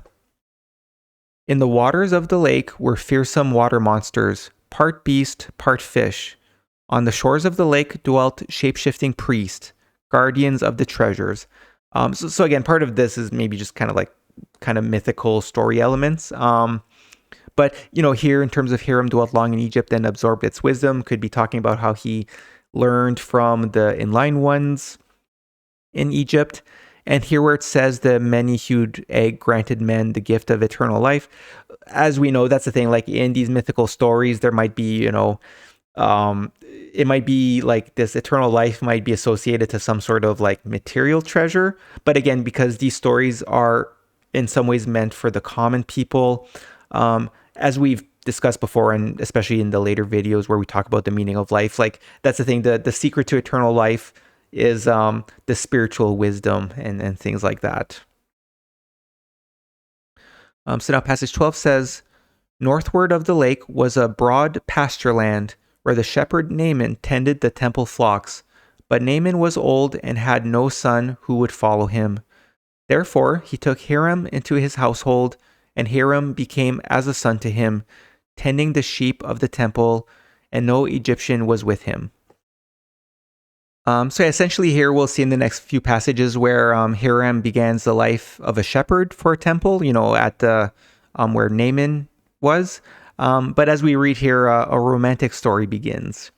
So here it says, "One day, while the sheep still suckled their lambs, Hiram was out in the pastures, sitting near the cool waters because of the heat. As he reclined in the shade, he played gay shepherd tunes on his flute, and in the many times he had been there, no one had ever disturbed him. Yet, not far away was the house of the virgins of Elri, but the maidens who dwelt there rarely went abroad. This day, however, Asu, daughter of the high priest, walked abroad, and hearing the melody of the flute, drew near to listen. But Hiram did not see her because of the bush between them. The maiden sat down, taking the sandals off her feet." So essentially, Hiram, unbeknownst to him, he was tending to the sheep and playing his flute. And then the daughter of a high priest came by and kind of hid and just enjoyed the music. So it continues here. It says, "Hearing a cry from one of the sheep in the distance, Hiram stopped playing and stood up, his back towards the maiden. She, seeing him standing up, sought to creep away before he saw her, but as she did so, her foot was pierced by a thorn, and she let out a cry of pain. Hiram turned and, seeing her distress, hastened to help her. He withdrew the thorn tenderly and carried her down to the pool so that she could bathe the foot in cool waters. While she did so, he entertained her with sweet melodies on his flute. The maiden fell in love with Hiram and he with her, but because she was a dedicated virgin and daughter of the high priest, neither could open the doors of their heart. The maiden spent nights weeping, for she had a love for which there was no remedy. Hiram took his flock to other pastures, but still their hearts drew them back to the place of meeting, and they met again and yet again." So essentially, it's a bit of a, again, this is a story, but there's a bit of a love story here, but it's kind of a forbidden love story where, because unfortunately the daughter, being the daughter of a high priest, I guess there would have been some rules where she could not marry a simple shepherd like Hiram.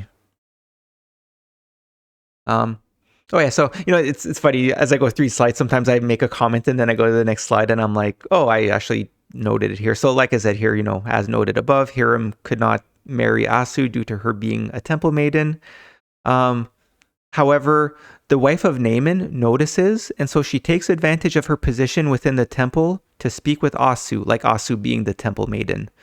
So here it says, "Now the wife of Naaman noticed that Hiram pinned as with a sickness, and she spoke to him about it, and he told her of Asu, the maiden from the house of the virgins of Elri.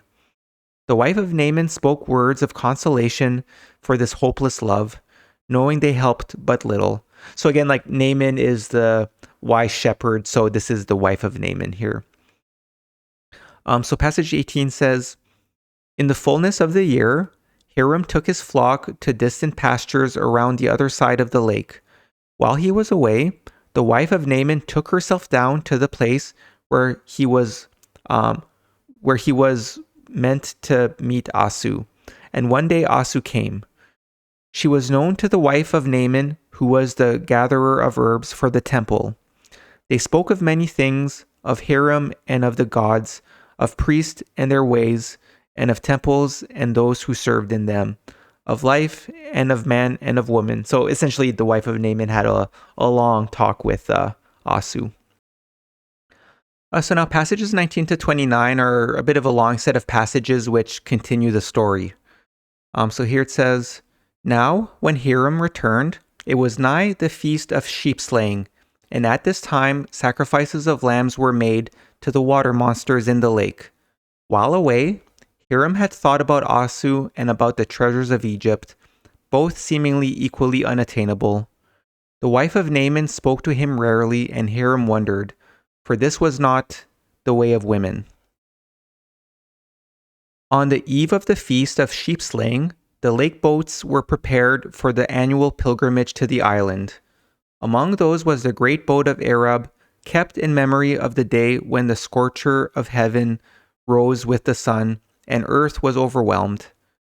From this boat, the sacrificial lambs were offered to the water monsters, and on it served Asu and 8 virgins. There, too, the high priest officiated. So just something to highlight in the first passage 19 here, it says that, Hiram had thought about Asu and about the treasure of Egypt. So that's the thing. Hiram was interested in 2 things, both Asu, who he had fallen in love with, but it was kind of a forbidden relationship there, but also the treasures of Egypt. So that's the thing to keep in mind. Those are 2 things that he desired.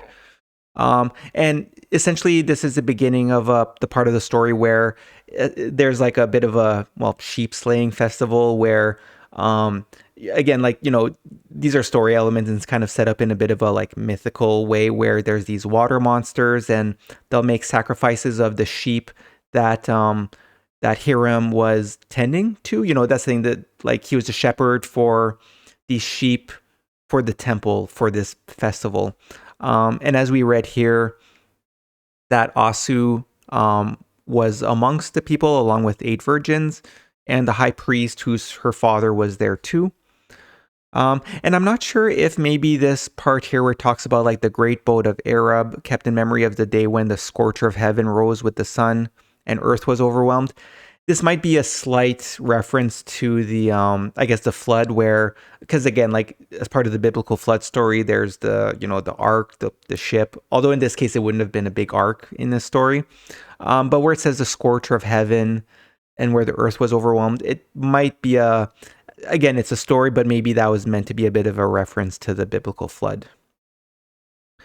So then here the story continues where it says, Hiram had conceived a plan within his mind whereby, at the risk of his life, he might possess himself of the treasures of Egypt.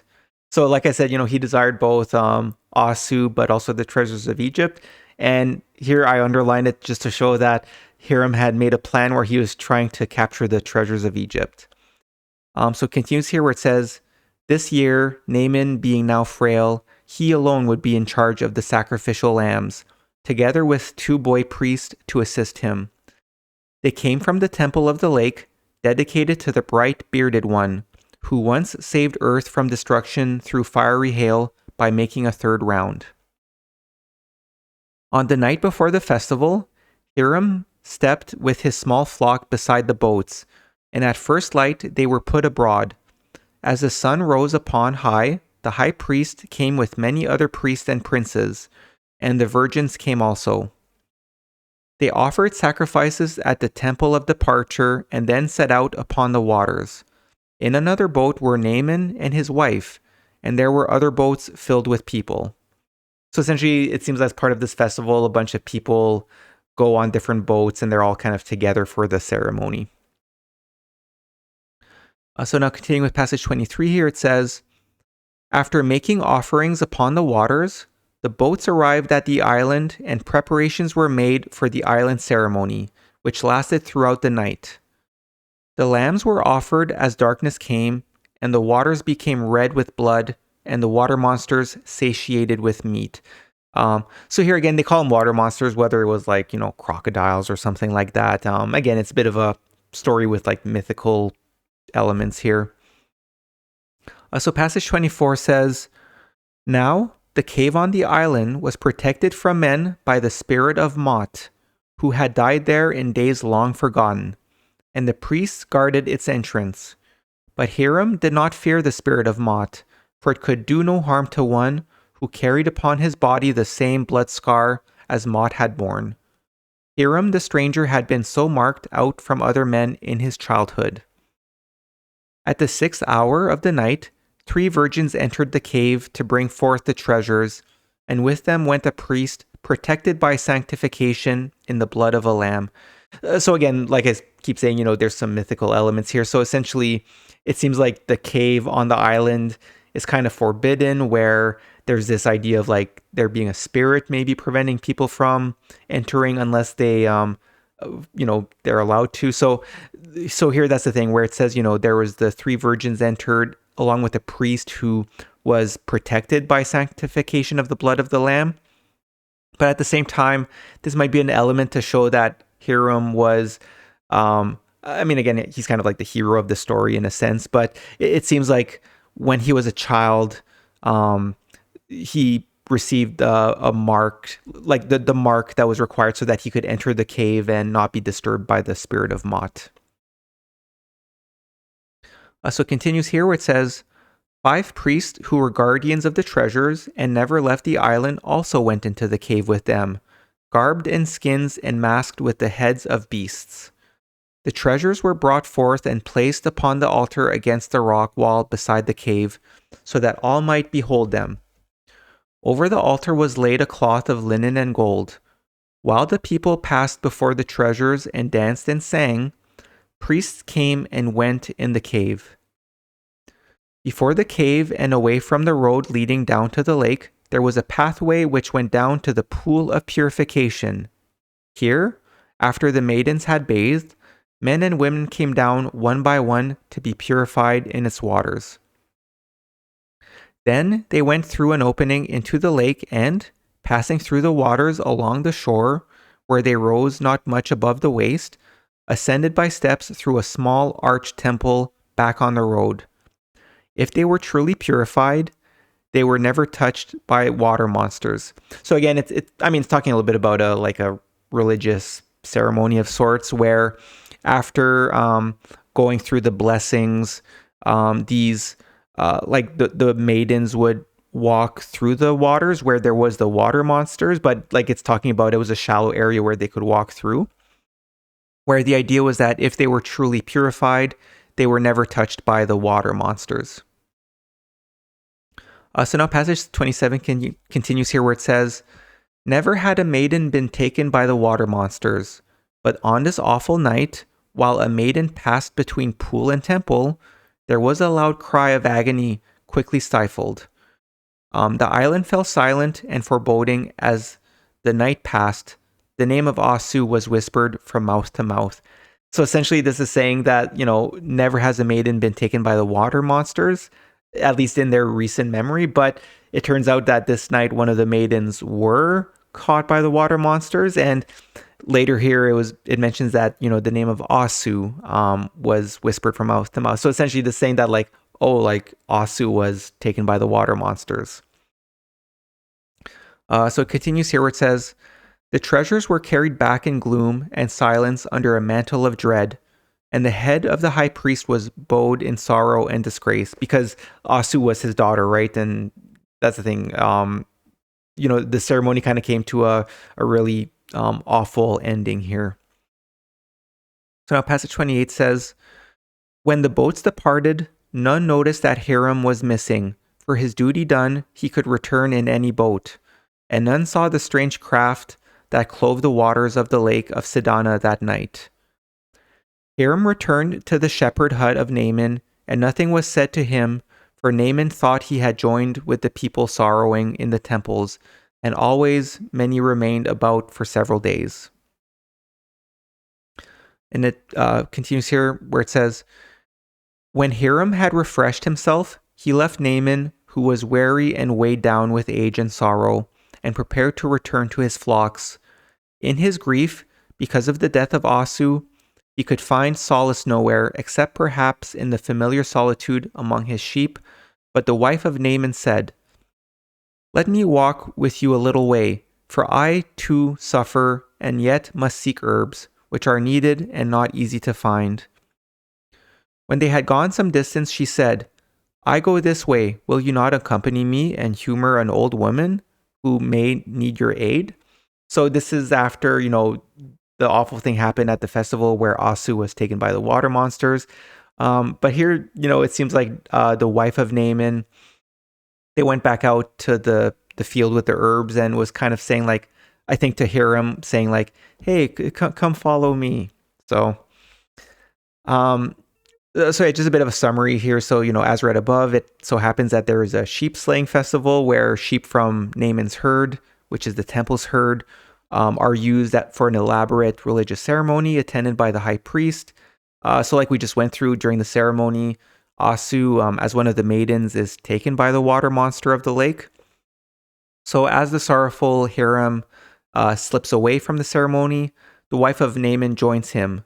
But as read in the following passages, so we'll read through passage 30 here, she leads him to a place where Asu is hiding.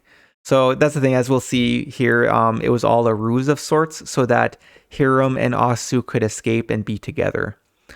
But now, as we'll read here, this does make things difficult for Hiram since he did not know of this plan, and Hiram had a secret plan of his own, like we had read before. So we'll read through the passages here. So starting with passage 30, it says, Hiram did so, for the woman was even as his own mother, though he could not understand her strange manner. She brought him to a place in a hollow enclosed by thickets, and lo, there was Asu. When the embraces and the greetings were over, and the explanations given, the wife of Naaman said, Here you cannot remain. There are clothes and food, and no pursuers will follow the maiden, and none will query your departure. Go this night, taking thought for nothing here, for you are young, with a lifetime of joy before you, after the pangs of partings have passed. So essentially, what we see here is that the wife of Naaman, because she had been speaking with Asu, they came up with a plan. So, I mean, it seems like, Asu would have obviously consented to this because she had to, pretend to be taken by the water monsters. So essentially what's happened here is that the wife of Naaman's like, hey, look, like Asu faked her death. So, but at the same time, they can't stay in this area because or else people would notice. So essentially they're saying like, hey, like both of you can now escape and live as a, happy, loving couple kind of thing, without having to worry about the fact that like, because Asu was a temple maiden, she technically wouldn't have been allowed, I guess, to go with Hiram. So, but anyway, so that was the plan from the wife of Naaman and Asu. But here, passage 31 has Hiram saying, No gladness, no joy can ever surpass what I now feel. Yet, this thing increases a burden already upon me and is less simple than it appears. For this you must know. I have taken the treasures of Egypt and hidden them in a place where no man can find them. Who would suspect me if I went about my task without change? A shepherd with no thought beyond his sheep and flute. The cry may be raised even now, though I think another day will pass first. Then who could trace the passage of every man who has departed, even though pursuit is made in all directions? Why did you not tell me of your plot? So that's the thing. Hiram was kind of caught off guard. Like he's extremely happy, right? But at the same time, Hiram took advantage of the fact that everyone was preoccupied with the ceremony. And again, it doesn't really say what the treasures of Egypt are. I mean, that's the thing in terms of tying it to Moses. I think it's related to how, it's kind of talking about the exodus from Egypt, where he took the treasures of Egypt, whether it be a combination of it'll become more clear when we read to the chapters of the Exodus in the next video, but, it could be a combination of stealing the slaves of Egypt, because as we'll read in video 8, like these slaves from Egypt were essentially the craftsmen of Egypt. So because Moses and the enlightened ones wanted to go create a new nation, like they needed craftsmen and things like that. So that could be part of it. But I think it's really talking about the sacred writings, because as we read at the first chapter that we read in this video, where it talked about the treasures of Egypt, the sacred writings and things like that. So I think it's a combination of both. But yeah, so going back to the tale of Hiram here, essentially it's like he's in a difficult position because he's meant to escape with Asu, but at the same time he had stolen these treasures of Egypt, so it put him in a bit of a situation here. So the story continues here, where passage 32 reads, the wife of Naaman said, How could you be told of something which might not have been, or which you might have betrayed by glance or bearing? We, too, thought you no more than a simple shepherd, with no thought beyond flute playing, except love. What now? Will you flee with the maiden and abandon the treasures? Or shall she flee alone, for she is committed to flight? So then Hiram said, I cannot abandon love for treasure, but neither can I abandon this treasure for life or let it corrupt. Therefore, let Asu, the maiden, disguise herself, and together we will depart to a safe place without the treasure, none suspecting she still lives. Then, in the fullness of time, I will return and recover the treasure, for no man can discover its hiding place. However, I will not depart in haste, but wait and bid Naaman farewell and go in the fullness of time.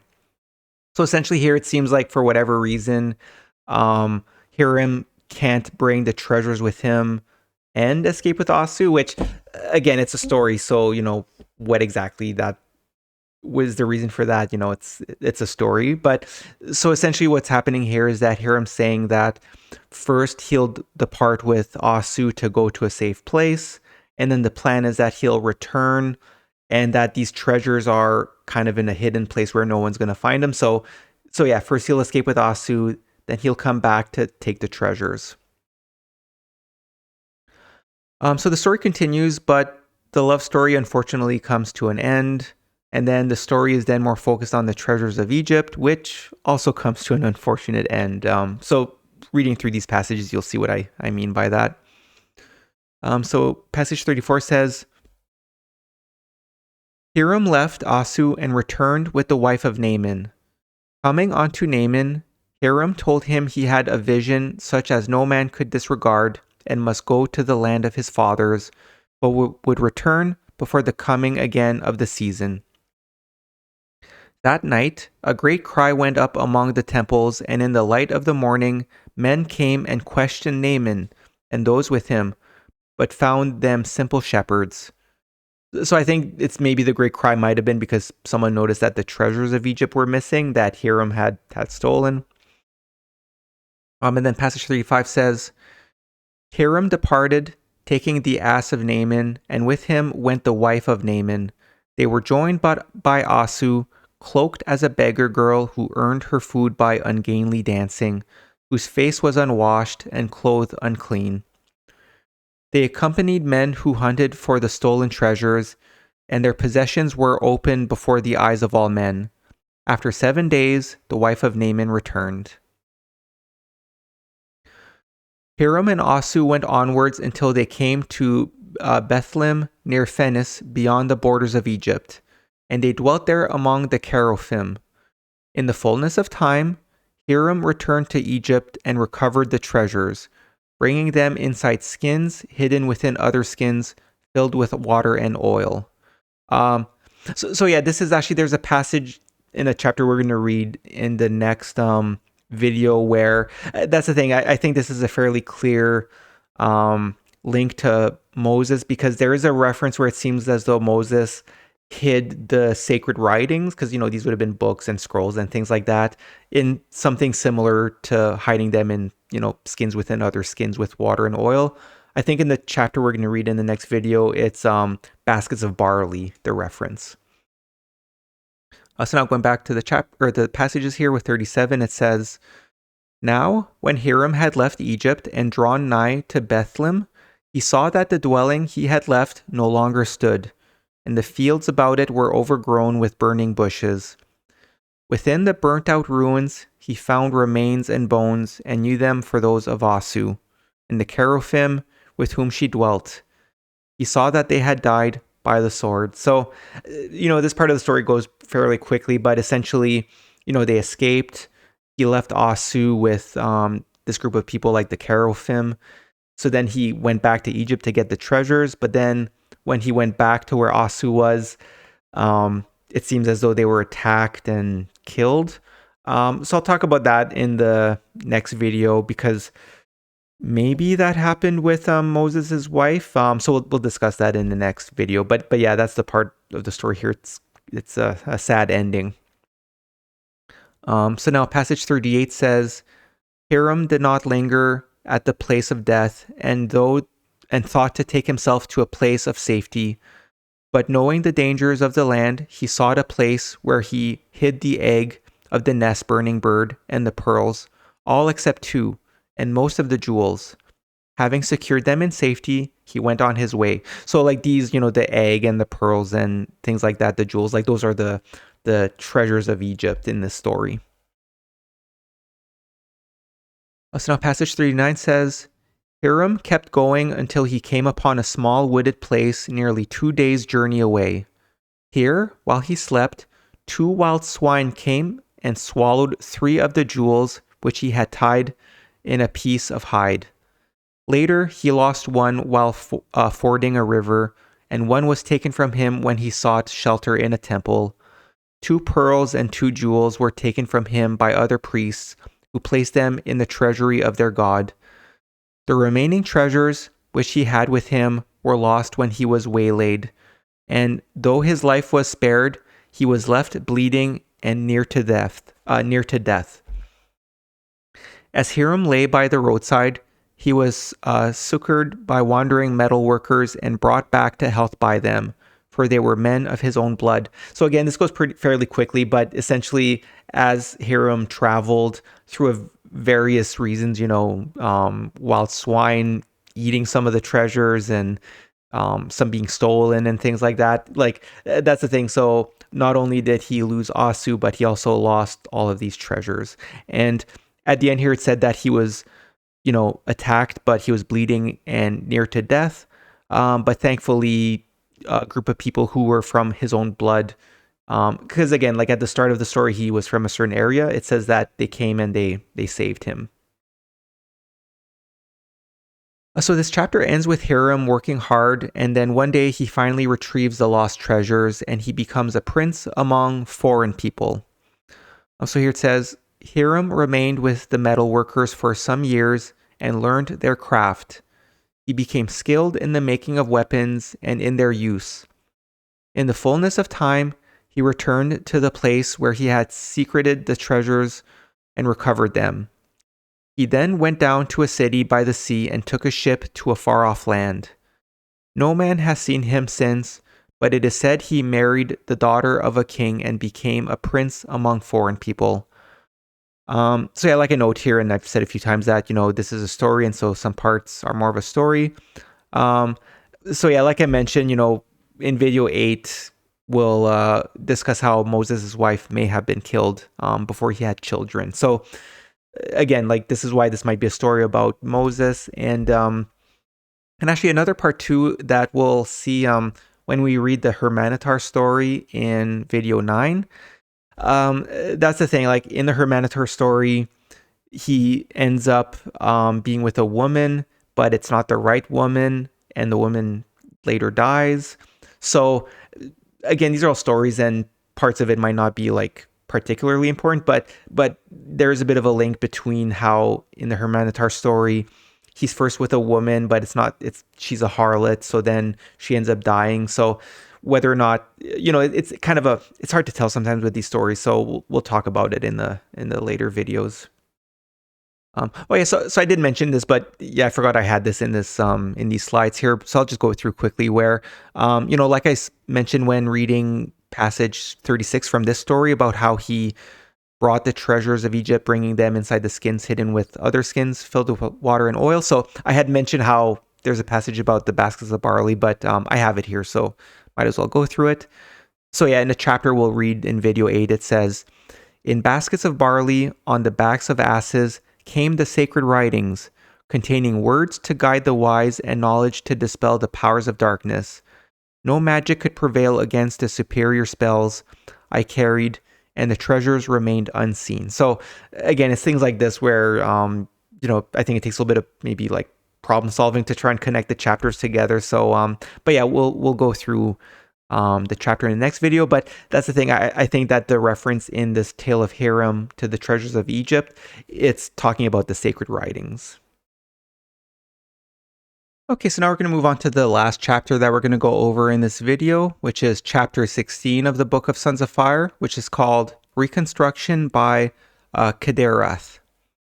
So as we read in Annexed Scroll 2, Moses was referred to as, the master.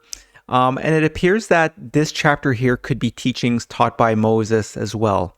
Because here it makes another reference to the master where it says, we'll read through the passages. It says, the master was seated at his table, and about him in a half circle were those he instructed, and he taught them in this manner. My brothers, these are the ordinances of living and the laws, which are the ordinances of men.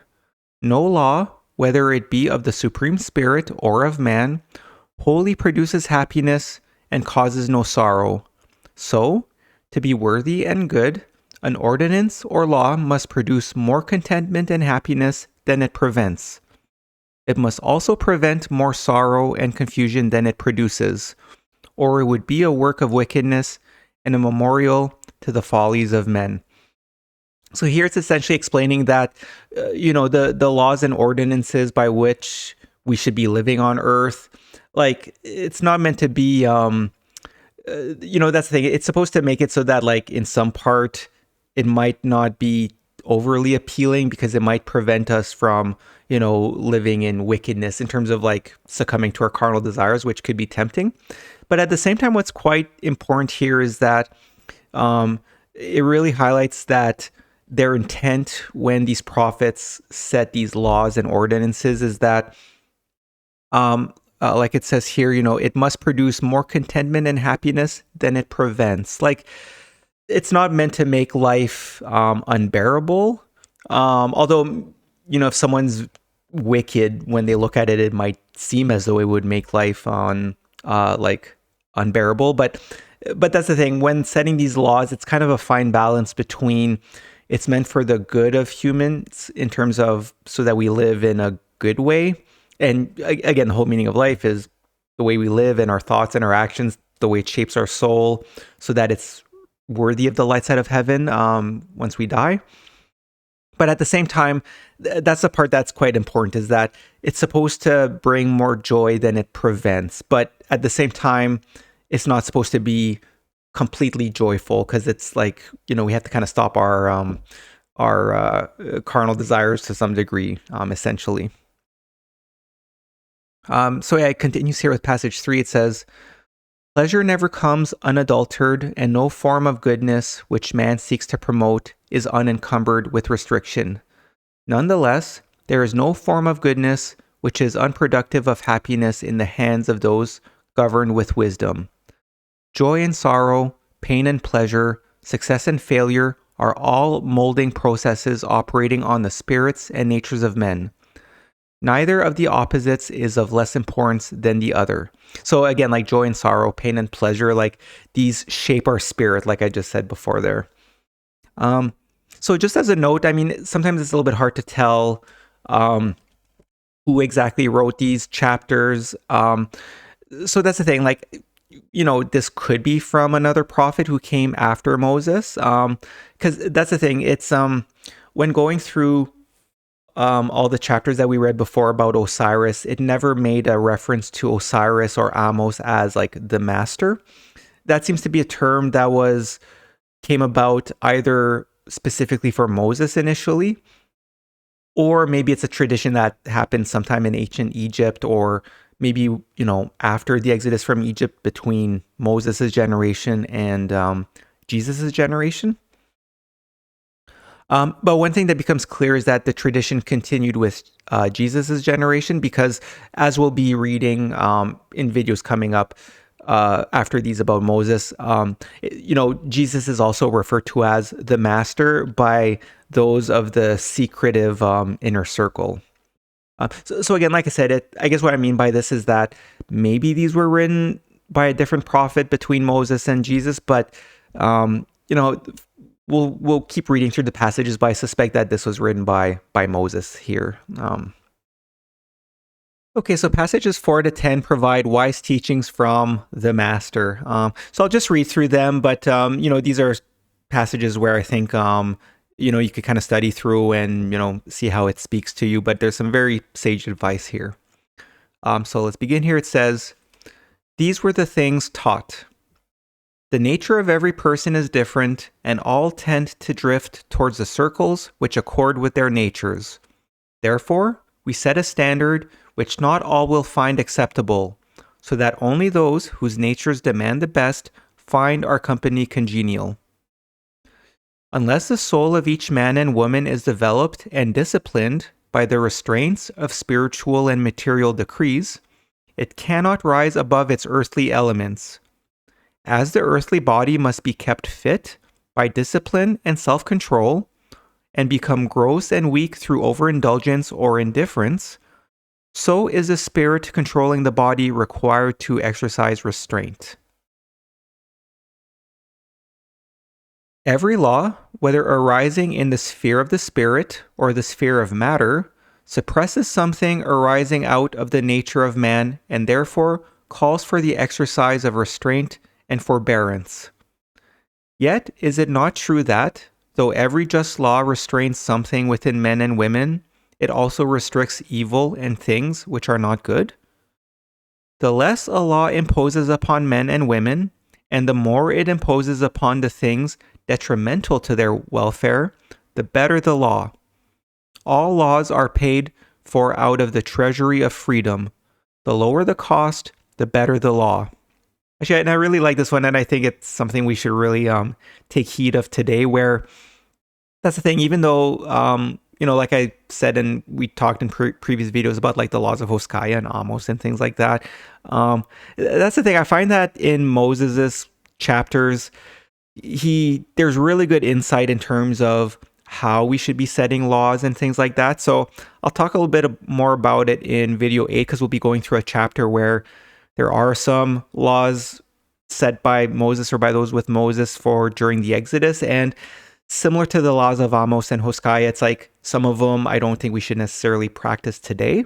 But what I really like about this chapter is that it helps to give the insight and wisdom where I think we can take this wisdom today to learn how to better apply laws. Where that's the thing, I like this part where it says, the less a law imposes upon men and women, and the more it imposes upon the things detrimental to their welfare, the better the law. It really shows that when setting laws, we really need to be focused on it's a fine balance between, we still want to allow people to have a lot of freedom, but at the same time, because that's the thing, sometimes laws can be in a way where it'll be justified to exclude like something that's detrimental. So it's like, sure, that's fair.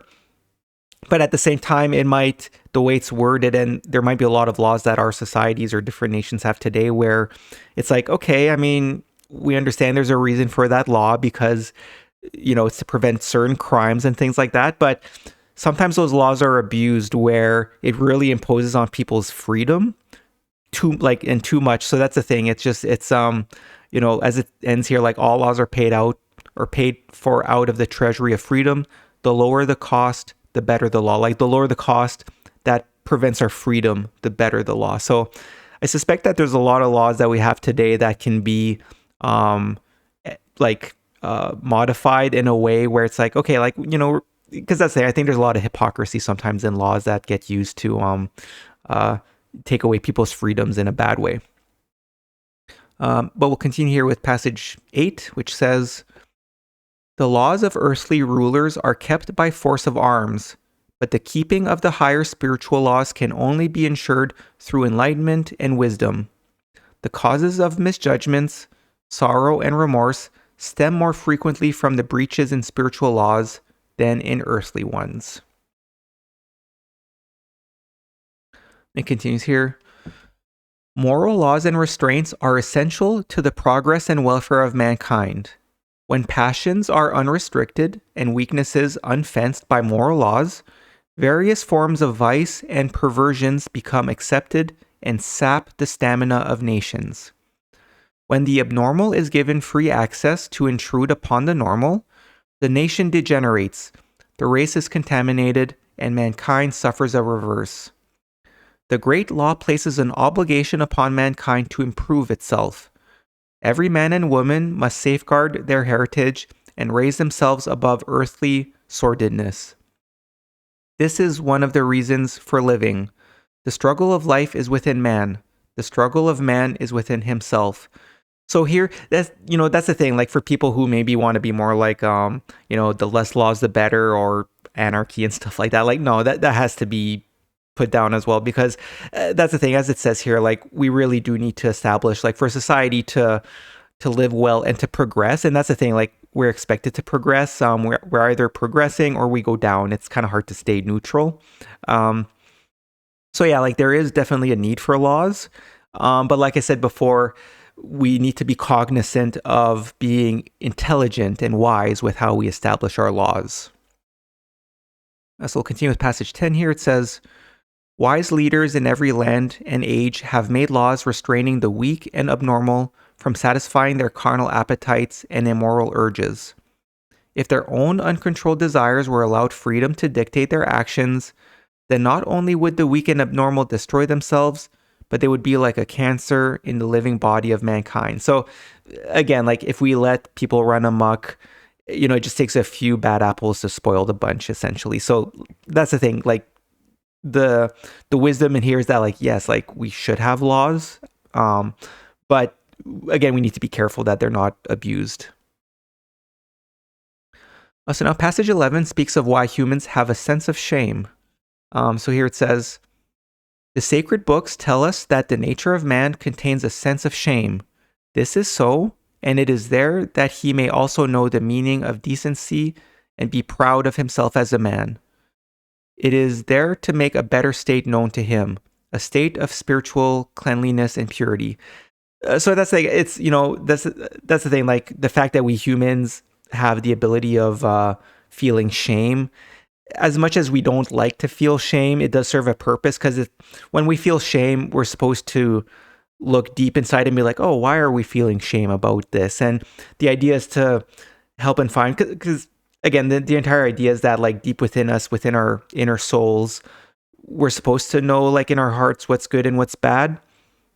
But sometimes in life we forget about that, and we're always just focused on the outside and not our inner side. So that's the thing. If ever you find yourself feeling shameful of something, the advice here would be to reflect on it. And that's the thing. It's not to beat yourself up. It's like, life is meant to learn. That's the entire purpose of life. That's why we were born on this earth. It's to live and to learn. So that's the thing. It's when people feel shameful, I know it's hard. Like sometimes I beat myself up over things, but instead of being cruel against each other, like the correct way is to reflect on it and be like, okay, why am I feeling shame, and what can I do to become a better person, essentially. So now passages 12 and 14 speak of a city that was established under good principles, but then the passages also note how its people descended spiritually. So here it says, such knowledge does not come naturally to man, any more than good pastures come naturally to the husbandman. The city over the hill was founded in goodness, and its founders were not men who found pleasure in wickedness. Nonetheless, as the years passed, it became apparent that all was not well within its walls.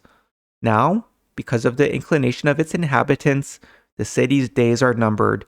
So that reflects a little bit the wisdom that we read in the previous passages, where it talks about a city that was established where, essentially, like it says, its founders were not men who found pleasure in wickedness, which is good. Like, it was founded upon good principles. But here it says, nonetheless, as the years passed, it became apparent that all was not well within its walls. Now, because of the inclinations of its inhabitants, the city's days are numbered. So again, there's this dynamic, and that's the thing. I think there's other passages we're going to read when talking about the meaning of life, where that's the thing. It really is a thing where humans, we either ascend or we go down. So we really need to be careful. So this city here that's talking about, it was established in goodness, but because of the inclinations of the people, and maybe because laws weren't being followed or ignored, it eventually descended where the city's days are numbered. And it continues here where it says, men come across the sea in ships from the south, bringing things much sought after by the people who surround us, who go into the city to exchange the things they have caught or grown, or which have been dug out of the ground. Things are exchanged in the marketplace of the city, but they are for the enjoyment of the body, not the satisfaction of the soul. Nonetheless, men will always be driven by their very natures to seek for and obtain things which do not satisfy any earthly appetite. Such things are those which delight the hearts of men by their beauty or bring inward joy and contentment. Also, things which bring pleasure to loved ones and things which inspire men to noble deeds. With all the earthliness of man, the things most sought and desired are those which stir the forces within the soul and not the forces within the body. When it is otherwise, mankind will slip backwards towards the beasts. So here's a reference to kind of the biblical beasts where, again, this is like, to put it simply, I guess it's if we're focused on materialism, which is essentially like succumbing to our carnal desires, then we'll descend. But if we focus a little bit more on things that are closer to the soul, or in terms of just enjoying things of like nature or spiritual values, or just good, love in between human beings, either as partners or as friends and things like that, like those are the sorts of things that sustain the soul. So next, the chapter ends with a note indicating that these texts have been rewritten, as have many texts within the Kolbrin, due to the nature of them being very ancient. And I think that's in part why, like, the chapter's called Reconstruction by Kadairath, where it's a reconstruction of these fragmented texts that they found. So it says, "This is rewritten in our tongue through a rethinking of the text by Annexed." So yeah, that's the end of the chapter, but, and this is the last chapter I wanted to go through in this video, but I do want to maybe discuss a few more things related to this. So yeah, it should be noted that I think the passage 12 may be referring to Jerusalem, because in terms of the generation of this chapter, like I said earlier, many of the laws that are set forth, especially in passages 4 to 10, appear more aligned with text from Moses' generation in the Kolbrin compared to the older laws. And again, it really seems as though Moses is the only Egyptian prophet who's distinctly referred to as the master in the Kolbrin. So like I mentioned in the chapters about Jesus, he also gets referred to as the master. But in terms of the Egyptian, that's the thing, I guess, like in terms of just the books within the Kolbrin, like in what's known as the Egyptian books, there's nothing about Jesus in those. He only appears in what's known as the Celtic books and the Gospel of the Kailedy, and this Book of Sons of Fire, is part of the Egyptian books. So anyways, I guess just to say, like, there's a lot of reasons to consider that this is Moses, or at least these were written during Moses' generation. So yeah, I'll read through here where it says, like, the city over the hill was founded in goodness, and its founders were not men who found pleasure in wickedness. Nonetheless, as the years passed, it became apparent that all was not well within its walls. Now, because of the inclinations of its inhabitants, the city's days are numbered. So I don't know if people might be a little bit shocked by this, because like even today, Jerusalem is seen as like the Holy Land and things like that, especially like by the Abrahamic faiths. And I guess just another note, like, the city over the hill, that's saying, I think Jerusalem geographically is up on a hill. So it seems like an alignment. Plus, I think we can agree that its founders were not men who found pleasure in wickedness. Like if it was founded by Moses and the enlightened ones who left Egypt during the Exodus, I think we could agree like these were, its founders were good people. But yeah, and the part where it says, nonetheless, as the years passed, it became apparent all was not well within its walls. That's I'm sure that would be quite controversial, but at the same time, I'm not an expert in all the books in the Old Testament after the book of Exodus. But I think in some of the books, especially I think it's the book of Judges maybe, where it, overall, if you kind of take a step back and you look at like the text in the Old Testament, it does seem to kind of infer that like things that like the Israelites descended over time. And look, no one should take this personally. These are people who lived thousands of years ago. I think it's absolutely hypocritical to take offense to, oh, those are my ancestors from thousands of years ago. Like, yeah, okay. Anyways, it's just, but yeah, I'm quite sure this passage is talking about Jerusalem. So I find it quite interesting how it says, like, due to the inclinations of its inhabitants, the city's days are numbered. And we'll talk more about it in videos 8 and 9, where, like, that's the thing, right? As we'll read through the chapters about the Exodus, their intent, and as we saw in the chapters we read today, like the enlightened ones definitely wanted to leave Egypt because they saw how bad the situation got due to corruption. So their intent was to establish a new nation. Now, they were partially successful where, because that's the thing, I mean, especially when we read chapters from Jesus, because like in the Gospel of the Kailedy, it's, Jesus is in the land of Israel and makes his way to Jerusalem. But anyways, I guess what I mean is that it might be a little bit controversial to think, because today even we're like, oh, it's the holy city. But it's like, well, even noted here in these ancient texts, it's like, oh, it was founded under good principles, but due to the inclinations of the people, it kind of went downhill a little bit. So yeah, it might be a little bit early for this sort of discussion, because I kind of noted here that ultimately we should be, finished going through the text within the Kolbrin before having a longer discussion on Israel and Jerusalem.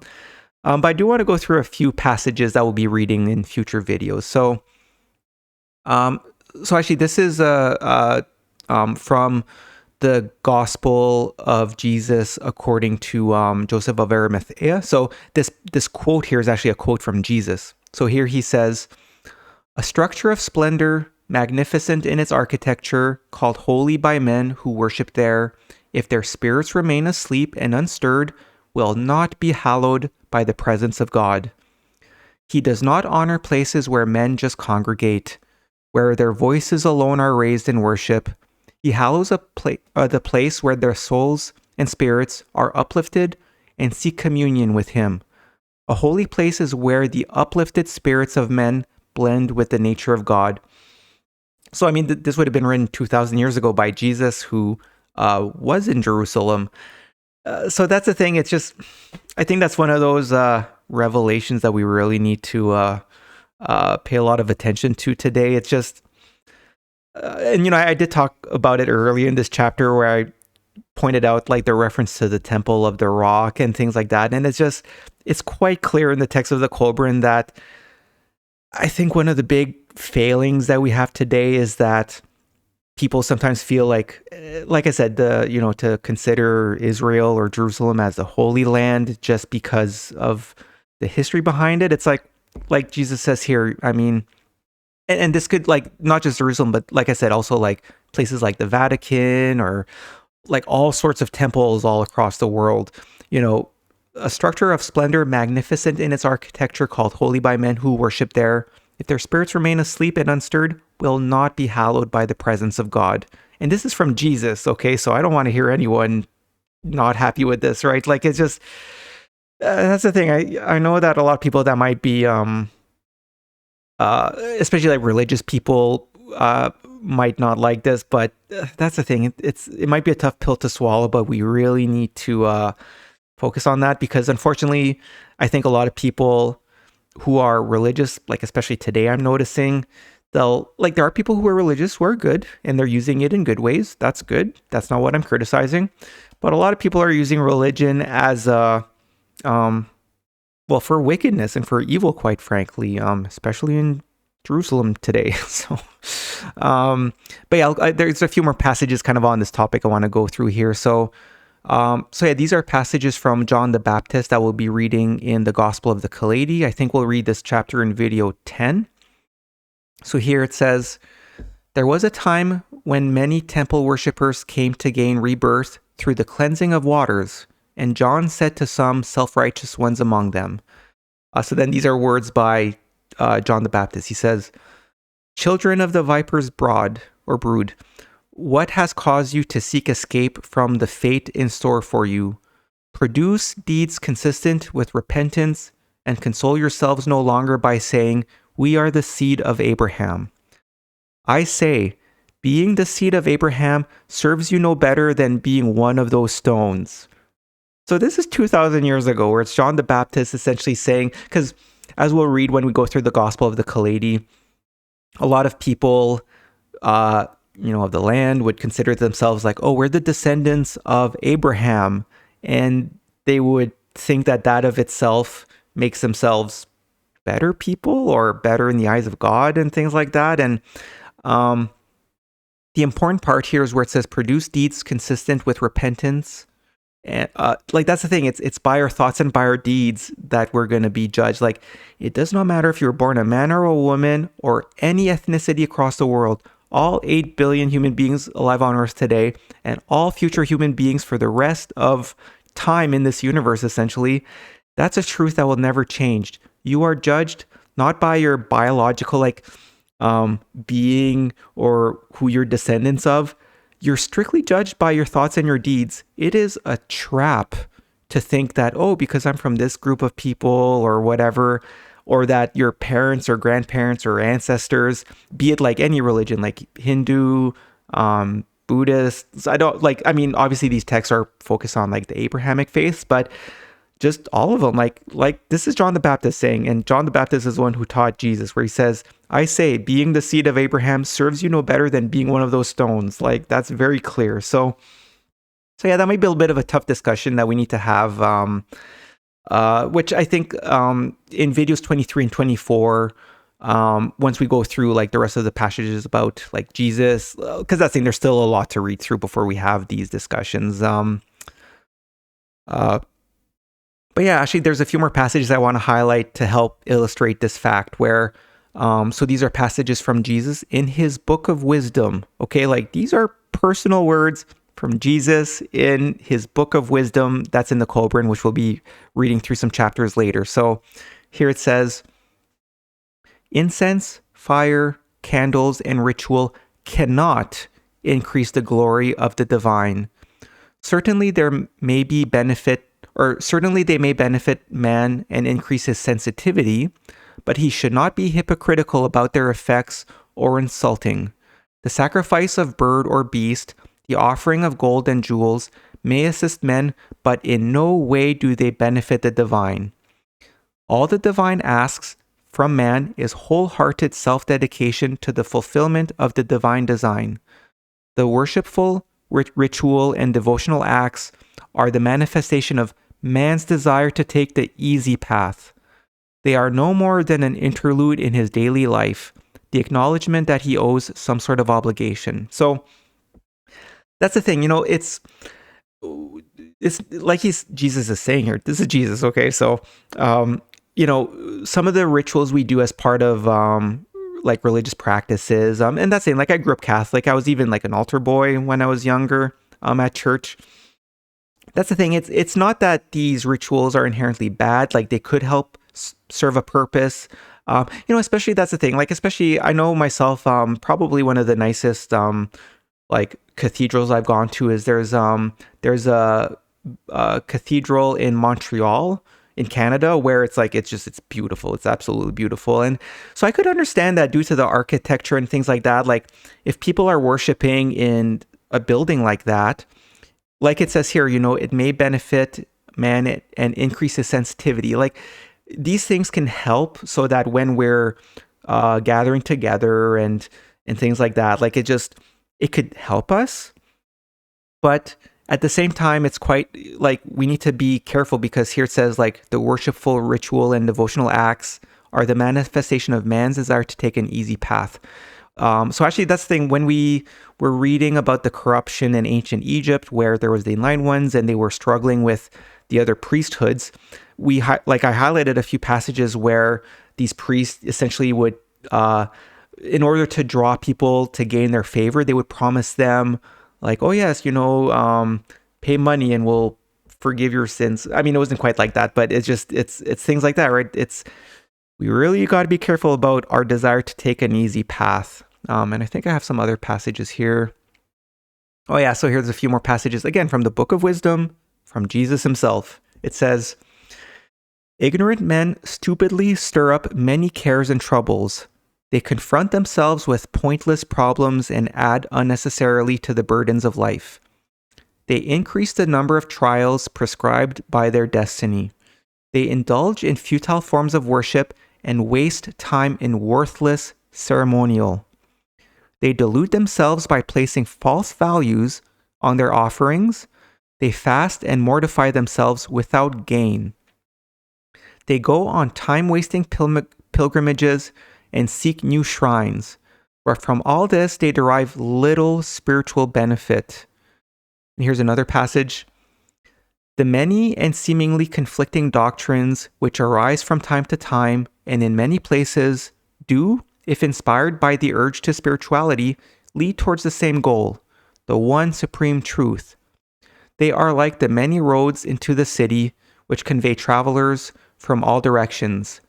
The conflicting the conflict and discord between the many religions are caused by ignorance, by blindness in the material clouds of illusion, and by misinterpretation of basic truths.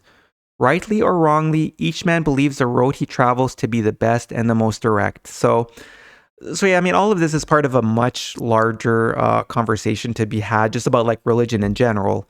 But yeah, I just wanted to highlight it because, passage 12 from this chapter here that we read, like chapter 16 of the Book of Sons of Fire, it does seem like I do think it's a reference to Jerusalem. And that's the thing. Even though it was founded in goodness, it talked about, like, nonetheless, due to the inclinations of the people. Yeah, so that's the thing. I'll admit it's like I said, it's a longer discussion to be had, but I do want to make a point, and we were like, this is like, there's no negotiating on this. Like, these are words from Jesus. He's the one who's setting the law, meant for us to guide us in future generations. And that's the thing. I mean, especially today, like I said, this is like today, it's April 3rd, 2026. It's been like over 2 years now since certain wars been going on in the land of Israel. And I don't know. Again, I'm not trying to target certain people. Like I said, this applies to all religions, including Catholics and Muslims and the Jewish people, like all the Abrahamic faiths, but also Hindu and everyone. So that's it. I'm not trying to target, but because these passages are talking about Jerusalem, it is shocking when I look at Jerusalem today and Israel today, and the way that people are just like, oh, it's the Holy Land, and they go up to this wall. Like, it's funny, I'm a civil engineer, and it's like the Western Wall. It's like okay, I mean, like all historic buildings and stuff like that, it's like, to that, like that, I mean, look, it is what it is. Like, it's things that should be treasured as part of our human history, especially ancient buildings and things like that. But at the end of the day, it's a retaining wall, like the Western Wall. And when I see people go up to the Western Wall and do their things, I'm just like, this is so stupid. Like, no, and I'm saying this based off of the wisdom from Jesus here. Like, oh my gosh, like, what has happened to humanity as a whole? And again, same thing with like the Vatican, and I mean, just with Jerusalem too. So I'm talking about like today, but I mean, there were times where, like, for Christians, where they did the Crusades to go to Israel and Jerusalem and things like that. And so, like, 1,000 years ago, it was Europeans doing all sorts of atrocities in the name of like a pilgrimage and things like that. So, oh yeah. So actually, I do have another passage here. So, anyways, it's like I said, it's a discussion that we really need to go through, and I wanted to kind of start the conversation here a little bit, just to kind of plant the seeds, and just so that you think about it as we go through the rest of the videos, where we'll go through passages about the Kolbrin. So that's the thing. It applies a lot to both Moses, where videos 8 and 9 will keep talking about Moses, and that's the thing. I think this sort of discussion will help with maybe understanding some of the chapters, because that's where there starts to be a little bit of a disconnect. I think I had mentioned it before in terms of a lot of people, including a lot of Christians, put a lot of emphasis on like the 10 Commandments. And when we read the chapters about the Exodus in the next video, it's like, look, we'll see that the way that the slaves and stuff were acting, it's kind of like we weren't meant to take it as some sort of like God established these 10 commandments. Ultimately, Moses was really just trying to say, hey, people, like, do good things and don't do bad things. And we're not meant to dig that much deeper than that. But it's become this whole thing today, like, oh, the 10 commandments, and especially certain religious people. So that's why I wanted to start bringing it up. This is a concept where if you really want to try and understand the situation that we'll be talking about in the next video, but also the situation when we read through the Gospels of Jesus about his time in Israel and Jerusalem, that's why I wanted to start having a little bit of this conversation. It's just like, it's okay. That's the thing for people. I'm sorry if you come from a religious background where it might be a little bit shocking, and if you think I'm being rude by saying like, oh, the Western Wall is just a wall, and how stupid it is to make more out of it than it is. And the reason I say that is because, anyways, we'll talk in the next video. But that's the thing, like this whole idea of wanting to build a third temple, it's like, hey, like everyone who wants to destroy the current temple that's sitting up on the mountain, which is a beautiful ancient structure, because they have this sick idea where like, no, we need to destroy this and build the third temple, and that's what God would want. Like, no, that is evil. That is absolutely evil. But at the same time, like there's a lot of Christians who have turned into like white nationalism and things like that, which that in itself too, it's like, no, that is evil. Like Jesus taught that we need to live amongst our neighbors, which is every single human being on earth, no matter their ethnicity or things like that. They're all our neighbors. That's the message. So I want to end with these here where, I mentioned it, I think in video 1, where if I were to point to one chapter in the Kolbrin where it's like, okay, this is clearly like the most important chapter in the Kolbrin, it's chapter 15 of the Book of Gleanings, which is called The Voice of God, where these passages here, like the whole passages of that chapter are, again, I mean, I'll discuss it more when we read it in video 20, but ultimately like the passages of that chapter is written as though these are like words directly from God. So I'll read through a few of them here where it says, and again, this is God speaking, or it's meant to reflect God speaking, where it says, "My desire is for love rather than futile sacrifices of burnt offerings, but it should not be a passive love, but one expressing service in my cause. A certain knowledge of right and wrong, with free choice of the former, is of greater value in my sight than pointless, ritualistic worship. I derive no pleasure from the wasteful shedding of blood from bulls and lambs. I gain nothing from the fat of sheep and the flesh of goats. I am the creator of all, so what can men give that would increase my greatness? Men are misled if they believe that their sins can be purged by vain rituals. Only active goodness can obliterate the stains of sin." And here's another passage where this is God saying, "Your solemn assemblies, your tedious processions, your long faces and melancholy expressions bring no gladness to my heart. Your burdensome ceremonials and futile offerings of life and food benefit me in no way at all. Men themselves may derive benefit from these, but their hypocrisy when they proclaim they do this in my name is not hidden from me." So that's the thing. It just like, so I mean, this is talking about two things. I mean, I guess one thing that maybe doesn't happen quite as often today as it did maybe in more ancient times, like all these like animal sacrifices and things like that. Like God is saying here, like, no, like how does this benefit God in any way? Which is true, and we'll talk more about it when we go through like all the chapters that talk about God in video 20. But no, it's very direct here. But it's also, your solemn assemblies, your tedious processions. That's the thing. It's like similar to what Jesus was saying here in terms of like, they indulge in futile forms of worship and waste time in worthless ceremonial.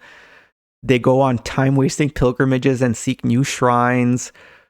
Oh, yeah, no, that's the thing. I think it's going to be a pretty tough pill for some religious people to swallow. But anyways, maybe I'm repeating myself a little bit here. But it's just like I said, for the next two videos about Moses, and then when reading the passages from Jesus, I think it will help with understanding the context, because you'll see like, okay, there's a reason why Moses established certain rules or said certain things, and then same thing with Jesus. So we'll go through that. But yeah,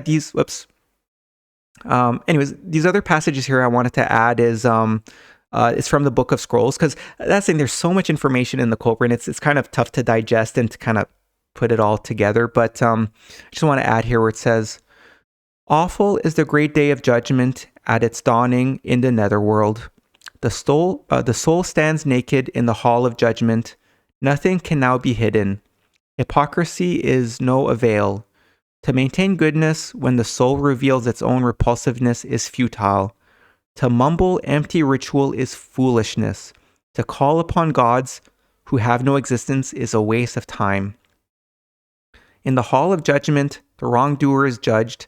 On that day and henceforth, his qualities shall form his food.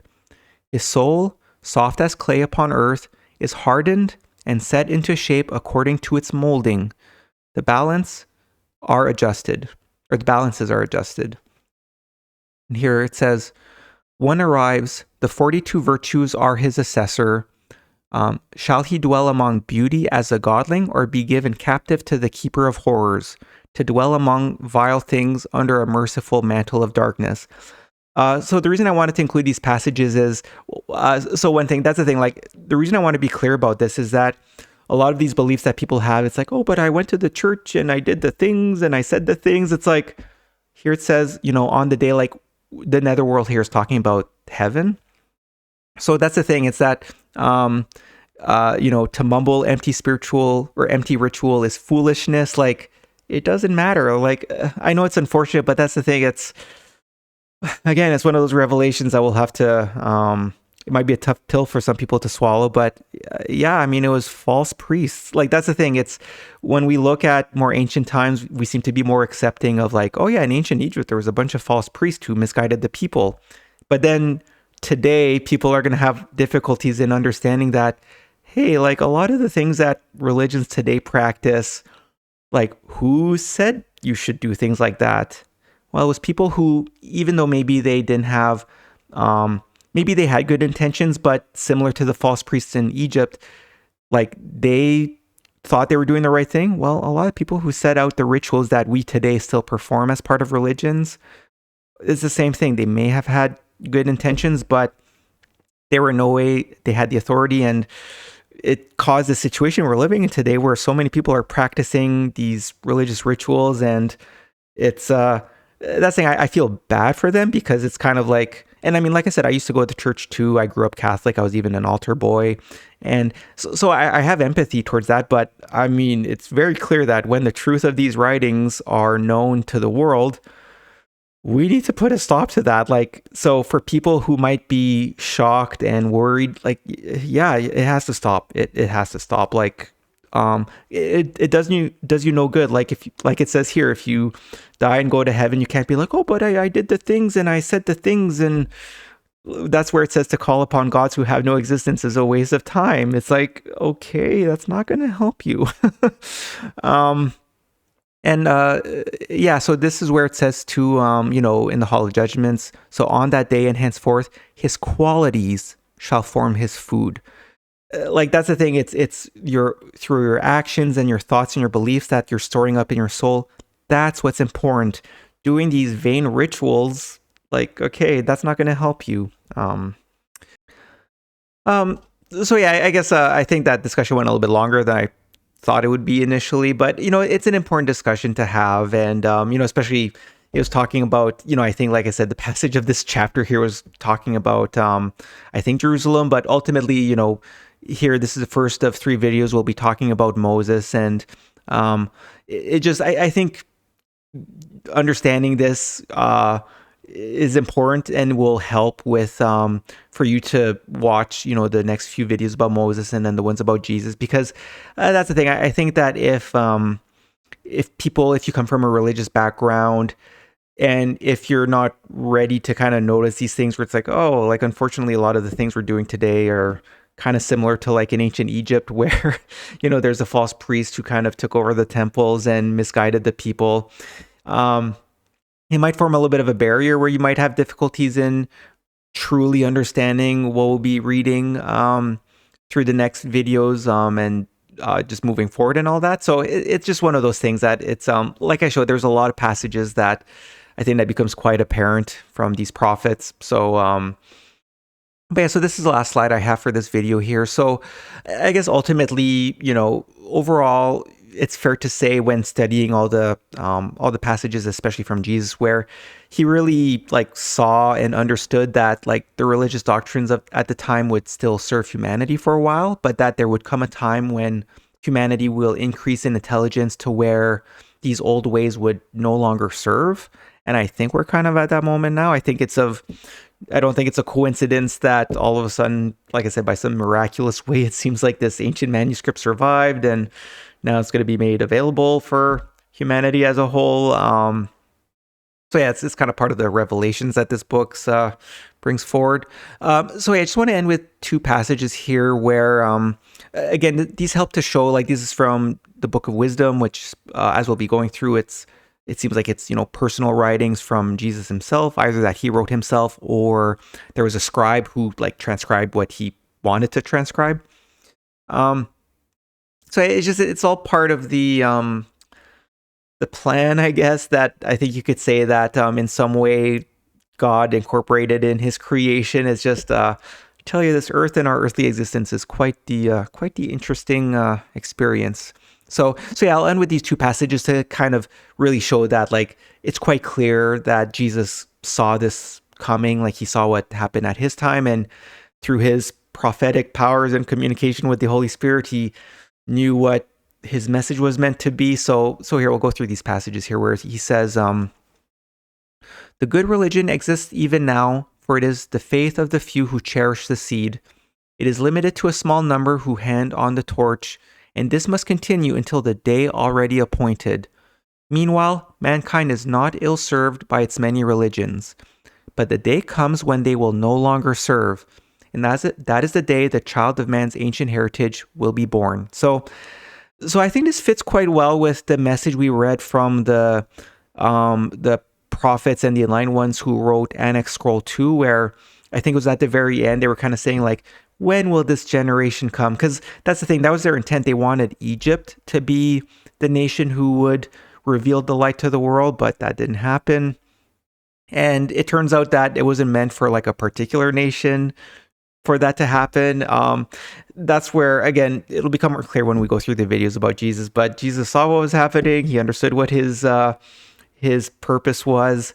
So he essentially like wrote these books, and he instructed Joseph of Arimathea to go hide them. And somehow he knew that there would come a time in a later generation where they would appear, and this is meant to reveal the light of the truth for when humanity had grown in intelligence. But again, that's the thing, in terms of if ever you're religious and watching this, and you might be a little bit going through all sorts of feelings about feeling betrayed or things like that by, the religious practices that you grew up with. That's the thing. Like Jesus said here, meanwhile, mankind is not ill-served by its many religions, but the day will come when they will no longer serve. So that's quite important. And this is the last passage here. So it's kind of in the same context where he says, the answers given by all true religions are inspired by the desire to meet particular needs. These needs differ according to time and place and the condition and development of men or humanity. But all true religions have this in common. They come in response to something upsurging in the nature of man.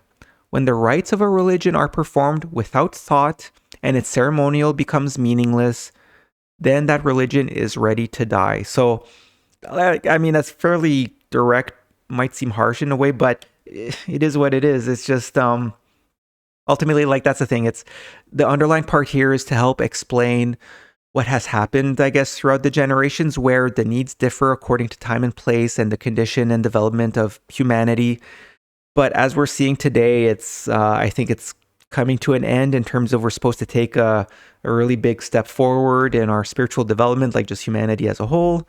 So yeah, I'll end out with that. So yeah, maybe this discussion was a little bit like, in a way, maybe it was a little bit ahead of maybe where we should be having this conversation. Like I said, it'll become more clear after we go through all the chapters about Jesus and especially the meaning of life and all of that.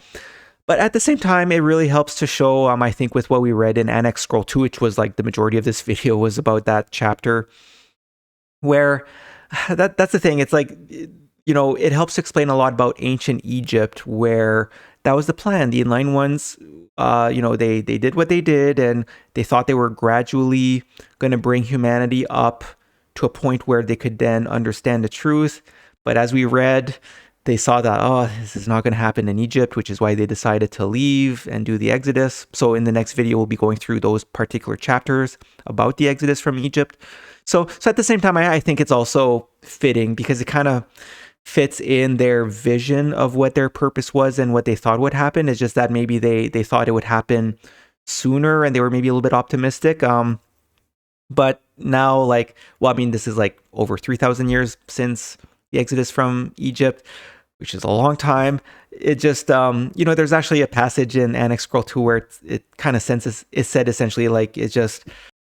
So actually, just as I was kind of trying to come with my like ending thought for this chapter, I just was going to try and quote something. So I just went back here to Annexed Scroll 2. So anyways, like I said, I could go on and on, but yeah, I guess just to end this video on the topic that I was kind of talking about there is just, so this is from one of the long passages in Annexed Scroll 2. It's from passage 34-35. I'll just scroll to the last part here where it says, earthly conditions being what they are, and the purpose of earth being what it is, it was too early in the generations of men to expect goodness to triumph. It is in this that the forces of good are confounded. They anticipate too easy a victory. Yet, though the pestle grinds slowly, it grinds with every blow. So yeah, I guess that's kind of the message I was trying to tie it in together with this chapter. So yeah, with that, I will end this video, and I will see you in the next video.